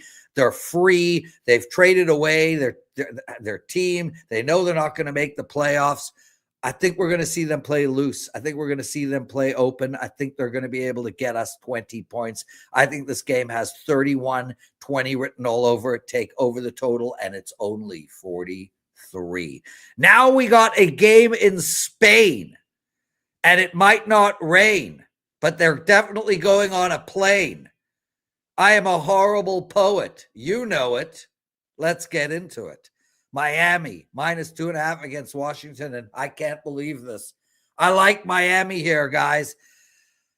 I mean, I don't know if I'm going to get to the window, but this Washington team is a mess. They can't get out of their own way, and they came into the year after getting Debo really looking to make a run for the Super Bowl. They made the playoffs last year, and now they're just a mess. They got to be emotionally distraught. In Miami, I feel like they have to be pretty excited about getting a win against Buffalo, first time in 4 or 5 years. And everything coming out of the Miami Dolphin dressing room sounds good. I think this team is going to continue to play. Take Miami -2.5. Before we get into the rest of the board, I do want to make mention, guys, that although I had a bad week in NFL last week and the week before, my NFL ATS bets are 8-2 on the season. That's right. I am 80% in NFL against the spread bets on the year. I will have 2 of them this weekend. And I've only had 2 of them once this season. So these are very rare plays.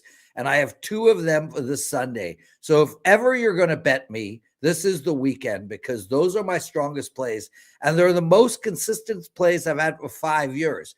I am 63% in NFL ATS bets in the regular season for the last 5 years. So please, my 2 favorite plays are going to be ATS bets. I'm obviously going to give them out here as well, but you might or might not know which ones they are. Head over to WagerTalk.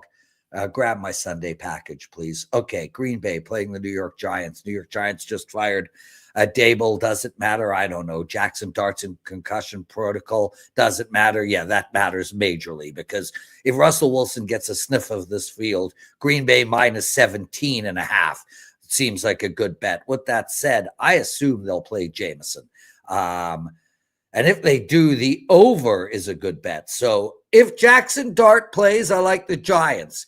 If Russell Wilson plays, I like Green Bay. And if Jameis plays, I like the over. I think I've covered that game in every direction. Tampa Bay playing Buffalo. We got to look at Buffalo here, guys. I'm worried because I don't want to play against a Tampa Bay team that's so wounded, still sitting at the top of their division, still with playoff aspirations, coming off of a bad loss. Baker called the team out.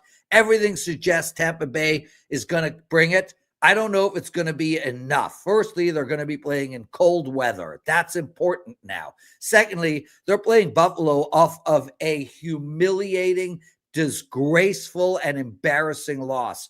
This is a great spot for both Tampa Bay and for Buffalo. Too bad they're playing against each other. I think Buffalo's just the better team. They're at home. It's going to be in cold weather off of that stinker of a performance against Miami. It's under a touchdown. Take the Bills. Pittsburgh playing Cincinnati. Let's not overthink this, guys. Take the dog. If Pittsburgh is a favorite bet against them, this Pittsburgh team is not good. They had one good defensive game this year. Prior to that, they might have been the worst D unit in the entire league. Offensively, they can't seem to find any rhythm. There are moments where Aaron Rodgers looks really good, and then there are moments where he, just looks old. Cincinnati, I understand that they keep shooting themselves in the foot, but this offense can score. We saw what they did with Chicago. They made an incredible comeback. Joe Flacco is airing the ball out. 5.5. I think if Pittsburgh is up by 10 and Baltimore and Cincinnati has the ball, 2 minutes to go, prevent defense in, they cover. Take Cincinnati. Don't overthink this play. And frankly, take them on the money line as well. Houston playing Tennessee. And no, Cincinnati is not one of my NFL ATS bets, but I do like them a lot. They will be a circa play. Houston playing Tennessee. You got to look at Tennessee here, guys. Outstanding effort by Houston last week. Incredible ending to that game. Davis Mills looked great for about 7 minutes. Other than that, he was horrible. We still don't know the full extent of all the injuries as I'm taping. But either way, Tennessee coming off of a bye, and I think this Tennessee team is going to keep it close. Their defense isn't horrible. Houston's defense is spectacular. I would lean on the under in this game, too, 39.5. But I do like Tennessee as a dog. Next, we got Minnesota -3 against Chicago. First off, I like the over in this game. I like the over in most Chicago games. I did not get to the window on the over last game against the Giants, and they went under, but I like it here, and they are indoors in Minnesota.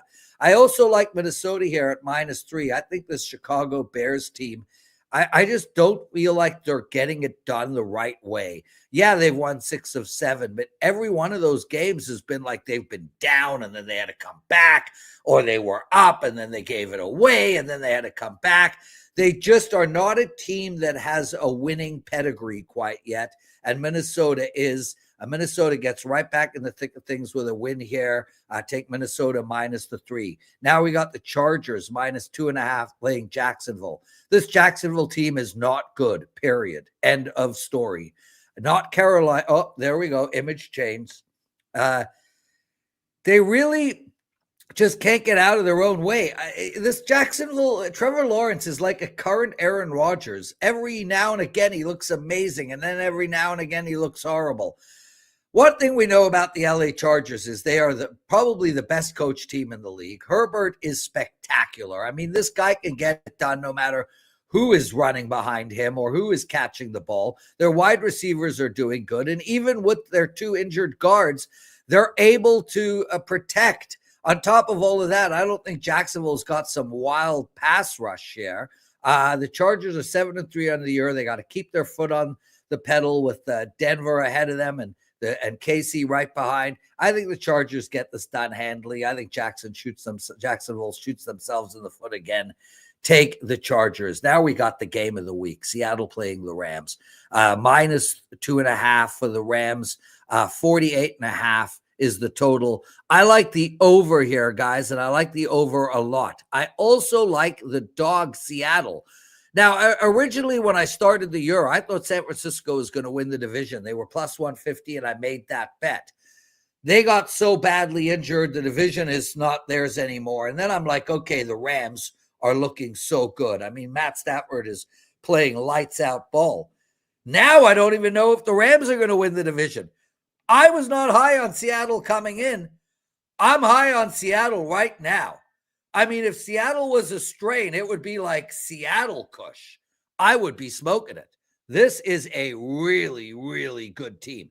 And more so, they're incredible on the road. I think they win this game, guys.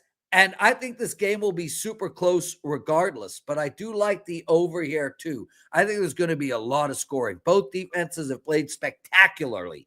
But I mean, both these teams just put up 40+ themselves last game. So I like the over and I like Seattle. As for San Fran and Arizona, Arizona's horrible. Look, they had their moment. We thought they made it. After their bye, they played Dallas. They looked good. Then they laid an egg against Seattle last week. San Fran, I think, are going to get their act together, and I think they might have an outside shot of sneaking into the playoffs. This is a low number. San Fran, they came out at -1, so a ton of money is being bet on them right now, and I get it. So long as this thing stays under 3, take the San Francisco 49ers. Take Baltimore, and don't overthink this. I'm not even going to give you a whole speech. Cleveland's horrible. Baltimore is rolling. I know it's -8. This game is like 40-10 written all over it. Take the Ravens. I like Denver here, guys, and I like them a lot. I hope to be talked off of this bet, but here's my take on this Denver-Kansas City game. I get it. Kansas City is awesome, and we can trust their offense. We can trust their defense. They're well-balanced. They're well-rested, and they need to go on a winning streak just to make the playoffs. Denver is 8-2 on the season. Denver wins this game, and they are in the driver's seat. I think if Denver wins this game outright, they push KC out of the playoffs. And I know KC knows that, and I think we're going to get KC at their best. But their best, they win by 3. We still cover here. And here's what we know about Denver. Their defense is spectacular. I've been high on their defense all year. I didn't think their defense was as great as their defense is, but their defense is spectacular. And their offense has played horribly game after game.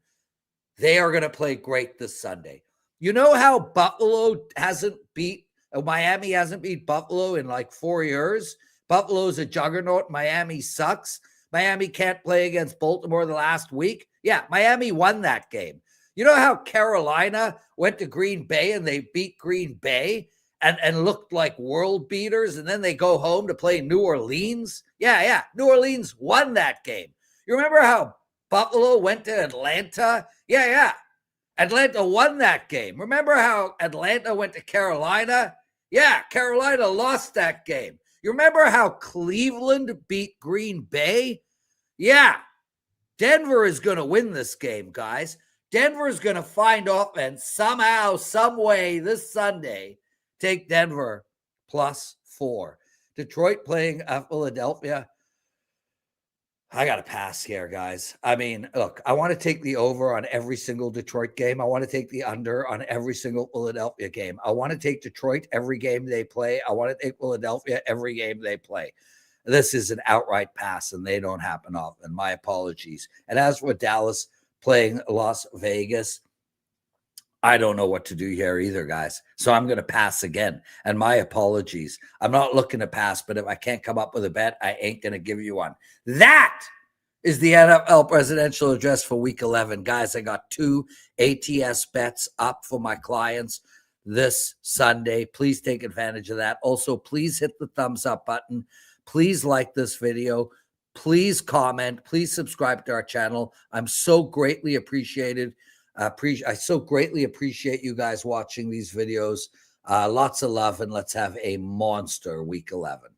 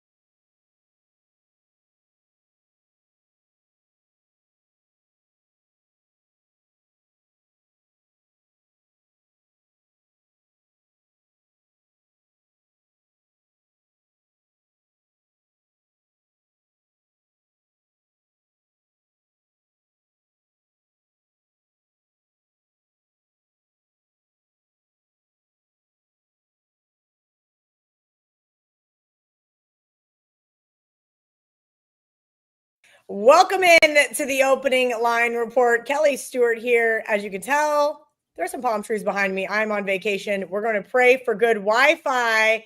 And Teddy got his prayers answered yesterday. What's a better way to start on a hot streak than to get the brooms out and have a nice sweep for NFL Sunday? So congratulations to you, Teddy. We're going to also get into what did bettors learn from yesterday. We're going to have a myriad of emergency betting alerts, it looks like, just looking at the odds logic screen headed into today. So we're going to get right into it. Monday Night Football, you've got a client play up as well as a free play video. Yeah. It's the same play. You can get it for free, or you can become a client and get it for free. But it's posted right now on my page, wt.buzz/TC. I am betting tonight's game. It's not just an opinion. So check out the video. It's right here on YouTube, or visit my homepage, wt.buzz/TC, to see who I like tonight and who I've advised my clients to bet for the season. Okay, well, then I'm just going to interject here and make it all about myself because I need to know what to do. I've got 4 legs closing with the Philadelphia Eagles from teasers from yesterday. Plus 8.5, great number. In theory, I sat back, I just did my job. But now some really cheap money lines for the Packers coming up. I've seen as low as -115 here on the odds logic screen. Should I go for the middle with the teaser because the public is so heavy on Philly? It's making me a little uneasy about thinking, oh yeah, no worries, Philly can keep it within a touchdown or so. So whenever we're talking about hedging, all right, there's one thing that is the first it's really the first decision the first thought process that I have. Do I still like my original bet? If you still like your original bet, if you still think your original bet's a winner, then you don't need to do anything. Certainly not pre-flop, not before kickoff. After kickoff, you may decide, hey, it's time to hedge. I mean, not hedge, but as long as you still, there's nothing worse than turning a winner into a push because you felt like hedging. So if you like your original bet, hold it. Now that you're in a position where you're payout, what's your return on this teaser, Kel? So I've got 4 legs, pretty close to 8 dimes. So, but I mean, in terms of, are you getting back 2 to 1? Are you getting 6 to 1? I mean, what's your? No, they're 2 leg teasers, minus 110. So okay, so it's 2,200 to win 2,000 on each one of them. So it's not like a parlay scenario where you can hedge back a little bit to ensure that you lock in a profit or lock in a not loss. In a situation, if you're hedging away your profit. So that's a personal decision. It's based a lot on how much you have in your bankroll and how much bankroll management you need to worry about and how much you like your original wager. Yeah, I like it a little bit less. I opened up the Pickett app this morning and saw almost 75% of the tickets and 75% of the money line on the Eagles. Again, though, I feel like I have a good number. Maybe I just want to get rid of some of my position at minus 115 there on the Packers. And hey, we may see pick a minus 110 by kickoff. I also have a minus 105 account, so I'm going to sit back and kind of wait. Not very happy looking at you. It's snowing here in New York. Kelly, sorry, Jeff, but we're going to get into what did bettors learn last week. Hey, morning game, Teddy, looked great. I was happy with the results. Afternoon, fave and over. Talk to me about what we saw last week in NFL and how we're going to carry that over into this week. Sure. I mean, there were the headlines from NFL Sunday. The biggest survivor pick again went down, Carolina. The Bills were third as the survivor. So we're down to, out of the 17,000 plus at circa, we're down to exactly 1,000 going into tonight. We talked about Colts Falcons. We did something right last week. If you listened to us, we talked about an emergency betting alert. If you like Indy, get them right now at minus 5.5. It mattered, that half point. At 6, you pushed. At 6.5, you didn't. You took a loss. So I'm very pleased that, and I expect it to happen I think it's happened once already this year, where, if you turn 2 losses out of 100 into pushes, 2 pushes out of 100 into wins, it makes an enormous difference to your bankroll. And that's what the emergency-related betting alerts are all about. Maybe one time in 20, it's going to matter. But that one time in 20 is going to matter a lot when you add them up over the course of a season. So with Colts Falcons, look, if you lost betting Indy Atlanta on the side, you need to work on your betting skills because everybody's supposed to either win or push whichever side they bet in that ball game. Not a good result for the house. Another week, another insane comeback. This time the Texans coming back from the dead against the Jags. We've had a fair few of those in recent weeks. That was after Bears, Bengals, and after Broncos, Giants, the 2 previous weeks. So we're getting one every single week, it feels. A game that's just insane. Drunk game, as we used to call them. And, of course, the interception return for touchdown on the last play that really didn't affect side or total, but it might have affected teaser bettors a little bit. You don't see that. Not to mention the cardiac kid Bears who came back from the dead. We saw Weather Steam, Chicago and the Giants. That under was 47, got bet down to 44.5, landed 44. The Weather Steam won there. But the 3 afternoon games, you talked about it, favorite and over, and all 3 favorite covered again last night with the Chargers. That leaves a fair bit of liability for the sports books right now when it comes to Monday Night Football. I don't know if tonight's the night I'd want to be on a particularly public side for Monday night. All right, Teddy, Thursday night football, the Patriots get it done again. My best bet on it was the Bucks, and I knew it was dead in the water come kickoff. Luckily, I did have the Patriots in a bunch of teasers, so it wasn't near as painful. But Drake May, wow, just wow. New York Jets, on the other hand, they get their 2nd win of the season. This is a lot of points in a divisional game. Yeah, it's but that being said, there are things not to like about the Jets. So with all these, every game, every week, I'm going to give you 4 sets of numbers. I give you what I call the look-ahead line. These are the numbers from the Westgate Superbook. I think I wrote them down last Wednesday. So Westgate numbers from the last week to tell us how much the lines have changed based on just this last week's result. I'll give you my powering number for the contest. That does not involve situations. It's only Team A, Team B, home field. I'll give you the open numbers from last night, and then we'll talk about where the line has moved this morning. So the Patriots open, look at line 10.5, 45.5 against the Jets. My powering number comes New England 11.5. Last night, the markets were 10.5, 11, 11.5, 12, all over the map, total 45. What we've seen this morning, the markets have consolidated at 11.5. We've seen under money, fairly significant under money, 43.5 now, the total for New England and New York. And I considered emergency betting alert this total down even more. I would not be shocked to see it go down 43, 42.5, 42, but really we already missed 45s and 44. So I'm not convinced it's going to go down that much more. And I mean, look, the Jets won a game yesterday where Justin Fields had 42 net passing yards. That's hard to do. You know, they had 14 dropbacks from Justin Fields, and those out of those 14 dropbacks to pass, they had one play longer than 4 yards. Of course, that play was a pass to Breece Hall, who took it to the house. But when you read the quotes out of the Jets, and again, so they had a punt return touchdown, they had a kick return touchdown in the same ball game yesterday. And when you hear the quotes from Steve Wilkes talking about all the young guys the Jets plan on playing, you know, first-year players, second-year players, there's like 9 of them that are all expected to get ample playing time. You know, Steve Wilkes quote, "We can win with that." They had 6 sacks yesterday. So the Jets' youth movement has paid dividends. Their offense still struggling. As for New England, I mean, the NFL is a playmakers league, all right? And yesterday, what'd they do? 72-yard touchdown for Williams. Henderson, 55-yard touchdown. Henderson, 69-yard touchdown. Hollins, 54-yard completions. 4 huge plays. That was the difference in the ballgame. And this is a Patriots team that's lacked those big play weapons in every recent season. That's not the case in 2025. That's at least a part of the reason why when people talk about their schedule. Well, you know, now they're beating Tampa Bay in Tampa. They beat Buffalo in Buffalo. It's a Patriots team who I bet under their season win total. And I'm going to lose that bet on Thursday night. That'll be the first season win. The Colts have already cashed a 1 over. Patriots will be the second over to cash well before Thanksgiving. All right, we're going to head back to Europe in the international series. Madrid this time, Teddy. The Washington Commanders take on the Miami Dolphins. Washington, yesterday, I was watching Last Call with Errol Epstein and John Murray. And John Murray said Washington was going to be their biggest need. And here in Aruba, I found a 9.5, and I felt so sharp. Let me tell you, I did my job. Yeah, well, guess what? The Commanders sure as hell didn't. And the markets are crashing on Washington right now. Make no mistake about it. You know, it's very clear. Look headline here. Washington minus 1.5 in Madrid, total 46. My powering number came pick 'em. Markets opened last night.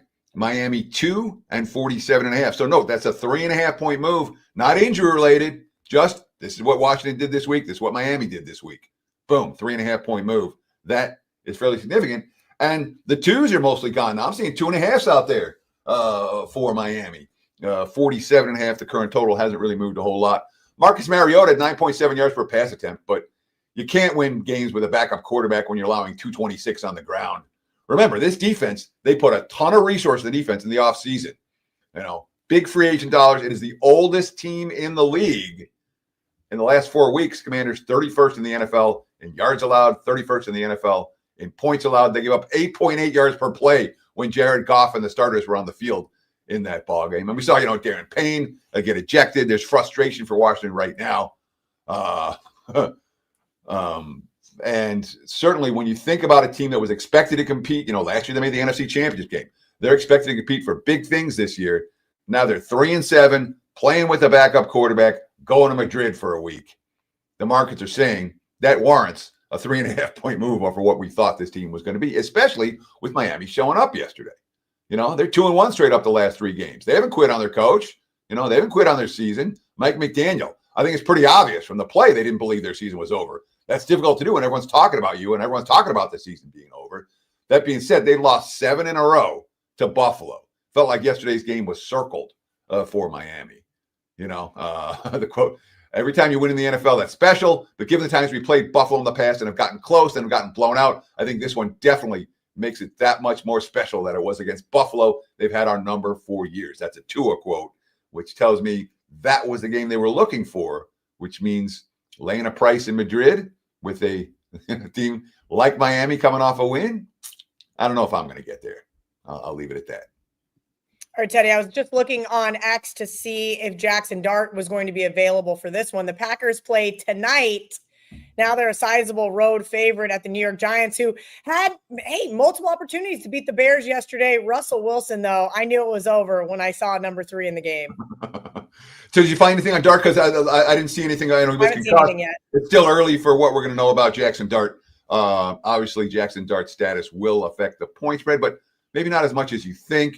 The difference between Dart and Russell Wilson, a point maybe, in terms of the markets, maybe a little bit more, but I wouldn't expect. I don't see a significant drop off in the betting markets, and of course, it's going to depend on what Green Bay looks like tonight. Look headline here: Packers -7, total of 46. My powering number 7.5 for Green Bay. Last night at the Open, there were 7.5, 8, and 8.5. Total 44.5, and total still sitting at 44.5 right now. The markets still have mostly 8.5s out there for Green Bay. And let me make it really clear. The Packers are going to be on the road off a Monday night football game against Philly. It's a near guaranteed flat spot if they win. The Packers at -6 or higher this year. They lost straight up to Carolina. They lost straight up to Cleveland. They failed to cover against Arizona. They failed to cover against Cincinnati. They failed to cover against Dallas. That's 0-5 ATS in this point spread range. They have consistently played down to the level of competition. So Green Bay is not likely to be on my short list, win or lose tonight. Obviously, Jackson Dart hurt, and they had a 17-10 lead when Russell Wilson came in the ballgame. Russell Wilson got him down to the 1-yard line and then couldn't put it in. Brian DeBall. We have confidence in Russ, but you never want to see any of your guys going down. And of course, the Giants still can't stop the run. 171 yards on the ground, 6.1 yards per carry. Now they're a 2-8 team. They've lost 4 in a row. And let's not forget, they've led by double digits against Dallas, New Orleans, Denver, Chicago, and they lost all 4 of those games. Yesterday they were up by 10 minutes with less than 5 minutes to play and found a way to lose it. Give up a touchdown, go 3 and out, shank a punt, and then allow another game-winning touchdown. Certainly the Giants right now, and again, we'll see what happens with Dart this week, but the Giants are a team who is playing competitively, but still finding ways to lose.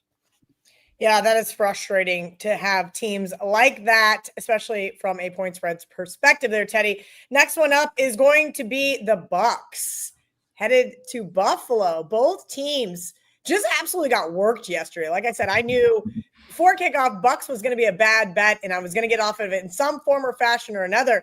But the Bills was really just the shocker, not only from a survivor standpoint, but just flat out. I kept thinking, all right, here come the Bills.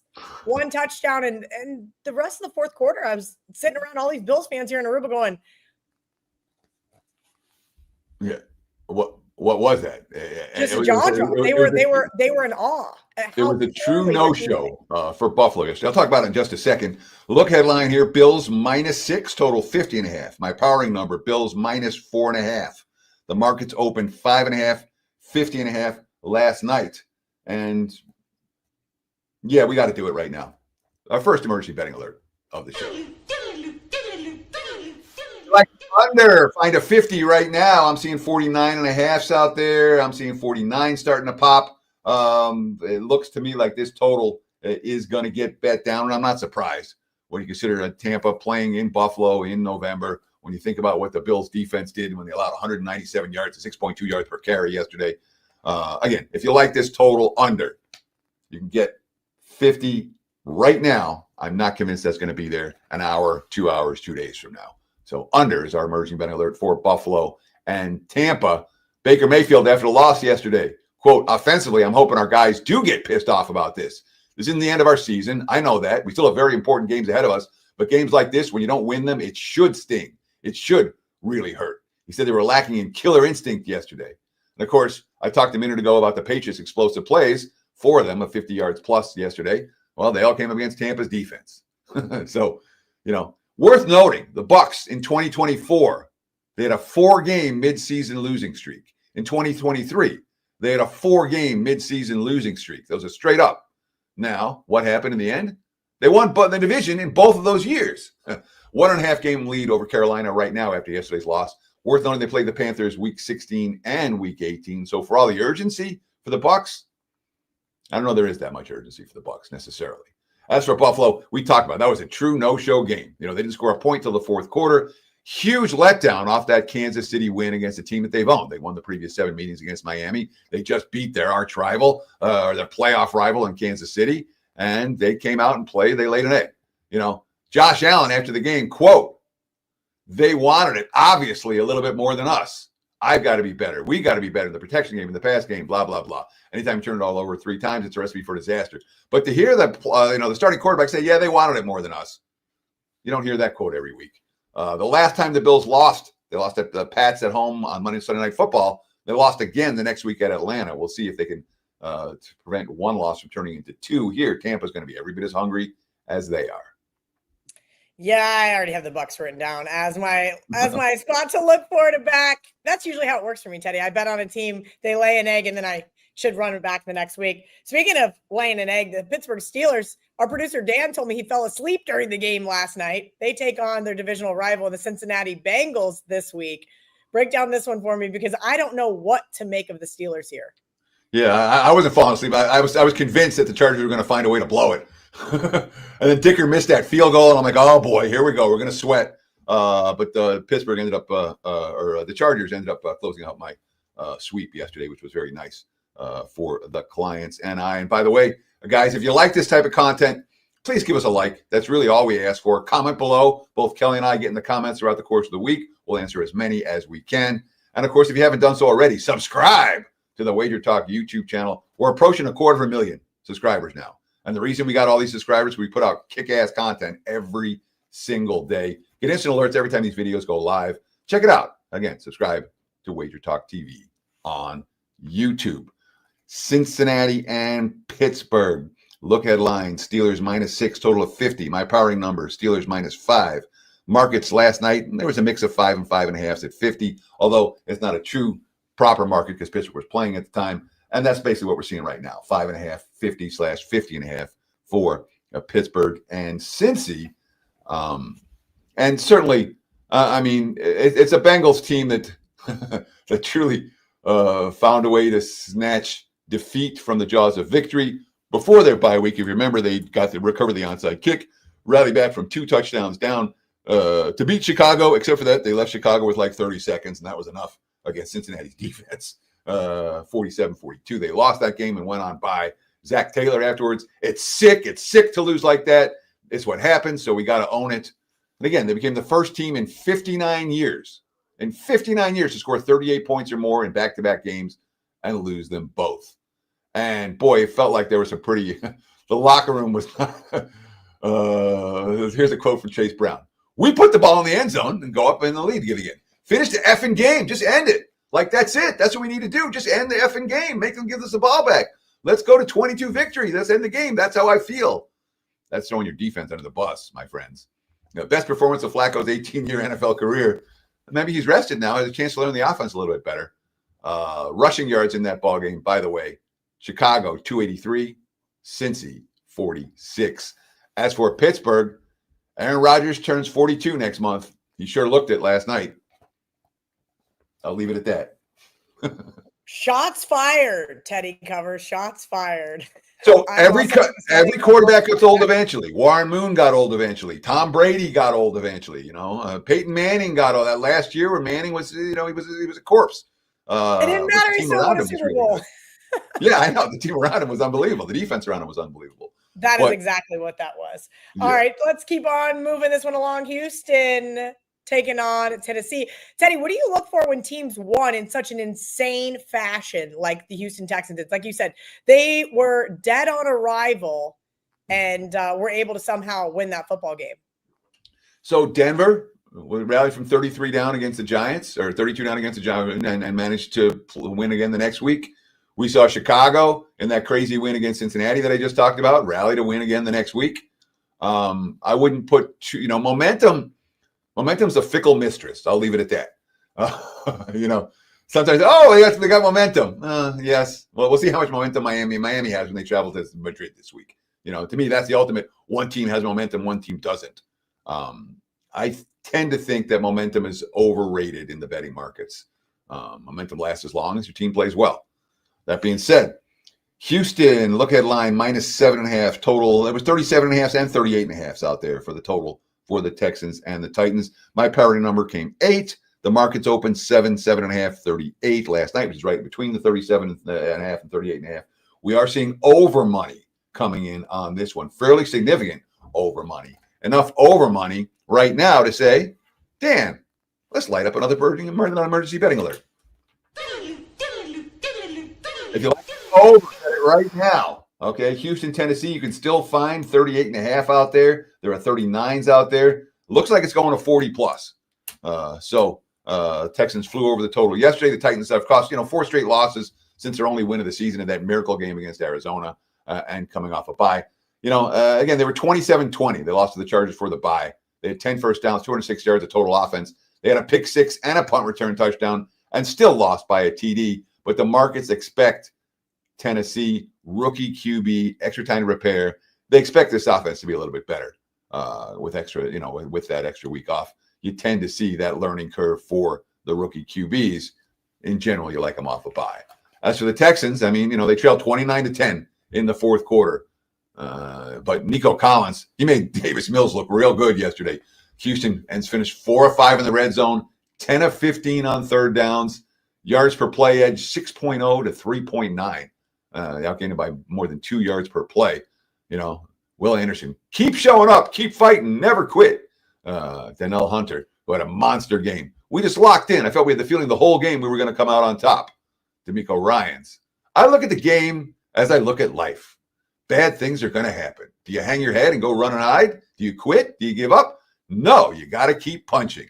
In life and football, you got to keep punching. And that's what this game showed today. The key to the entire game was no one blinked. So that makes Houston a team that are interested in these pick-em type games. I don't know if that makes Houston a good favorite in the -7 / -7.5 range. Worth noting, the 7.5s look like it's a split line right now. I think that the books that cater to recreational bettors may have 7.5s all week. The sharp books don't anymore, for what that's worth. All right, that is definitely worth something because I was already considering teasing the Texans. Shocker, I know everybody is surprised. Bears, Vikings, Teddy. The Vikings were a stinker of a pick by me yesterday. I just was not impressed with them, especially at home.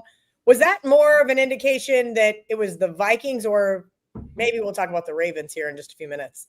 So it's funny because I do power ratings for every team every week, and I adjust my numbers, and I think about them. It's not. I don't. There's no formula for me. It's something that I think about, and I look at some stats, I look at some track record, and game logs and all that kind of stuff, and I spend time. And the Minnesota Vikings powering number in particular was the one, and every week there's one or two that I'm like, I really think about for a little while. And Minnesota's where I'm not 100% confident my number. Minnesota's right that. I ended up splitting the difference between the Vikings. I'm not sure how good the Vikings are. I don't know if they're sure how good they are right now.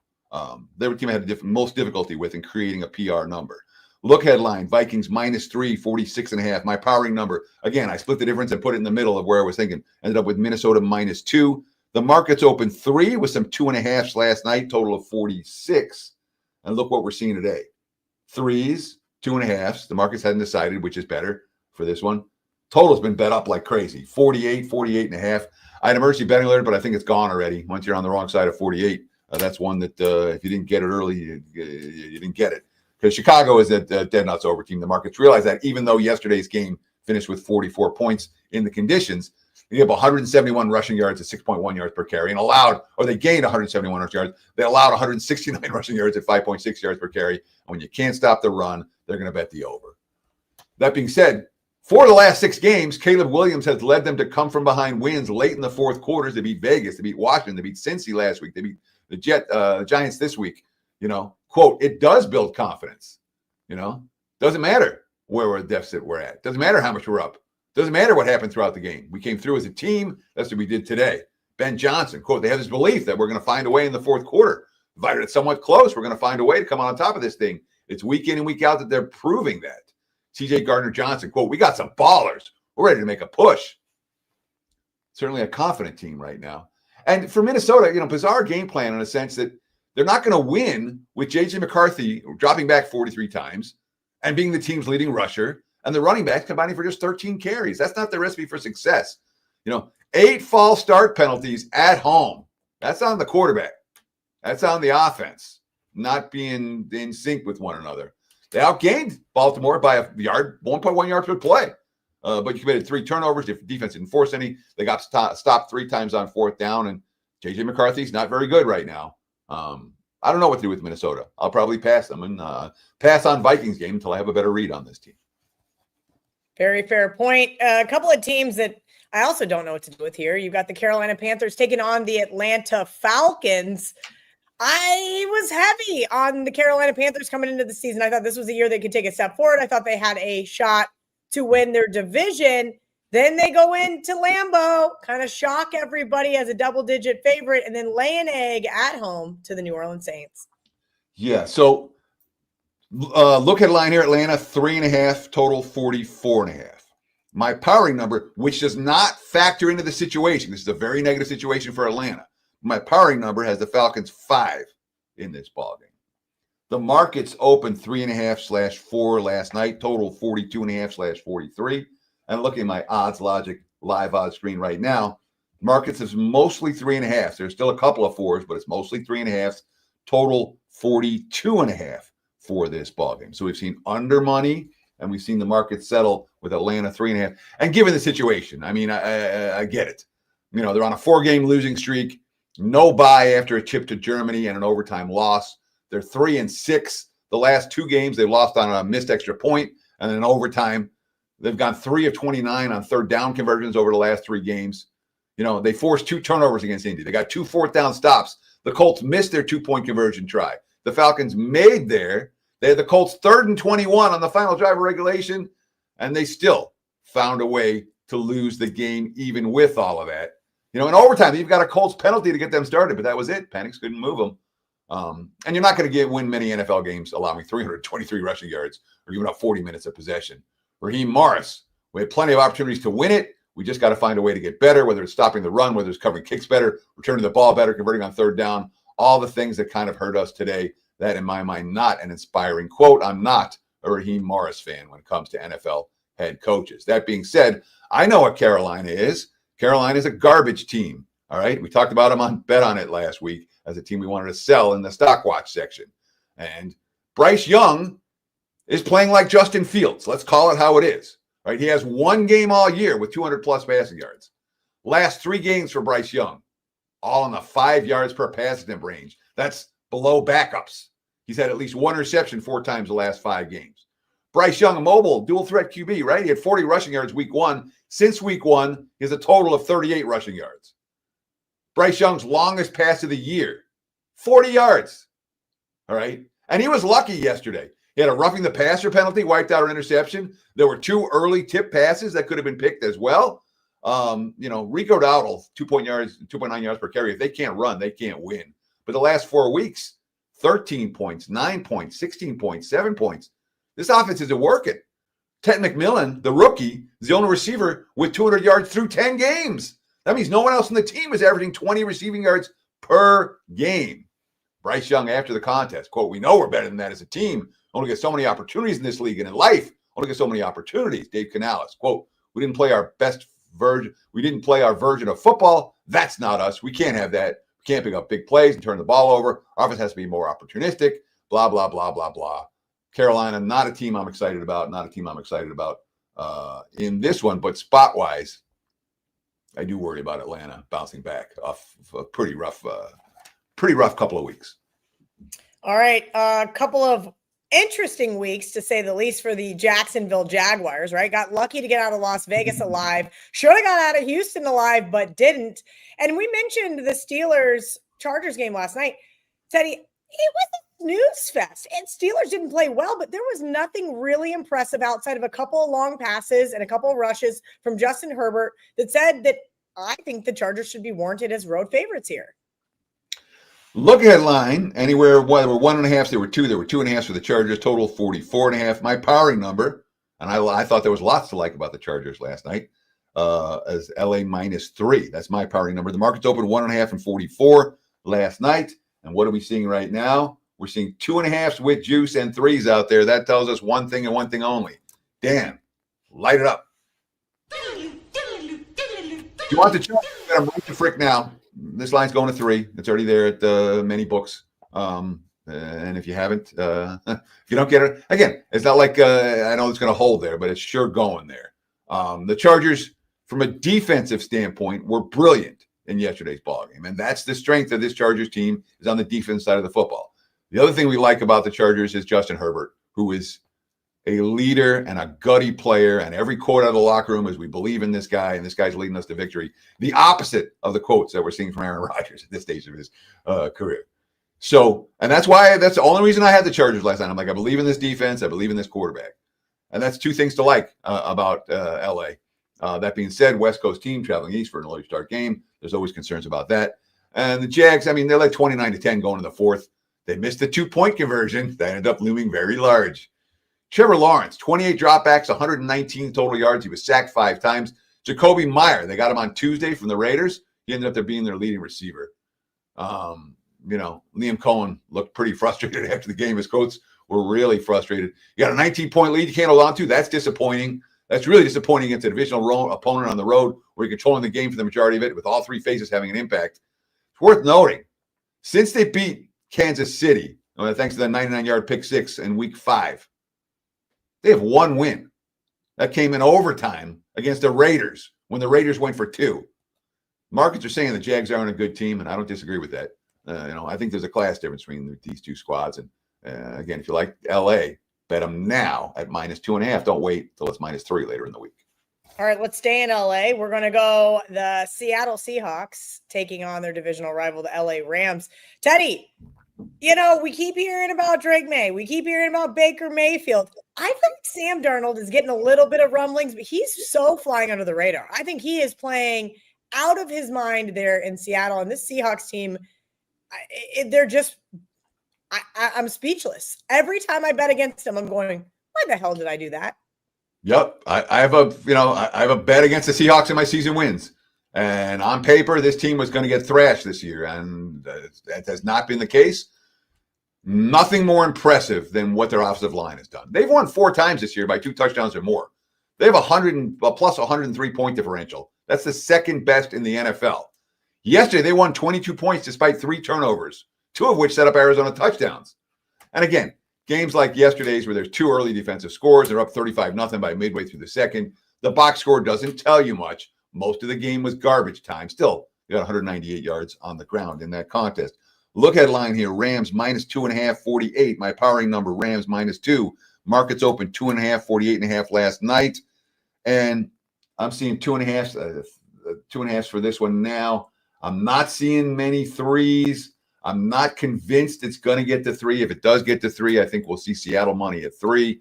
This is one of those 2.75, where you're either going to see 3 with juice or, 3 even money or 2.5 with juice all week. But I was debating it's emergency betting alert. Do you want the Rams? Get them in at 2.5. I don't think it's going to hold the 3 if it gets there. That being said, there's a lot to like about the Rams too. They scored touchdowns 6 of their first 8 drives of the game against San Francisco yesterday. Matthew Stafford set an NFL record, 3rd straight game with at least 4 touchdown passes and no picks. Quote, I was having a good time. I lose my mind when we score touchdowns. He leads the league with 25 touchdown passes. He's thrown 20 touchdowns with no interceptions over the last 6 games. Sean McVay. Stafford has just been in total command. It's a continuation of a guy who really works his tail off throughout the course of the week. It looks like the game is really in slow motion to him right now. Those are bet on quotes, although Devontae Adams did leave yesterday's game with an injury. Check his status. He was hoping it wasn't going to force him to miss any time. Teddy, last Sunday I was touting the Cardinals, and I said, no Kyler Murray, no problem. That was until this week where Jacoby Brissett got 2 sack fumbles for a touchdown against him, and I thought, oh boy, they miss Kyler now. San Francisco didn't look much better against the Rams. Now they play each other. Look headline, San Fran -1, 47.5. My powering number, San Fran -1.5. The markets opened last night, San Fran -2.5 / -3. And we're pretty much seeing mostly 2.5s out. Mostly 3s out there. There are still a couple of 2.5s available. But the 49, for as bad as Arizona is, the 49ers injury report is disgusting on the defense side of the football. All right. Again, they gave up touchdowns 6 of the Rams' first 8 drives yesterday. George Kittle said last week, he said the Niners offense going to, quote, need to score a lot of points for the team to remain in postseason contention because of all the defensive injuries. Kyle Shanahan, quote, I'm never going to put it on one side of the ball, but obviously we are wounded at defense. Got more guys down over there. That does give the other side a bit more of an advantage. You know, obviously Nick Bosa's out, Fred Warner's out. They just lost their first-round rookie, Michael Williams, to a season-ending injury. They didn't make any additions at the trading deadline. You know, Shanahan, quote, we knew it was going to be a big challenge going into LA. We knew how good they are. We thought we could slow them down. We obviously didn't do that very well. So, you know, there's a decent chance we could see Brock Purdy back this week. He's been active for 6 straight games. Mac Jones was fine yesterday. I don't blame the loss on Mac Jones. It's the 49ers defense that's a problem right now. And the markets are saying Arizona's offense is even worse. You know, talk about positive momentum. How about positive momentum? Arizona just beat Monday Night Football win in Dallas. Oh, no momentum there. 35-0 again, midway through the second quarter. 3 touchdowns on defense, 2 touchdowns they gave up on offense. Back to Kyler Murray, stick with Brissett. It really does not feel like it's going to end well in Arizona right now. Nothing feels right for the Cardinals, and I would not be surprised. Again, I'm not going to talk anyone out of laying 2.5 with the 49ers right now. A couple of books still have that number available. All right, back to being sizable front runners to win the AFC North. The Baltimore Ravens are going to take on a divisional opponent in the Cleveland Browns. Teddy, talk to me about this Ravens team because Ariel Epstein's sitting right next to me, and she needs to know if she should get her hopes up or not. Look at line, Baltimore -7.5, 41.5. My powering number, Baltimore -9. The market's open 8.5, 41.5 last night. And that's basically what we're seeing today. There are some 41s out there, but mostly 8.5, 41.5. So the markets haven't done a whole lot with this game just yet. We got to fire. It's the defense coordinator's fault, right? We got to fire Zach Orr. Well, after allowing more than 35 points a game over the first 5, the Ravens have now given up 15 points or less, 15 points per game in their last 4. They just held Justin Jefferson to 4 receptions for 37 yards on 12 targets. They forced 6 turnovers over the last 2 games. You know, remember, they only have 4 takeaways in the first 7 games. Well, it looks like Zach Orr is doing something right. Linebacker Kyle Van Noy, quote, we still have a lot of work to do, a lot of games left. We're enjoying the process of getting better, and I don't think we're taking what we're doing lightly. Kyle Hamilton, the Pro Bowl safety, quote, we're starting to hit our stride. It's not a surprise to us. We're playing to our potential now, and that's got to be sustained.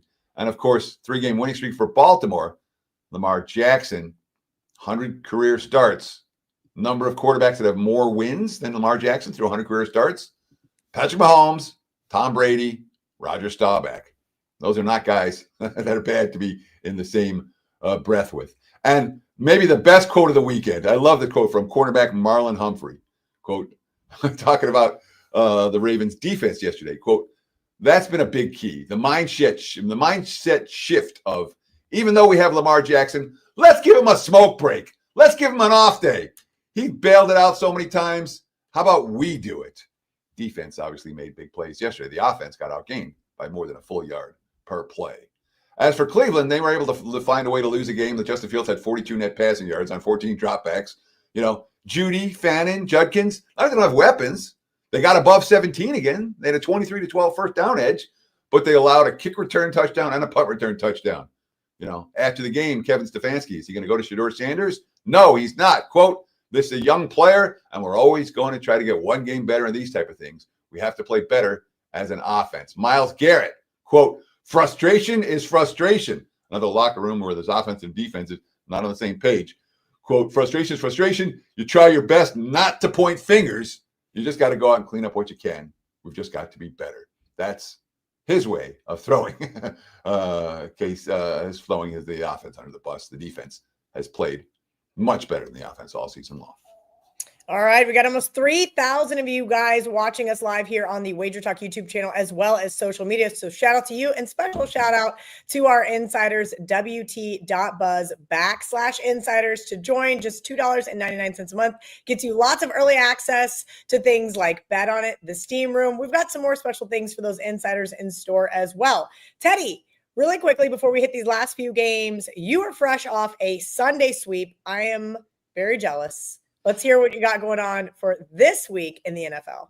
Yeah, it's been since week 4 since I had a Sunday sweep. So I was ready for it. I was due, and we got the fourth quarters worked out very nicely in yesterday's contest.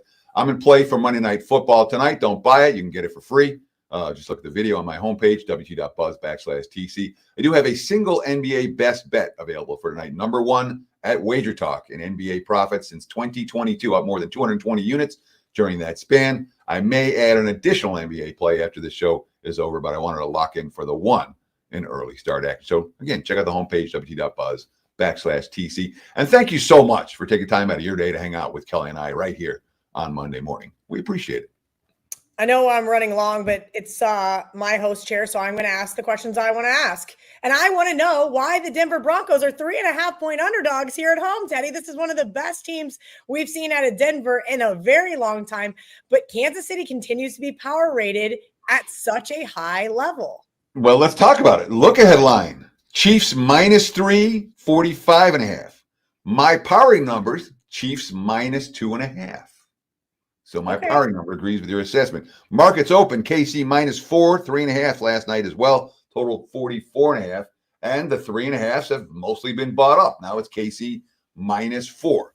So it's certainly worth noting Andy Reid off a loss to the Bills and a bye week. If the season ended today, Kansas City loses the tiebreaker to Jacksonville, the number 7 seed, and they don't make the playoffs. So there's urgency for Kansas City right now. And Andy Reid, 22-4 off a bye week, 13-1 at Philadelphia, 9-3 in Kansas City. But I believe he's the most successful coach in NFL history off a bye. So that certainly factored into this number. And the markets are not respecting Denver. All right. They've won 5 times this season when they've lost a turnover battle. They're 8-2 this year, but they've trailed in all but 1 games. All right. They were able to win a game last week, but they had more penalties, 11, than first downs. They had 7 3-and-outs in 13 possessions. But people are forgetting the Denver defense. That defense didn't allow a first down for 7 straight Raiders possessions. Keep up with the turnover on downs, interception, a block punt. Bo Nix, we got to do better. At some point, 10 points ain't going to be enough. We got to score more. We got to find some juice somewhere.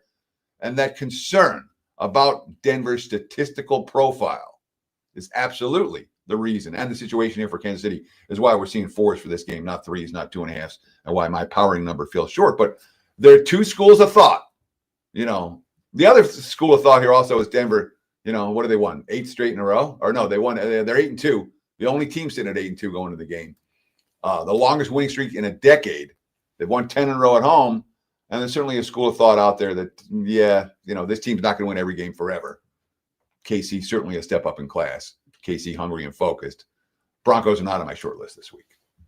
All right, a game that I'm very excited for. Next Sunday, we've got the Lions taking on the Philadelphia Eagles, but they got to get past the Packers tonight. Yeah, well, the Eagles will play the Lions whether they get past the Packers or not. I'm pretty sure. I hope so. -1.5, 48.5 was the look ahead line. My powering number, -1.5. The markets opened 1.5 and 49 last night, and we're seeing 1.5 and 49 this morning. This line's not going to move at all until we see what happens on Monday Night Football. Philly will be 6-3 off a loss, 7-2 off a win. As for the Lions, we saw Jared Goff, 320 passing yards, 3 touchdowns, no picks. They had 226 rushing yards at 6.8 yards per carry. They didn't forget the playoff loss. They didn't play off revenge to Washington. They bit some kneecaps. Again, 8.8 yards per play when the offense was when the starters were on the field, 44 points. Dan Campbell relieved offensive play calling duties from the offensive coordinator, John Morton, and Campbell called a great game yesterday. But this line is only going to move based on what we see tonight. When how Philadelphia looks, they look good. We'll see Eagles money. They look bad. We'll see Lions money. Yeah, I may be putting the Lions in a few teasers. Total's a little high for me, though. Monday Night Football, Teddy, and we're going to take us home into Wager Talk today with Andy Lang up next. The Raiders, just that team I can. It was a winner. Nets team total under was a 4%. Problem is, I added a lot of other plays later and did not win any. So I think I added 5 others, smaller plays, obviously, but did not win any. So yesterday didn't end up being a good day for me. I feel really good about today, though. I have a few locked and loaded, and I feel really good about today. Bino, hopefully yesterday was better for you. And how are you doing today? I'm good, Ski. The NBA was not kind yesterday. I had the Boston Philly game total over. Wasn't even close. Never in.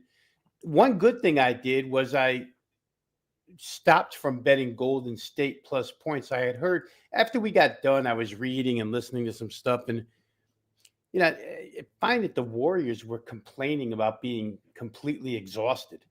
I'm like, I don't want to bet an exhausted team, so I didn't bet them.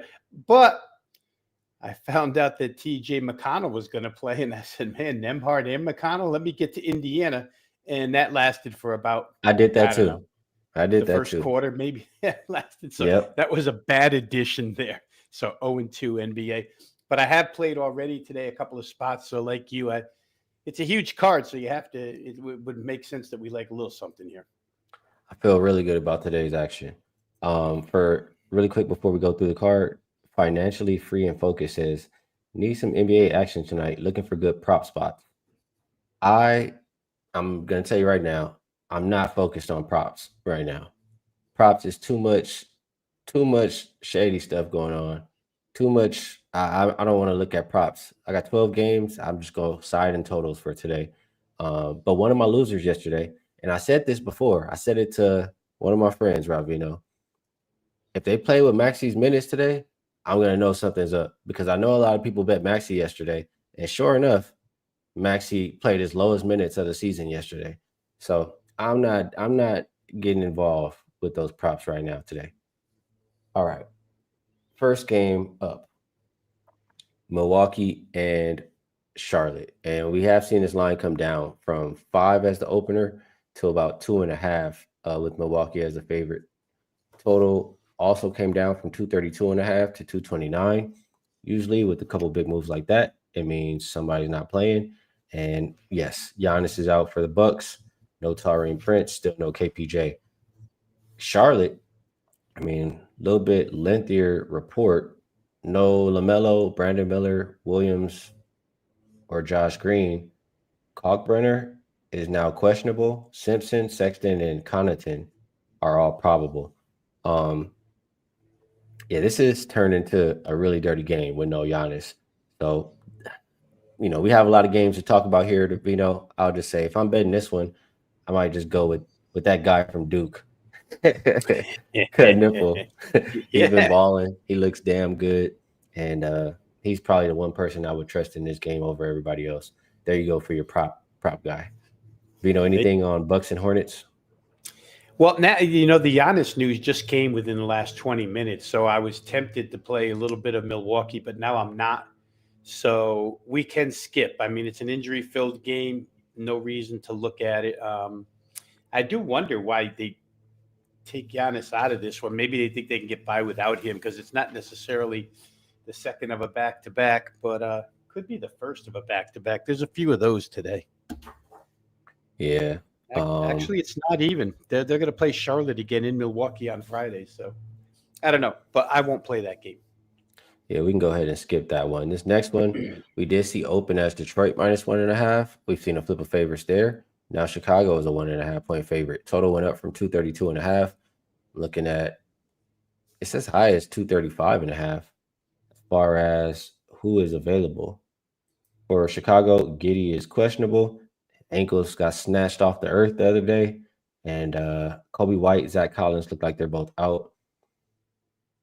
For Detroit, Asar Thompson, Sasser, Ivy, Tobias Harris, all out. Stewart, doubtful. And then Cade and Jalen Duren, both questionable. And I believe neither one of them were at shoot-around this morning. This is a Pistons, or I'm sorry, let me get back here. This is a Pistons team coming on. It's not a back-to-back, but it is an overtime game that they're coming off of. That's what I was confused about. Third game in 4 nights for them as well. Bulls, they have been playing a lot lately, but they are not the team coming off of an overtime game here tonight. I felt like that game took a lot out of the Pistons, and I felt like they've been playing some tough games in general lately. So I'm not surprised to see the injury report look like it does today. I think, even if those guys play, they're probably going to be exhausted. But I don't think they're playing. They're not at shoot around. Everything's going kind of how I thought. I like the Bulls in this one, regardless if Giddey plays or not. If no Cade, I think they don't even come close. But even if Cade plays, I think the Bulls can pull it off tonight. How do you feel about this game?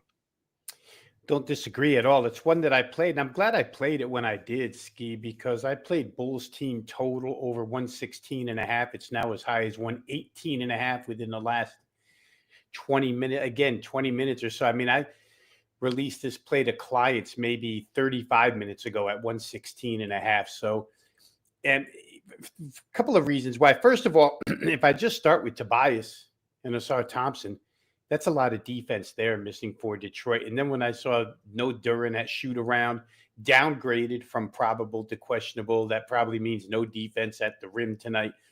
And then, of course, Cade wasn't at shoot around, but you got three key defensive pieces. And I would even consider Cade out on the perimeter a good defensive player. So a lot of Detroit defense missing here. Figure the Bulls, who have gone over their team total 6 of the last 8, would be in pretty good shape here. So I played Bulls team total over 116.5. I guess that's kind of in line with you liking the Bulls. Maybe we can cash both ends of this. I like it. Dropping dimes likes the Pistons team total under. If Cade is not out there too, they definitely are going to struggle to score. So we're all lining up and agreeing on this one. I think we can move down the list, and that will look like Magic and Knicks. Opened up -3.5 for the Knicks. See them now 4.5. Total open 227.5. Not a whole lot of movement there. Mo Wagner out for the Knicks. I don't see anybody on their injury report as of right now. The Knicks are on a back-to-back though, so don't be surprised if you see somebody pop up. Third game in 4 nights as well for them. For the Magic, it is their third game in 4 nights, but they did not play yesterday. Magic team just been inconsistent. And the Knicks, they've been playing damn good. I know they've covered 5 games in a row. I mean, what's the opposite of catching a fall? Is it opposite of catching a falling knife? Like, I don't want to step in front of the Knicks right now the way that they look, especially versus an inconsistent Magic team. So if I think like that, it makes me lean towards the Knicks. As far as the total, these are two of the better defensive teams last 5 games, rated 6th and 7th. Knicks most likely will control the pace in this one. 20th in pace last 5 games. And, the Magic, early in the season, they were trying to play super fast. I think they'll be okay playing a little bit of a slower game. So maybe Knicks, maybe under. How do you feel about this one, Vino? I was tempted to take Orlando in this one, Ski, just because of the back-to-back situation with the Knicks. The minutes last night for the Knicks, they weren't terrible. Obviously, Mikal Bridges plays a lot of minutes no matter what. The guy never stops playing. So you expect that he's going to carry heavy minutes. I think Jalen Brunson, his were 36 plus. I thought maybe Mitchell Robinson might not go here. Maybe they would, keep him out because of the ankle, and talk beginning of the year that they didn't really want to play him back-to-backs. But he's not on the injury list, so maybe he goes. And your last point, I think, is one that I considered the most, is that the Knicks won't go at breakneck pace. And if they slow it down a little bit, it almost benefits Orlando. And I did read a couple of things here where Orlando has made a conscious effort to play a little bit more under control, to play a little bit more defensive-minded, which is what they're suited for. So I'm tempted to take Orlando with the points here, plus 4.5, kind of buck the line move. Haven't done it yet, but that's the way I see it. So I'm looking at Orlando. To your point, we talked about it yesterday. The Knicks have won by double digits now, I think 5 straight or 5 out of 6 or something. They're just killing teams, including last night. So it is hard to bet against them. Betting Orlando would be a little bit unorthodox here, but I think it's a good side, plus the 4.5. All right. Ravino thinking that the Magic gonna bring it tonight. Yeah, this might be a game. I need some more time to think about that one. This next one we already saw the other day. Ended up being a really good game. Ended in overtime, right, on a alley-oop dunk. Opened up -5 for Cleveland. Now -5.5, 6 for Miami. Total open 246.5 down to 238.5. And Garland, Mitchell, Mobley, Strus, Tyson all out. Nance Jr. is questionable. No Bam, no Tyler Hero, and of course, no Terry Rozier. Man, that's a big flip. The Heat are really scrappy. They like playing with each other. But this is just too much of a flip. I feel like I think that the guys for Cleveland getting this opportunity are going to really want to make the most out of it. And you could see Miami, maybe if they play all these guys, maybe some of that, tired legs from the last game. Also, maybe they look at the other side and say, hey, we beat those guys with everybody. Now they have nobody. And, they just take it lightly. So if I think like that, Cavs plus, what do you think here? I think I should have got there last night with Miami when I saw Donovan Mitchell, and his pom-poms at the Louisville, Kentucky game. Should have known right then and there that he wasn't going to play in this one. But I didn't put 2 and 2 together soon enough. And the line, obviously, like you say, jumped like crazy. Ski. I don't see Miami. Here's the way I look at it through Miami's eyes. Chance to beat Cleveland twice here. Win the other night, playing pretty much their full squad. Now a chance to win 2 against this team. And one thing's for sure, and they went through it on the West Coast in back-to-backs. I think the second of a back-to-back was against the Clippers one night. They just don't stop running. And when I look at the Cleveland bench tonight, that bench is so thin. The guys who are starting this game, including the starting backcourt, Lonzo and Sam Merrill, probably don't go 40 minutes. There's not much help on the bench tonight in this game for Cleveland. So I think Miami's going to run. I am taking a look at their team total over 121.5. Obviously, Cleveland loses a lot of defense without Mobley on the floor. So we'll see if I get there or not. But right now I'm thinking over 121.5 for the Heat, win or lose. I just think they're going to push tempo and probably get to that number. Financially Freed is asking every single game. I don't really have opinions. I guess Powell's been hotter, I feel like, but either one, I can't talk you off of. Daniel says Jaime Jaquez. That's my guy right there from the Bruins. Grizzlies, Celtics opened up -6.5. No, -6, and now 7.5. Not a whole lot of movement on the total. The same guys for the Grizzlies out. Actually, Edie's doubtful. And then Ja is questionable. For Boston, Gonzalez is probable. We know there's no Tatum. Both of these teams played last night, Ravino. Both of these teams lost last night. The Celtics, I don't view as a team that has the most paint protection. And that's where the Grizzlies need to go to be successful. Now, if they don't have Ja Morant, you're going to miss some of that, paint attack. But just in general, this is a much softer paint than the OKC Thunder, than the New York Knicks. Well, actually, Mitchell Robinson didn't play. But all I'm saying is I think that the Grizzlies will be able to score inside on the Celtics. But without Ja, I know he hasn't been the greatest lately. It's hard to really trust it. Are you doing anything with Grizzlies and Celtics? Now, I have to stop with the Celtics, Ski, and kind of reassess where I'm at with them. That lying ass Jaylen Brown. Oh, my God. 6 of the last 7 games they've played, they have not gotten over 111. It's 111 or less for Boston. And in the way we're watching basketball in the NBA this season, where 120 is kind of a walk in the park for teams, Boston just isn't. They're not right offensively whatsoever. You look at it last night in a game that was they had the lead in the 4th against Philly. Philly makes a comeback. It comes time to shoot the basketball.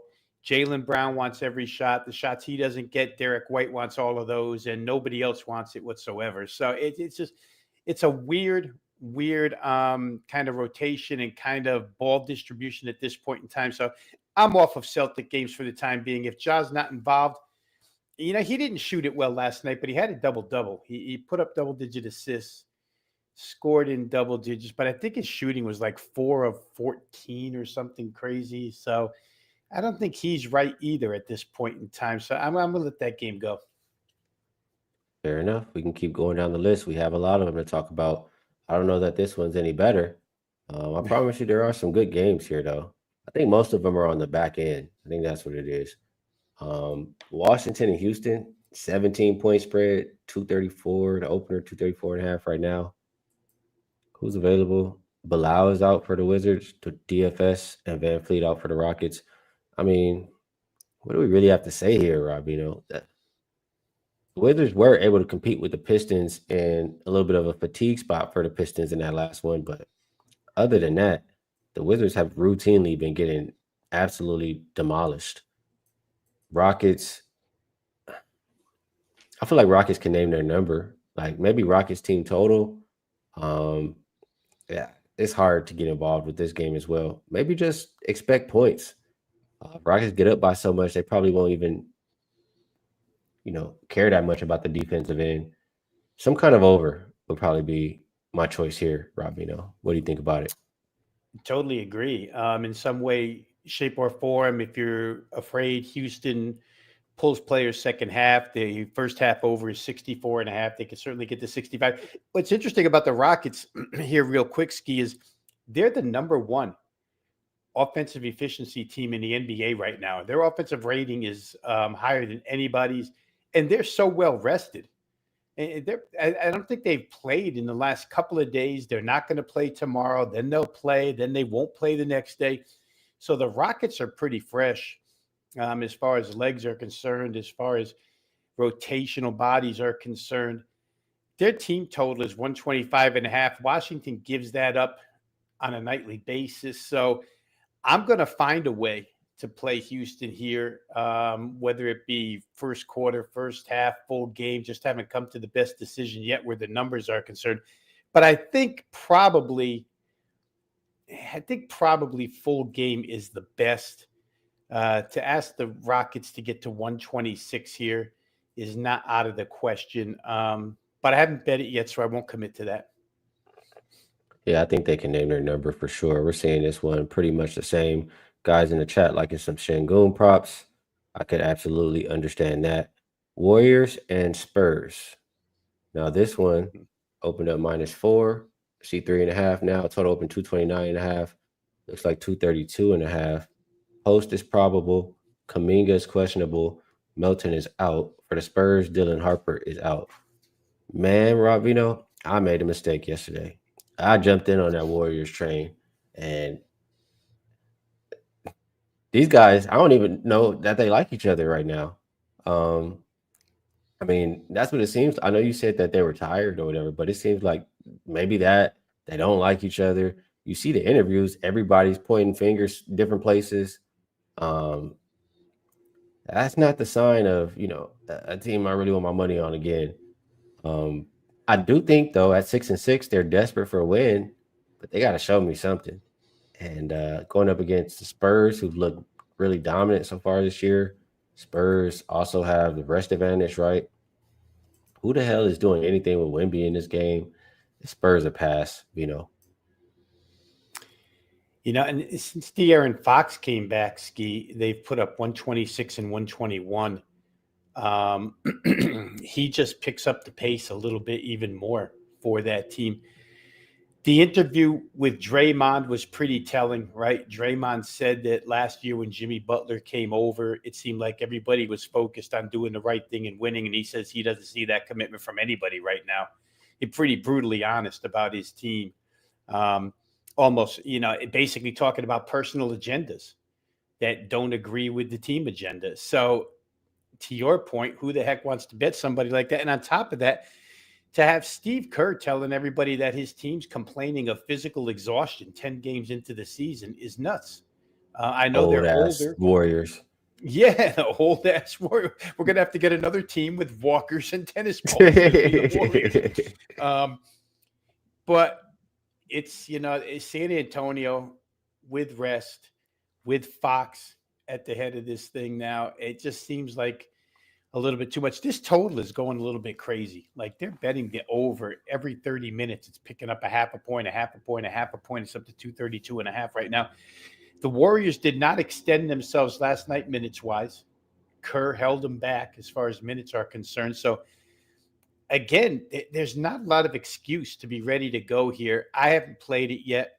I certainly won't be on Golden State, but I could be tempted somewhat by either a San Antonio team total or I don't even know if possibly full game total, but I don't know. I'd like to probably isolate on the Spurs here. Yeah, it's a one-way ticket for me. It's Spurs or nothing. Tomorrow says, so no one likes the Warriors tonight. Hey, good luck to you, bro. If you push that button, man. All right, next game we're gonna go. What do we have here? Blazers and Pelicans. Pelicans laying 8. I'm sorry, Blazers laying 8. Total came down from 232.5 to 230. No Poole, no Zion, no Murray, no Scoot, no Tybalt, no Wesley. I mean, I know the Pelicans suck, but god damn, 8 with the Blazers on the road? I can't do it. I feel like that's just too much of a premium for this Portland team. So I don't have a whole lot on this game. The last 3 games I think we'll talk about, or the last 4 games are a lot better. But absolutely cannot lay with the Blazers. Anything from you here? The Pelicans are terrible defensively, Ski, but when I looked at the matchups here tonight in the lineup, it's not like New Orleans doesn't have 8 guys that are going to be out there that can't play. There's even without the players that they're going to be missing here, they still kind of match up decent with Portland, so I couldn't lay it. The only thing I can say is I would look at over in this game. It just seems like one of those up and down score fest type contest. Denny Avdia has been really hot for Portland for props players. Maybe that's a way to go, but I don't understand the huge move towards Portland other than we know that people chase injuries in the NBA like crazy. So for me, it's probably going to be over or nothing, and most likely nothing. Fair enough. Take a glance at some of these comments really quick. What up, Star Child? Financially free and focused. Going back to that last game, like Smoothie. Mark says, hold your nose, lay to 8. Maybe it's 8 for a reason, Mark. Hope you cash. And Paul Bowman says the other side, hold your nose plus 8 on New Orleans. So no matter what you bet, you got to hold your nose in this game, Robbie. Yeah, just hold it. Just hold it. I think I'll pass. Oh, man. It's Suns and Mavs. Open Mavs minus 1.5. Flip to Suns minus 1.5. Total went up from 226.5 as high as 229. So Jalen Green is out. For the Mavs side, you have AD and Lively both questionable. Exum and Irving are out. Man, it's the first of a back-to-back for the Suns. 4th game in 6 nights for the Mavericks. Mavericks' first game after firing Nico. I mean, finally it'd be some peace over there in Dallas. In the game, the last game, the Mavs players are shooting free throws. It kind of threw me off a little bit because usually the crowd is quiet when their team is shooting free throws, but PJ's shooting free throws and they're chanting, fire Nico. I'm like, damn, it's like, it was a bad atmosphere over there in Dallas. I understand why, but it was not good. Now that Nico's gone, do they have some new energy? I mean, I don't think the players, I don't know how much the crowd will, but you still have Jason Kidd trying to figure it out. At least he stopped putting Cooper Flag at point guard. He's now done with D'Lo, it looks like, in the starting lineup. Williams did play solid in that last game. Maybe they can build on that. But the Suns have looked good lately, They've covered 4 of their last 5. They haven't been the best road team this season, though. They've only, I believe, covered 1 road game. So I'm curious. You think Nico off their back, Mavs can get it done, or ride the hot hand with the Suns? Yeah, it's funny. Generally, we would talk about a team getting a bump after the head coach gets fired. Here we're talking about the team maybe getting a bump because the GM got fired. And, Ski, thinking between the lines, and I don't know that this is true, but when he got fired, I thought to myself, just knowing Jason Kidd's background, when he was at Cal, he went behind the coach's back, complained about the head coach, who was verbally abusive, Lou Campanelli at the time, but he got that coach fired. He and Todd Bozeman, the assistant coach. Jason Kidd, when he doesn't like something that's going on, he's going to do it in a quiet little undermined way. And I wonder if he wasn't playing Cooper Flag on purpose at point guard to get Nico the hell out of there. Just let's run him out there. We know he can't play point.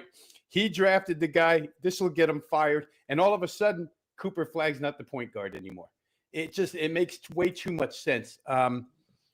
If I knew AD and Derek Lively were both going to play in this game, I'd be on Dallas. I think in this spot, they're at home and you get a little bit of rim protection back. I'd like that. They're listed as questionable still from what I saw. So I'm going to wait to see the injury report on this one. But if those two go, I'm probably going to pull the trigger on Dallas here. And, the home crowd's going to be happy tonight. That's for sure. And I think you will get a little bit of an extra effort out of Dallas here tonight now that Nico's been canned. And you'll certainly get more energy out of the crowd. That's for sure. 1,000% on that. All right, we've made it to the last 3 games here. I do think these last 3 games are pretty good. We will go Lakers and Thunder, Mr. Vino. And this one opened up -7 for OKC. Still see a 7. Still see a lot of 7s, actually. Total open 227.5, and that has gone up as high as 231.5. Still no LeBron, still no Thiero, and no Vincent. For OKC, Carrick Williams, Topic, both out. J-Dub is doubtful, so it seems like he's getting a little bit closer, but still doubtful. Wiggins and Dort are both questionable. They did miss yesterday, so maybe they'll play on this side of the back-to-back. The Thunder they're 11-1. They're picking up where they left off last season, right? And doing it without J-Dub. But, Rob, who the hell have they played? That's how I feel. I'm going to go through their schedule.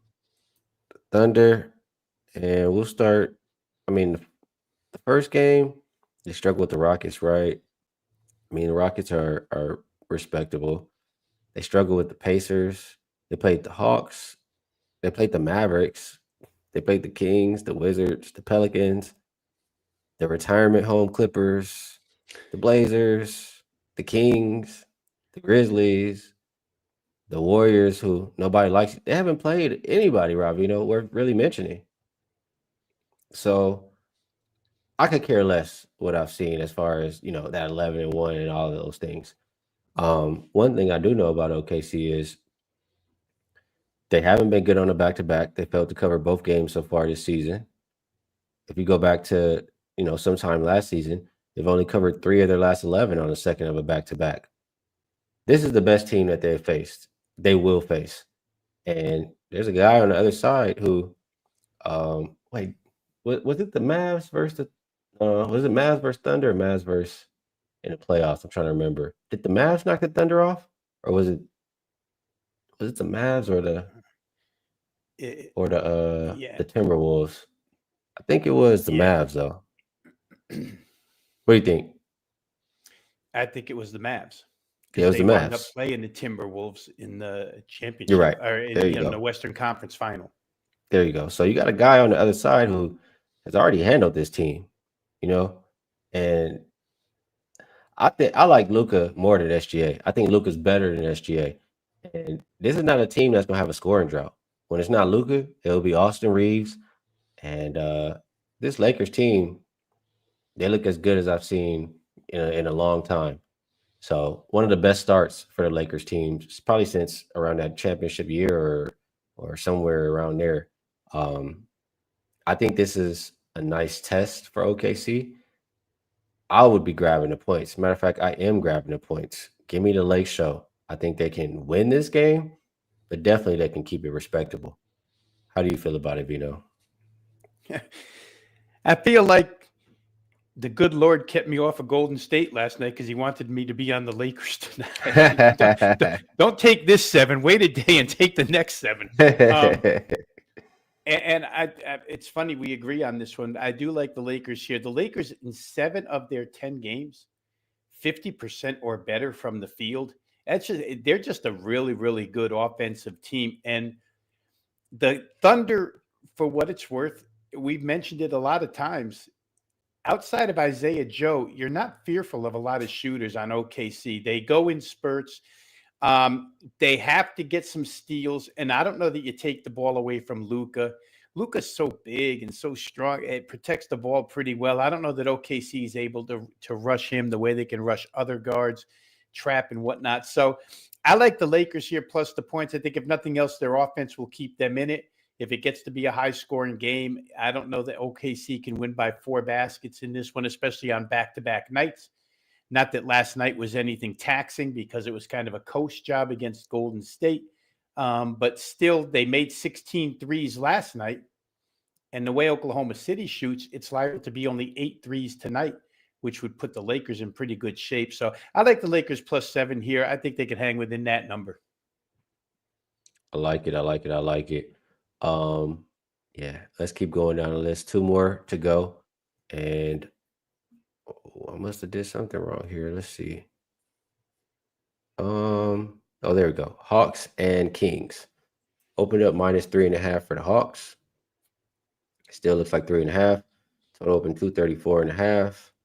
We'll call it 234 as a consensus. Injuries. Nickeil Alexander-Walker is questionable. Derisic is out. Trae Young is still out. For the Kings, Devin Carter is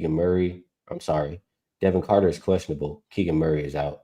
The Kings are on a back-to-back. You never know if they may rule people out as the day goes on. And the Hawks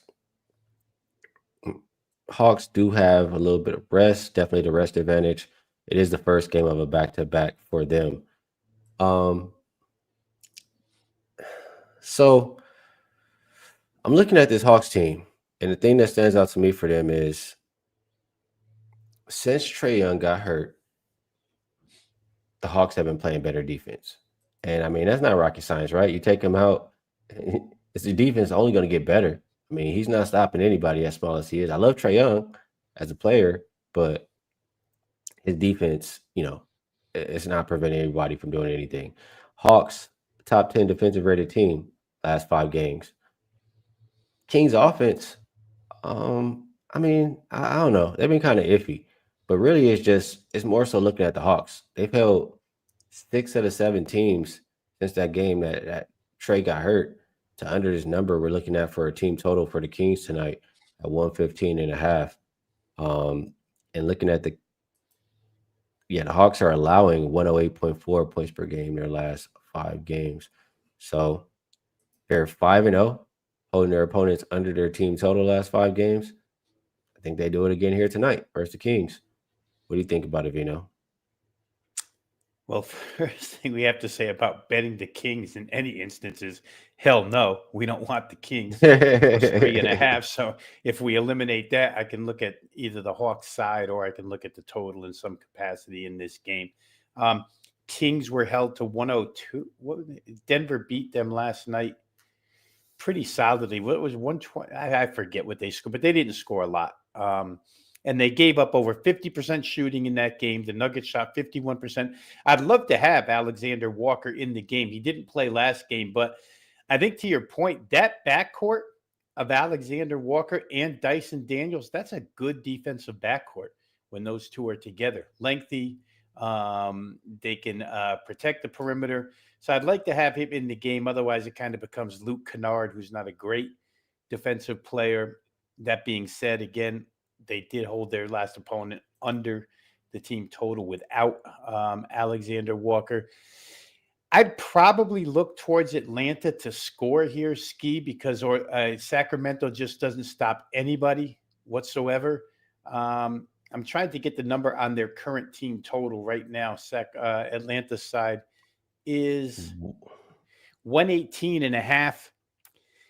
doesn't seem that out of the question to me against this defense. And like you say, Atlanta's had rest. It's the second of that road trip. We talked the other night. They played the Clippers, right? I think it was the Clippers. They win that game. Said I would counterpunch with this game if I saw something. And I think I just like the Atlanta team total the best of all here. So maybe Hawks team total over 118.5. I'll keep an eye on it. See if I can get to the window with that.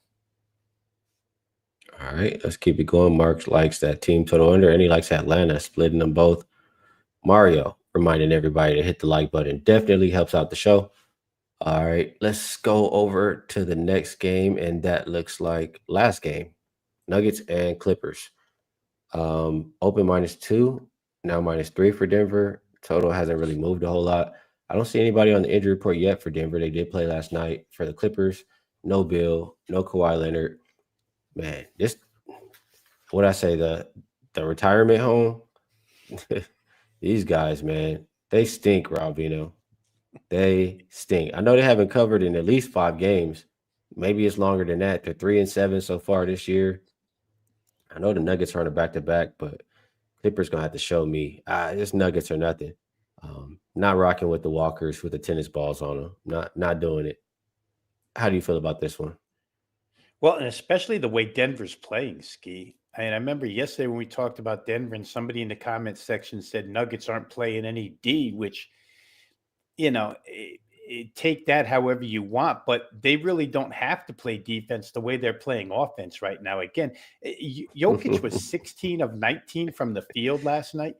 It's crazy how good they are offensively. The guy I would worry about in their lineup, maybe not playing tonight, would be Jamal Murray. 37 minutes last night. Maybe they hold him back in this one. But I don't know that that makes a huge difference against this particular team, the Clippers. Denver's just become they are so efficient offensively. And like I say, the way they're playing right now, how are you going to get in front of that train? They've beaten their last 4 opponents by 10, 25, 17, and 14. And the Clippers have shown not to be capable of beating anybody whatsoever at this point in time. So how about we keep mentioning Terry Rozier? How about we just keep adding up these ATS losses? Right now, the Clippers are 1-7 since they saw Ty Lue's face at a poker game. So 1-7. It'll probably be 1-8. I don't know. Ty Lue got mad the other night, but I don't think it's falling on deaf ears for sure. It's got to be Denver or nothing here. Yeah, word on the street, that guy still, Ty Lue, might still owe a bookie or two. I like this comment from tomorrow. What do you say, Vito? I was going to say he might be letting these games slip away on purpose. He owes somebody. Yeah, you got to pay that debt, man. Tomorrow, I like this one. It says, retirement home going to be lit tonight. I don't care. It's bingo night. There you go. I like that. All right. That's the NBA card for today. So I think we did a pretty solid job. Talked about 12 games in a little under 40 minutes. Now, let's just toss all the stuff on there, Rob. You know, Weekend Warrior still a thing, right? So it's still a thing. Vino's been good in football. My props especially, they've been really good. They're 10-3 so far in the season. So if you want to rock with football, Saturday, Sunday, and Monday Night Football included, only $49. Outside of that, there's one now for basketball. I noticed the basketball show, full court, all access pass, 3 days of NBA and college basketball for only $49 if you guys would like to be involved. If you want a little bit longer, they have something going for 10 days of picks for less than $10 a day. It's a way to get with us for, a third of a month. And last but not least, if you're, guys saying, hey, I'll just rock for the whole year. You can get $500 off a 1-year pass. Comes out to just $125 a month. And you'll also get a 25% bonus coupon on top of that.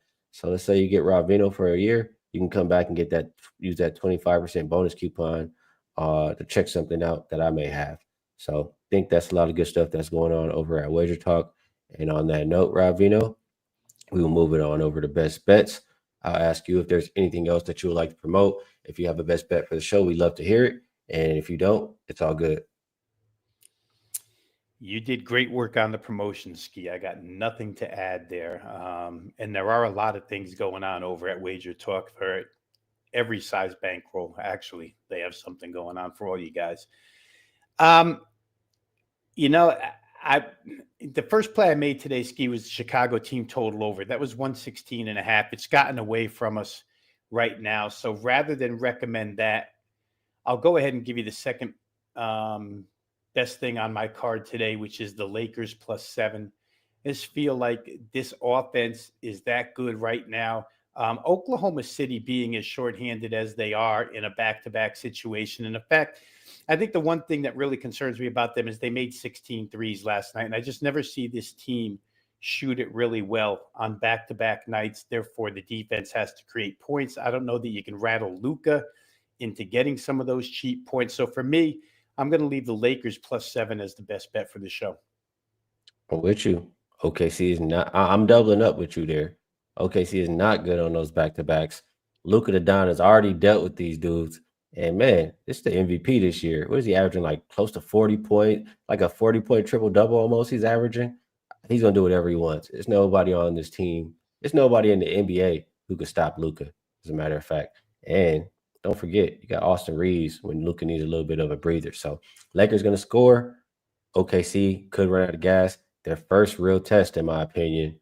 I don't think they pass. So that is the show for today. Vino, it's been great breaking these games down with you. Chat, I want to ask you, let me see in the comments real quick. Do I seem like I'm a little bit better? I feel a tiny bit better. I'm not all the way better today, but I feel a little bit better. But I'm curious if it comes off that way. Vino, like I said, I really enjoy and I appreciate you taking the time to cap these games with us. Everybody in the chat, and they say, yeah, it sounds like I'm a little better. Okay, I'll take it. I'm getting there. Little by little, I'll take it. I'm getting there. We appreciate you guys in the chat as well. Great people, great cappers. And like I always say, man, we all just trying to help each other get to that window so we can get paid. So best of luck, everybody, on all your action tonight. We'll be back again tomorrow. We'll have NBA and some NFL to talk about. Until then, peace.